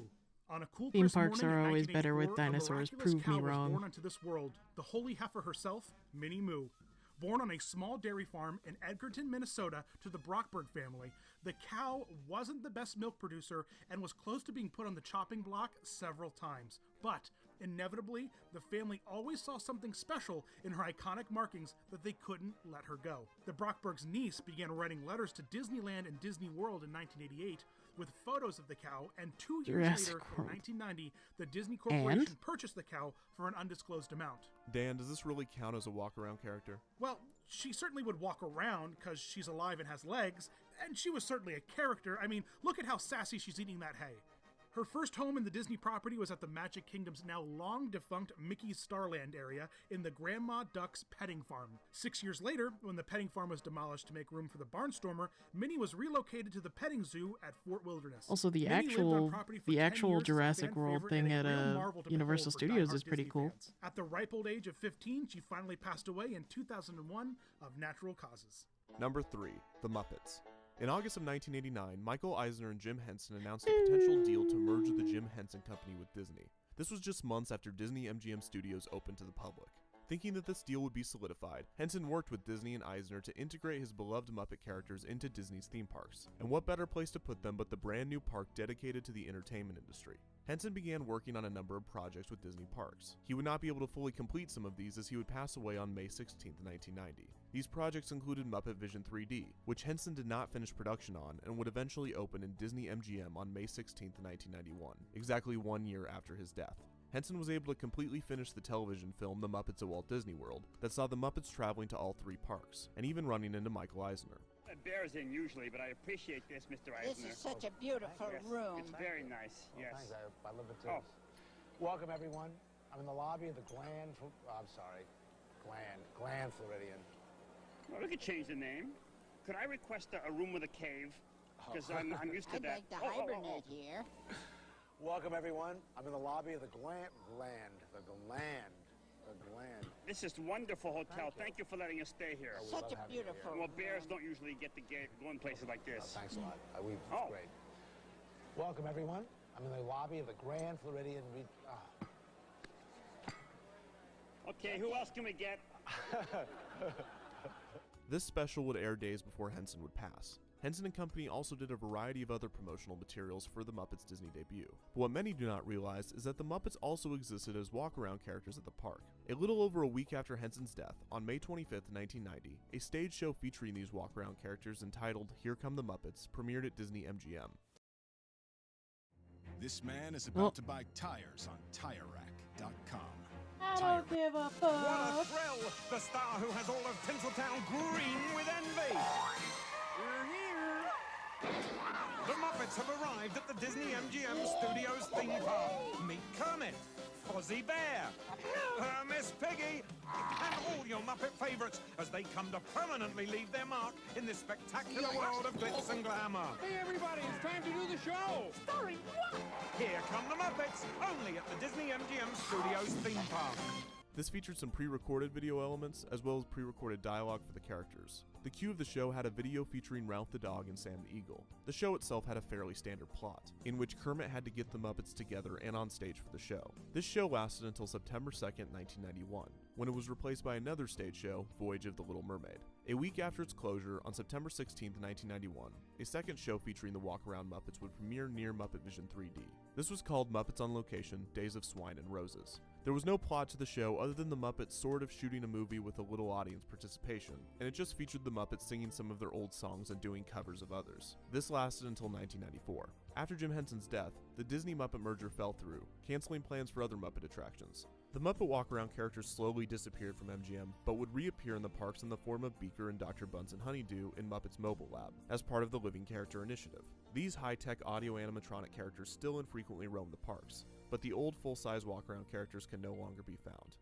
Number 2, Dreamfinder and Figment. Less than a year after the futuristic Epcot Park opened, a fun little attraction featuring a mischievous purple dragon and his magical bearded creator debuted at the Imagination Pavilion in Future World. The new featured attraction, Journey into Imagination, took guests into the wild and fantastic world of creativity and wonder alongside the Dreamfinder and his tiny companion, Figment. Outside the Imagination Pavilion, in the garden of jumping fountains and unique hedges, you might occasionally run into the Dreamfinder himself carrying around Figment. The live face actor would wear the ornate Dreamfinder outfit with matching top hat and oversized beard and puppeteer a life-sized Figment puppet nestled under a false arm. The Dreamfinder meet and greet was available in Epcot Park from the opening of Journey of Imagination up until 1998, when the character and puppet were ultimately retired to make way for the new renovation of the attraction into the much despised Journey into Your Imagination. The character was replaced by a full-size costume Figment that would roam around outside the attraction to meet guests, which too has unfortunately been retired and is no longer seen in the parks. The Dreamfinder still holds a special place in many Disney fans' hearts as a real symbol of their I would love if they did another rare characters night and they brought them back. In the 80s and 90s. One of the original Dreamfinder cast members has even authored a book detailing some of the favorite stories and experiences he had while working as the legendary Weaver of Imagination, which Kevin just featured on an awesome podcast episode of Defunctland, so check that out. Number 1. Push the Talking Trash Can. Push is a motorized trash Yay, can Push! that began roaming Tomorrowland in the Magic Kingdom in the February of 1995. It is operated by a puppeteer in normal clothing standing about 20 feet from the guests, with a transmitter hidden in a gym bag and a microphone held at the mouth.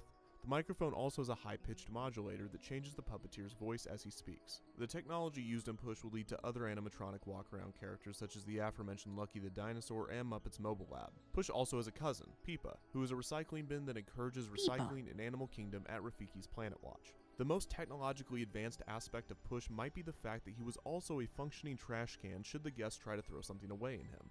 Push was also known for his silly antics when interacting with guests, including flirting, trying on hats and glasses, and even campaigning to be the mayor of Tomorrowland. Despite campaigns to save him, Push was retired at the Magic Kingdom in February of 2014, after contract negotiations with its original designer fell through. So there you have it, our top 5 defunct walk-around characters. Special thanks to Disney Dan for joining us, and don't forget to go check out his channel if you haven't already. Who knows, I might be on there in the near future. Kevin, we talked about this. I'm not doing an evolution of the walk-around Tigger just so you can talk about that court case. I will find a platform to talk about that court case, so help me God. Huh. So apparently there was a court case including the Tigger walk-around character?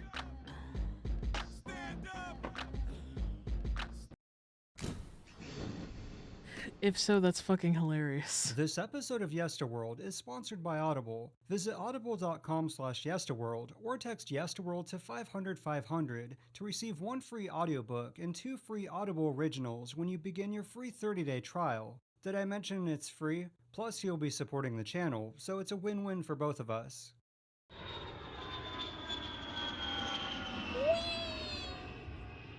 Oh boy, I can't believe I finally get to stay at the original Disneyland Hotel. Oh, Mark, and your obsession with theme park history. Well, who wouldn't be? The Disneyland Hotel has roots within the very foundation of Disneyland itself, and essentially evolved into a theme park, with countless restaurants, activities, shows, and so much more. This is your captain speaking. If you look over to your right, we're now flying directly above the original Disneyland Hotel. Oh boy! That's currently in the process of being completely demolished and leveled. Just look at all that history turning into dust right before your very eyes, as if it doesn't matter.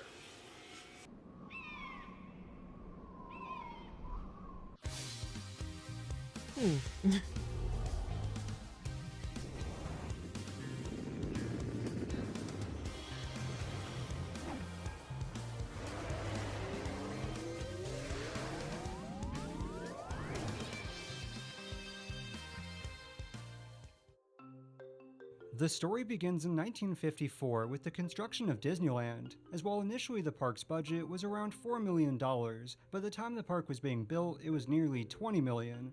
But this wasn't just money from investors, as Walt Disney had mortgaged and sold virtually all of his personal properties and assets to help pay for the park, and would eventually fall close to $100,000 in debt. This posed a problem, as Walt Disney had also envisioned a first-class hotel and resort to accompany the park, as at the time the city of Anaheim had just 7 motels, and even when put together had less than 100 rooms total. At first, Walt Disney approached the Hiltons about a potential Disney hotel, but they passed on the proposal, as did several other unspecified yet major hotel chains. So he then approached his good friend Jack Rather, who just so happened to be an incredibly wealthy oil tycoon and television producer. There are only 2 ways of acquiring something, either to buy it or to create it. Initially, Jack Rather said no, as the idea of building a multi-million-dollar hotel in what was then essentially just an orange grove with no tourist destinations within miles was understandably a tough sell. But Walt persisted and eventually convinced him of Disneyland's true potential, and on March 18, 1955, ground broke on what was then known as the official Hotel of the Magic Kingdom. The hotel had a projected cost of nearly half of Disneyland's entire budget at around $10 million. However, eventually it was decided to build the resort in phases instead of all at once, possibly so that if Disneyland was a failure as some were predicting, they could cut their losses early on. Rehearsal time was slipping away fast and still no pictures on the monitors. Even rehearsing in sequence under these conditions was impossible. 4 months after ground broke on the hotel, Disneyland was officially open, and any reservations about the park's success quickly vanished, as nearly 30,000 visitors showed up on opening day alone. If you were one of those first-time visitors, of which I imagine the vast majority of you watching were not, once inside the park you would have been given a free promotional booklet, and among other descriptions of the park's various offerings, you'd find a tease of the upcoming Disneyland Resort, along with its planned official opening of November later that year. You're sort of interested in a hotel arrangement around here, aren't you? Yes, we're building the Disneyland Hotel, which is right at the exit to Disneyland Park. And you and Nancy have got to bring the kids and come out and stay with us. This turned out to be only half true, as while a very small portion of the hotel did open as planned, the vast majority of its construction was still going full speed ahead by the end of 1955, and on through winter, spring, and summer.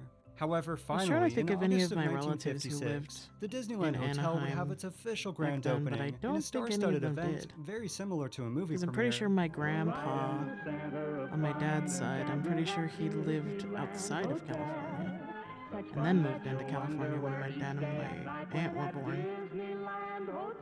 I think. When arriving to the Disneyland Hotel, the first thing you would have probably noticed was the towering signage, enticing visitors with its creative design. In fact, it was so impressive that it would be the sole inspiration for Disneyland's iconic signage a few years later.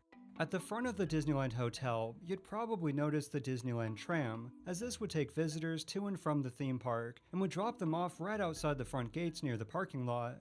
Once you entered the administration building and at the time incredibly luxurious hotel lobby, here you could rent a room for $10 to $25 a night, although this would vary slightly once seasonal rates were introduced a few years later. Initially, the rooms of the hotel were separated into a North Garden section and South Garden section, with a total of 200 rooms when it first opened. Looks very much like an attractive living room. Of course, every room equipped with a large screen television set, completely air-conditioned. Each room came with a black and white TV, which at the time was a luxury and rarity compared to other hotels, and was also uniquely designed for families when it came to safety, accessibility, and comfort. After you checked into your room, you could head over to the hotel's Olympic-sized swimming pool, where oftentimes you could spot a celebrity working on their tan, or enjoy various bands and performances. If you wanted to grab a bite to eat or drink, the restaurants by Gourmet were very popular, featuring a dining room, a cocktail lounge, and a coffee shop open late into the night. The dining room in particular was evidently home to the world's most exciting bowl of salad. The hotel also featured over 17 shops and stores in what was called the Patio Arcade shopping area, and could be accessed from outside the hotel individually store by store, or by walking through the hotel from the lobby to the restaurants. We're on our way down to the restaurant, but in order to get there, we have to walk through this arcade where there are a lot of very attractive shops.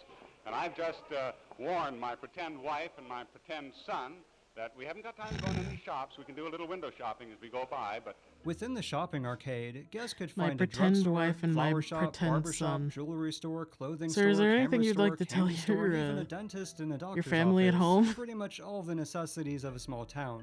One last thing I'll point out before we move on were the beautiful walkways perfect for an afternoon stroll, where you could find the last remaining original orange groves that Disneyland was built upon.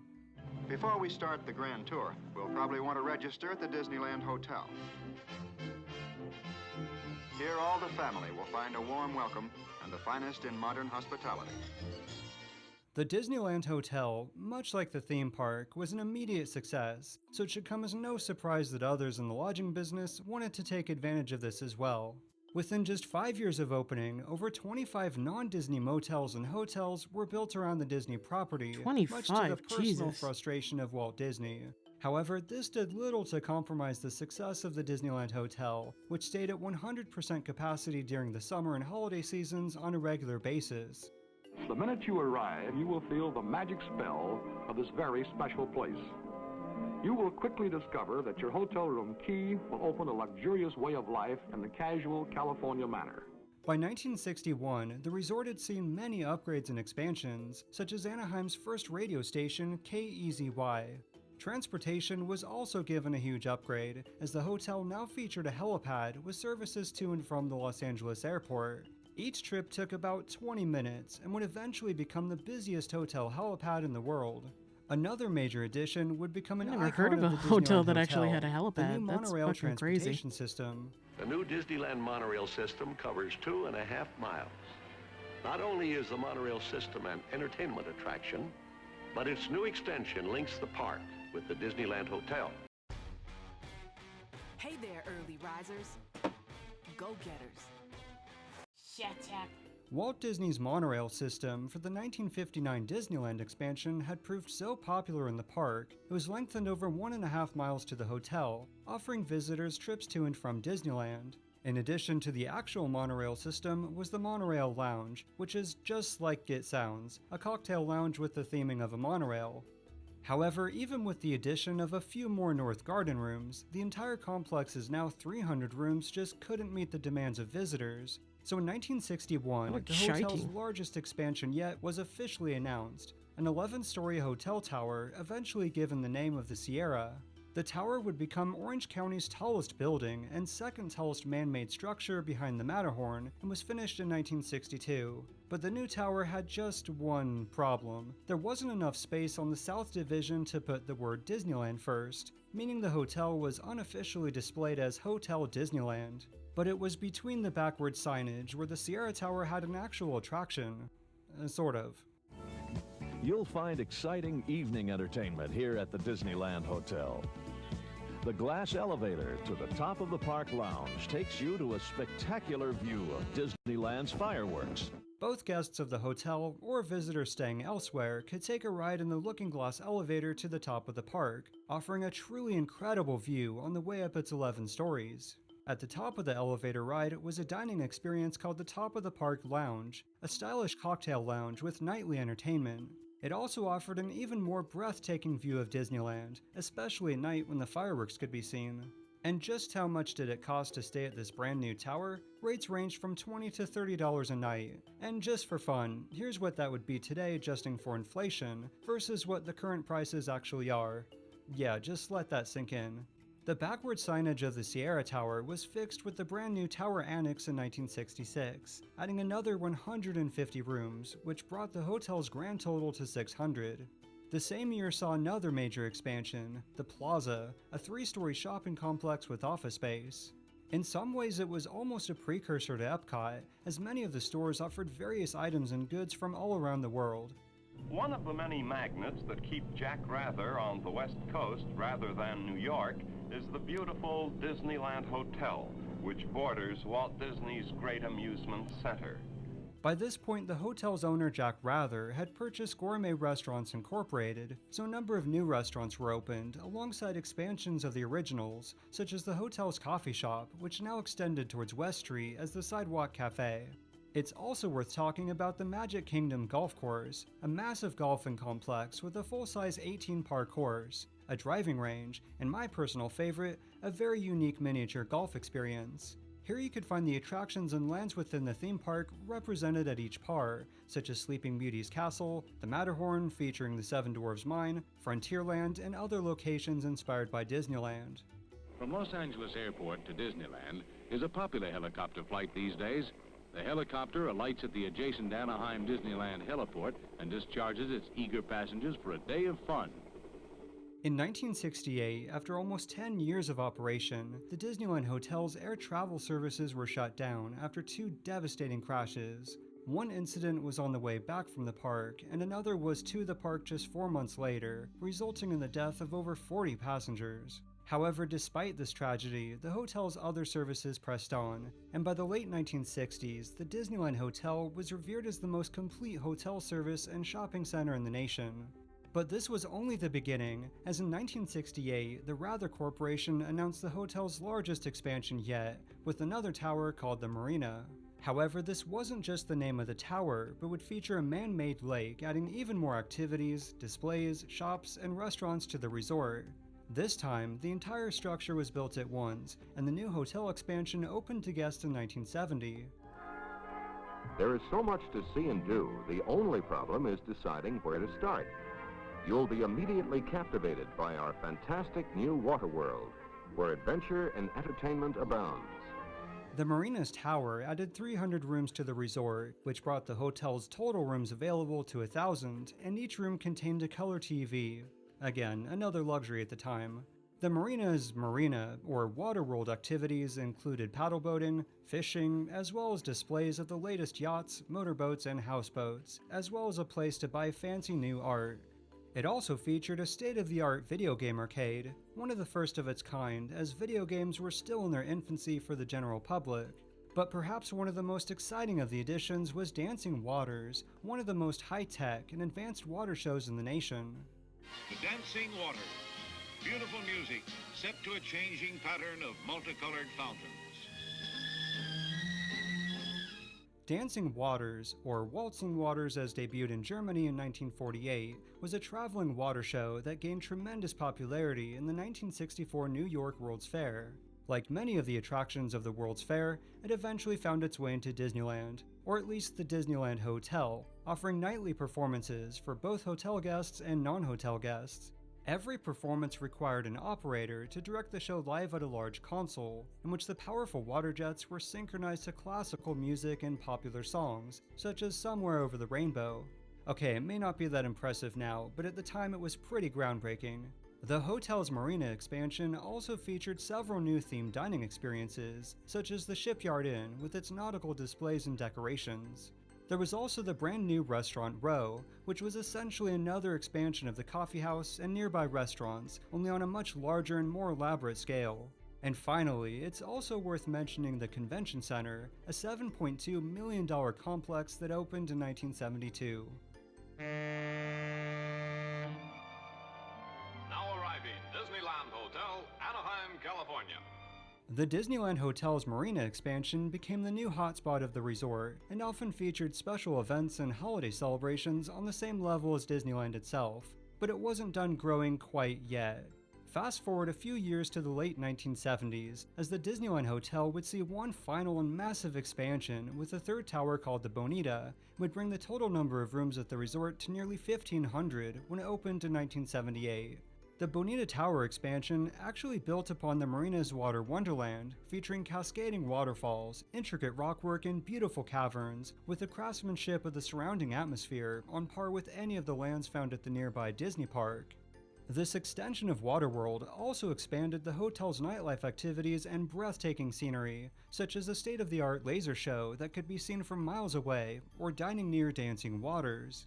Speaking of Dancing Waters, the show was given a $250,000 upgrade with new fiber optic and lighting effects that truly elevated the presentation, and again was free to both hotel guests and visitors passing through. We've got it all, we've got it all.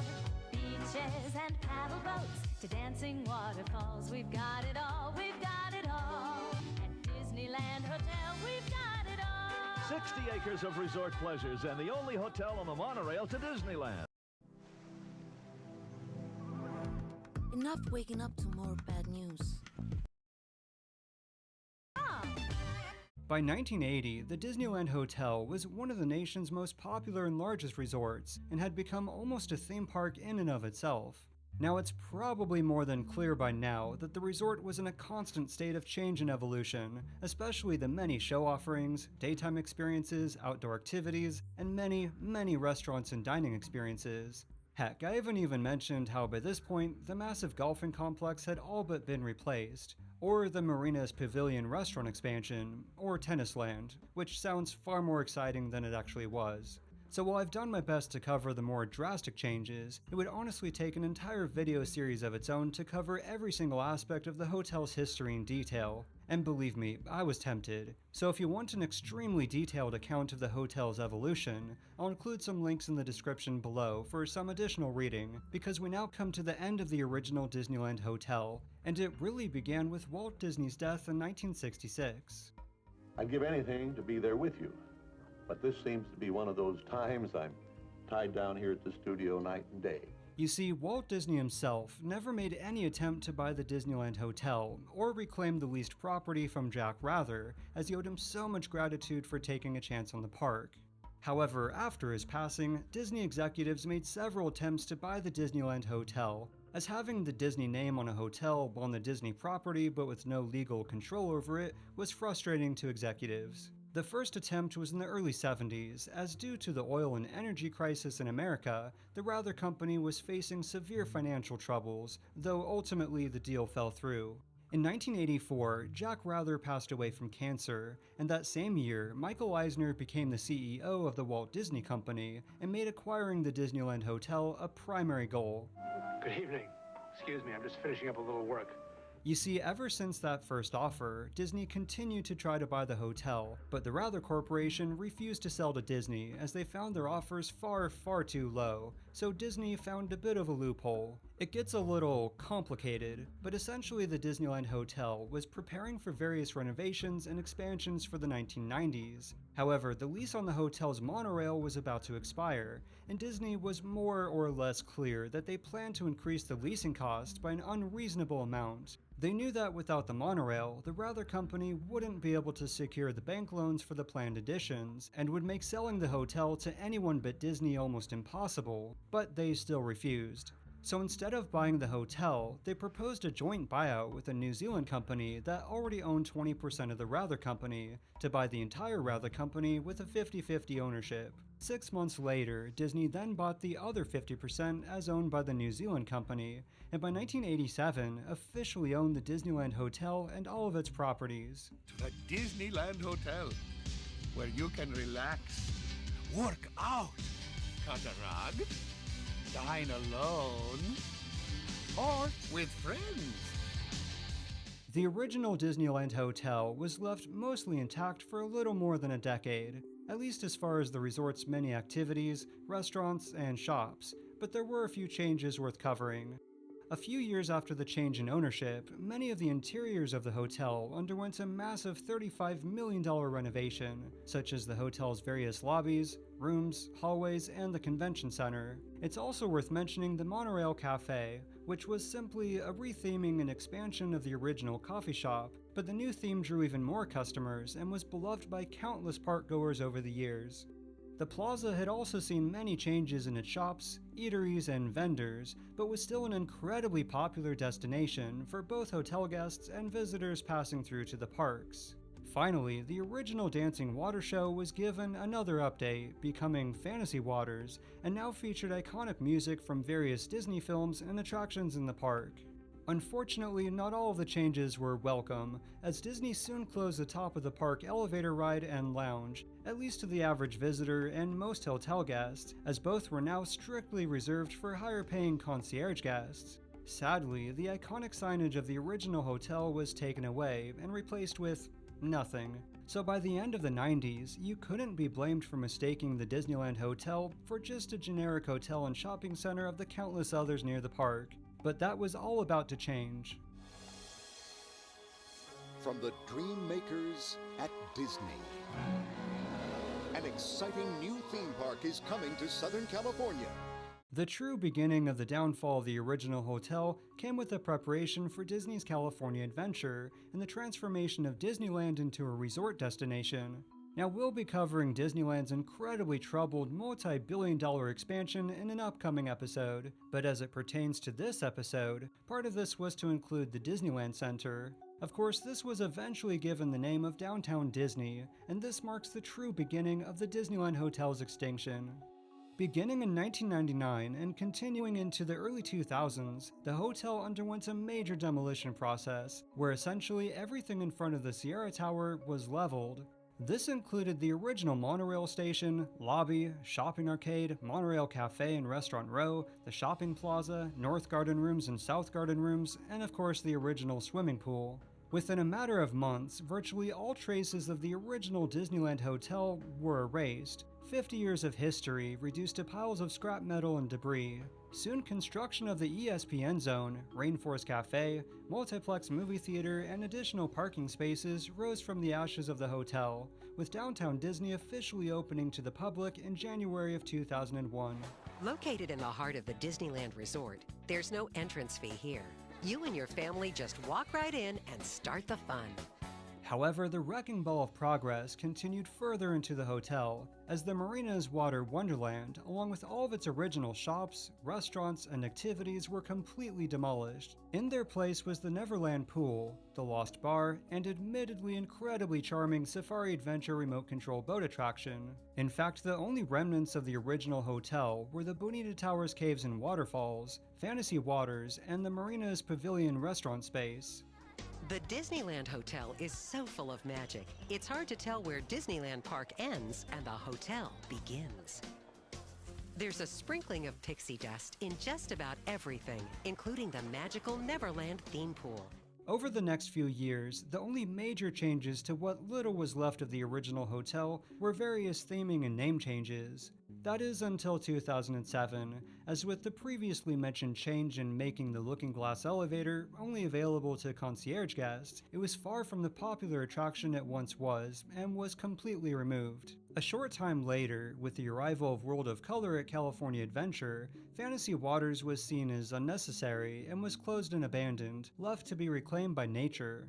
By 2010, what many saw as the last remnants of the original hotel was demolished, as the popular waterfalls, caverns, and koi pond at the former Bonita Tower were closed and paved over.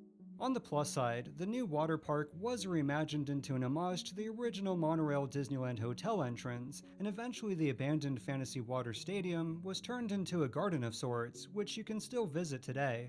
The initial marina replacements were eventually replaced again, with other experiences such as the beloved Trader Sam's, so there's that. As far as what the future holds, the Disneyland Hotel and Downtown Disney are planned for massive changes, with only the 3 towers, the very last of the original resort, planned to be left intact. For now. Speaking of the 3 towers, okay, I really don't have a good segue for this one, and the last time a lot of you didn't particularly enjoy. You say I'm unique. I don't want to be unique. I think you just gotta be yourself.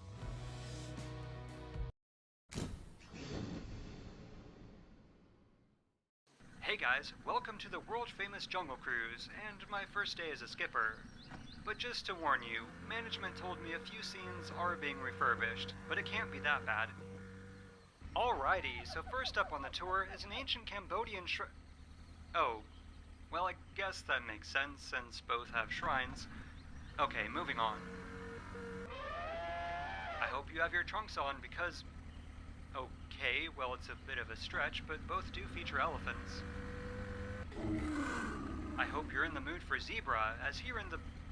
Okay, more changes than I thought. Oh come on, that's not even a Disney movie. Oh my. Well this is awkward. Seems like a step backwards, but I know. How about we take a deep dive into the history of all the previous changes to the Jungle Cruise, as quite a bit has changed since the attraction first opened in 1955, and its evolution even contains a few mysteries and surprises along the way.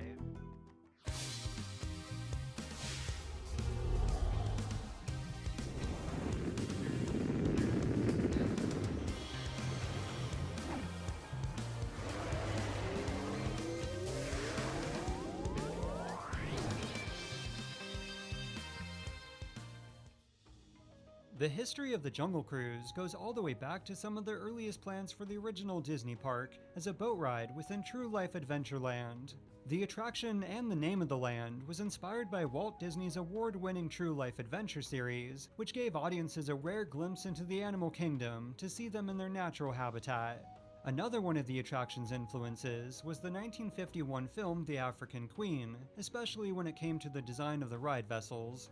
The True Life Adventureland Riverboat Cruise would take visitors down the rivers of South America, Asia, and Africa, and were to feature the animals from each location. But initially they weren't going to be animatronics, but envisioned as live animals. However, researchers told Walt Disney that featuring live animals would probably result in them constantly hiding or sleeping, so he decided to use mechanical animals, or animatronics, instead. With this new direction, Imagineers got to work in the brand new WED facilities, creating everything from animatronic alligators, giraffes, elephants, lions, rhinos, and, African headhunters. But to be politically correct, from here on out, we'll be referring to these figures as indigenous people or indigenous tribes. They also had to test what was referred to as an underwater monorail system, as the timing of each encounter was crucial in the ride's development. Meanwhile, over at the Disneyland property, over 5 acres of land were cleared to make way for the opening day attraction. But the riverboat cruise now had the official name of the Jungle Cruise, and True Life Adventureland was shortened to simply Adventureland. And while the topic of vegetation isn't usually the most exciting, it's the reason the attraction was relocated from the east side of the Disney park to the west. You see, prior to Disney purchasing the land from the Dominguez family in 1953, it was a 160-acre orange grove, and on the west side of the property was a large section of eucalyptus trees. So the park's landscape artist Bill Evans decided to take advantage of this, as it was going to be hard enough creating a realistic jungle from the ground up, so the attraction was moved. The Jungle Cruise also involved the planting of a wide variety of plants from 6 different continents, as the goal was to make visitors truly believe they were actually in the jungle. Once the trees were planted, it was time to install the animatronics. Now it's hard to imagine today, but despite the crudity of these early mechanical figures, they were truly groundbreaking. And they had to be, because again, they were replacing the initially envisioned live animals. Once the animatronics were installed, the rivers of Adventureland were filled. Everything was coming together, but it was time to make any final adjustments as the grand opening of Disneyland was just around the corner. Well, Walt, it seems to me we've been everywhere, haven't we? Well, I hope so. I don't know. Say, haven't we missed something? Seems like it. A whole land? Adventureland. Oh, that's my favorite. Visitors who wanted to ride the Jungle Cruise first had to purchase a C ticket from the Adventureland ticket booth, which was conveniently right beside the attraction. After making their way through the ride's queue, they boarded some very eloquent steamboats, were introduced to their skipper, and departed on a journey into the mighty jungles of Asia, Africa, and South America. First up on the tour was an ancient Cambodian shrine featuring a bunch of ancient Cambodian monkeys. Half hidden by the foliage, we get our first glimpse of a man-made structure, the ruins of an ancient Cambodian shrine, abandoned many centuries ago. But there's life in the old place yet. Or a tribe of monkeys are busy trying to remodel the wreckage, or maybe they're trying to ruin the ruins. You never can tell about monkey business, you know. Wait, back up. What the heck are those 2 monkeys doing? Oh phew. It's just 2 monkeys fighting over some bananas, but the monkeys are actually a bit of a mystery. They were some of the earliest planned animals within the attraction, and their movement was to be achieved with the string and pulley system. But what's very peculiar is that within just a year or so of opening, the monkeys literally disappeared from the attraction and never returned. Immediately ahead of the boat, on the right-hand side, watch, we're approaching them now, those 3 charging alligators. Now watch your hands, please, watch the head. Oh. After the near-fatal encounter with a group of alligators, guests passed by some baby rhinos and their overly protective mother, or father, who raised its head and prepared to charge, but of course never did. The next few encounters were much more pleasant, with 2 African bull elephants appearing on both sides of the riverboat. Well, let's leave the happy couple and head for Schweitzer Falls, named in the honor of the famous Dr. Scientist. Now it may surprise you to learn that initially the Jungle Cruise was pun and mostly joke-free, because once again, the goal was to make visitors feel as if they were actually on a safari river cruise. After the waterfall, visitors passed by a lion and lioness who were guarding the remains of a zebra they'd recently devoured. On the left, are lions. I don't particularly like the expression on those faces. Papa Lion's attitude makes it plain that visitors won't be welcome. On a lighter note, you then pass by 2 adorable vegetarian giraffes eating their leafy greens in peace. Next up is a section that's actually another bit of a mystery, as the first part of the scene either had a completely different tone. Ladies, you watch a little more closely now. They're very docile. You can pet them on the noses. Or this was just done for the TV special, but either case, it's always ended the same way. Look out ahead, ladies and gentlemen! He almost got us amidships. After witnessing the 8th wonder of the world, or in this jokeless version, just the back of a waterfall, we come to the most controversial part of the attraction. These fellows know some wonderful tricks with a head. Our journey through the original Jungle Cruise concludes with passing by a headhunter's trophy, which according to the skipper was the skull of a passenger who tried to take a shortcut. There was also another massive giraffe. This one drove me crazy, as aside from the TV special, I couldn't find it within a single image or video, but I finally found it within a picture from just after the park opened, proving it was there, but for a very, very I am known by many names. brief time. Now it should be no surprise that the attraction was a massive success, but even so, supposedly this is what instilled the belief in Walt Disney that Disneyland would never be finished, as evidently, a few months after the park opened, he overheard a mother telling her son, who was asking to ride the Jungle Cruise again, no, as they'd ridden it the last time. So in 1957, the attraction saw quite a few additions to add a bit more repeat value.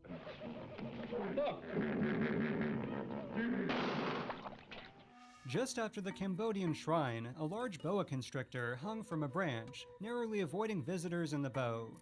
The alligator scene was also expanded, as after a new group stalk and snap at visitors passing by, the original trio approach a family of water buffalo to ask them to dinner.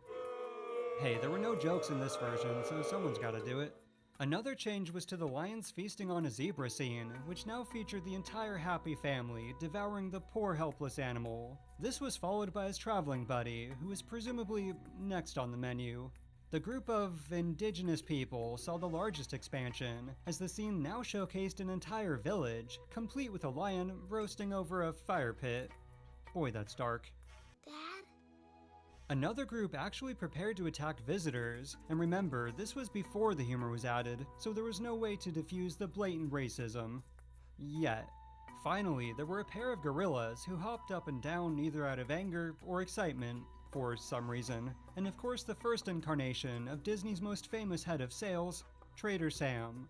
It's also worth mentioning a rather odd update to the attraction a few years later, as the original lookout tower, which actually did function as a way to keep an eye on the boats, was decommissioned, as supposedly by this point, the plants and trees had grown so high that cast members could no longer see the vessels, and since it no longer served its purpose, the two-story boathouse was destroyed and rethemed. Rugged. That's another word for RCA Victor New Vista TV. If you're looking for excitement, look for RCA Victor New Vista TV. In the years 1962 and 1963, the Jungle Cruise would see the most drastic changes yet, as part of a two-phase $7 million overhaul. For this update, Walt Disney brought in artist and Imagineer Mark Davis, who was given the task of reimagining the ancient Cambodian shrine. He was also chosen to design a completely new scene, the Indian elephant bathing pool, in which a herd of elephants shower and play in the water. This would replace the original alligators who hunted the family of water buffalo, at least for the time being. In fact, if you were to climb up the Swiss Family Robinson treehouse, there was a special telescope which allowed visitors to view the new additions from above. The animal population of our jungle has grown. We started with 2 elephants, and now we have quite a family, 43 and a half to be exact. In addition to the new ancient Cambodian shrine and Lost City section, along with the elephant bathing pool, the second part of the expansion just a year later saw 2 more brand new show scenes. First was the African Veldt, which essentially relocated and expanded the previously mentioned lions devouring a zebra scene. But this time when I say devouring a zebra, I am not exaggerating, as to say the new scene was graphic is an understatement. And another new addition to the Jungle Land Cruise is the African Veldt area. Here the animals are gathering around, watching the lions who have just made a kill. The other scene was the Lost Safari, in which they essentially expanded the rhinoceros scene into a much larger showcase, but I think you get the point. Get it? Because the rhino is— The laughing hyenas at last have something to laugh at. These 3 new scenes were probably the best early example of showcasing a display so large and detailed that visitors had to ride the attraction more than once to take everything in. So basically it addressed the problem of "we wrote that last time," which Walt Disney had overheard all those years earlier. Now before we dive into even more changes to the Disneyland Jungle Cruise, we have to talk about the second incarnation at Walt Disney World's Magic Kingdom. Once again, Imagineer Mark Davis was brought into the attraction's development, and while the Disneyland version would serve as the primary source of inspiration, a number of scenes were expanded. It would also introduce a few new scenes, such as the gorillas taking over the safari camp and the infamous giant frogs. I say infamous because while the animatronic frogs were installed and present when the attraction opened, then Director of Park Operations Dick Nunis felt they looked too cartoony, so they were taken away within a few months or even weeks of the attraction's opening in 1971. Guests aboard may encounter menace at any time, but there's no real worry because every boatload of explorers is in the hands of an experienced guide, alert to the creatures ahead and the dangers they present. When the Jungle Cruise debuted at Disney's Florida theme park, the new and updated show scenes proved to be so popular that work began on implementing them into the Disneyland version. Curiously, there was a scene of a giant gorilla fending off an alligator that was initially planned for the Magic Kingdom, but was never installed. However, this scene was reworked into the original version, and alongside the gorilla safari camp appeared in 1976, which replaced the original rhino scene after nearly 20 years of operation.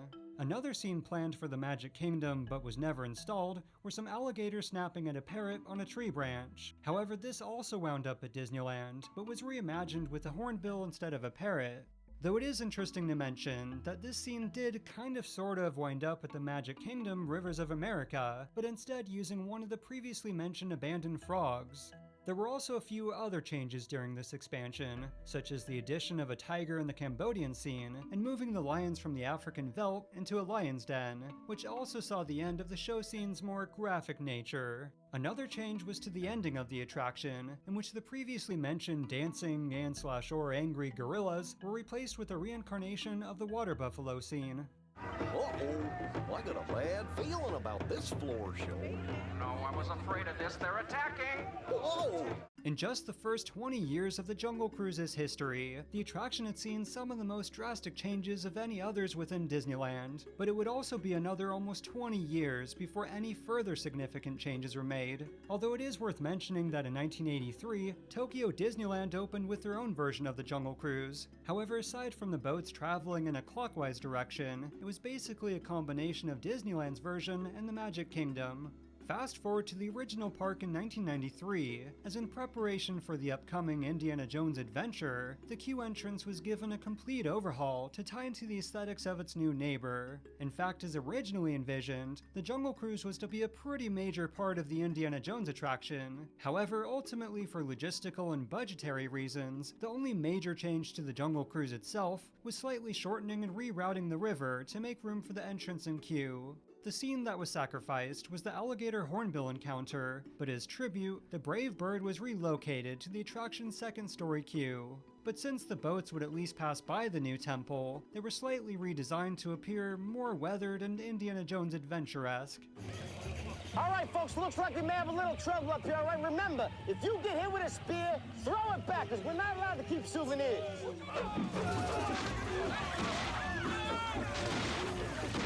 In many regards, this was the last major change to Disneyland's Jungle Cruise, but there are a few others worth mentioning. 2001 saw the removal of the long-held tradition of skippers firing pistols at the hippos. 2005 saw an overhaul to the Safari Jeep Camp, in which a few elements of another abandoned scene from Magic Kingdom's version was given life in the original. They also relocated the baboons from the Safari Veldt to the Safari Camp, which unfortunately rendered the original section as personally overseen by Walt Disney as now simply a bunch of empty rock formations. Oh, when the gorilla once attacking an alligator was now reaching for bananas, for some reason. There was also the removal of the dead lion over the fire pit, as well as the addition of piranhas, and a new baby elephant next to a redesigned Trader Sam. And to show just how much the jungle within the Jungle Cruise had evolved since 1955, by 2010 it was declared a real jungle with a self-sustaining ecosystem. 32 million. It's ours. I'll be your tour guide. 2013 saw the first incarnation of the Jingle Cruise, but the first year was pretty lackluster, as aside from the queue and boats, only a single scene featured any real decorations. However, the following year was a whole other story, as virtually every single show scene was filled to the brim with all kinds of holiday decorations. But for unknown reasons, while the tradition continued over at the Magic Kingdom, 2016 was the final year Jingle Cruise would appear at Disneyland. Now for those of you thinking, Mark, you skipped the 2005 version at Hong Kong Disneyland, I was actually saving it for last, as it helps finish our story.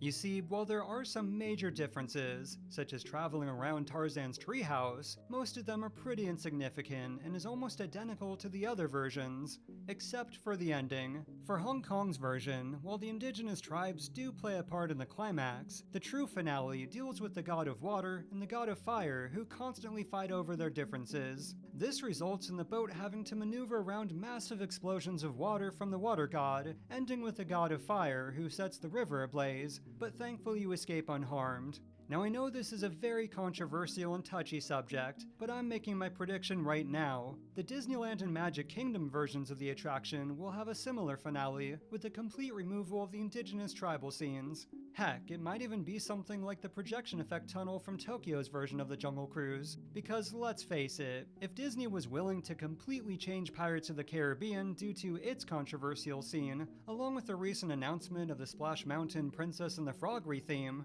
it's inevitable. But just remember, even Walt Disney believed the Disney parks and their attractions would never be finished, and I think the evolution of the Jungle Cruise is a great example of that.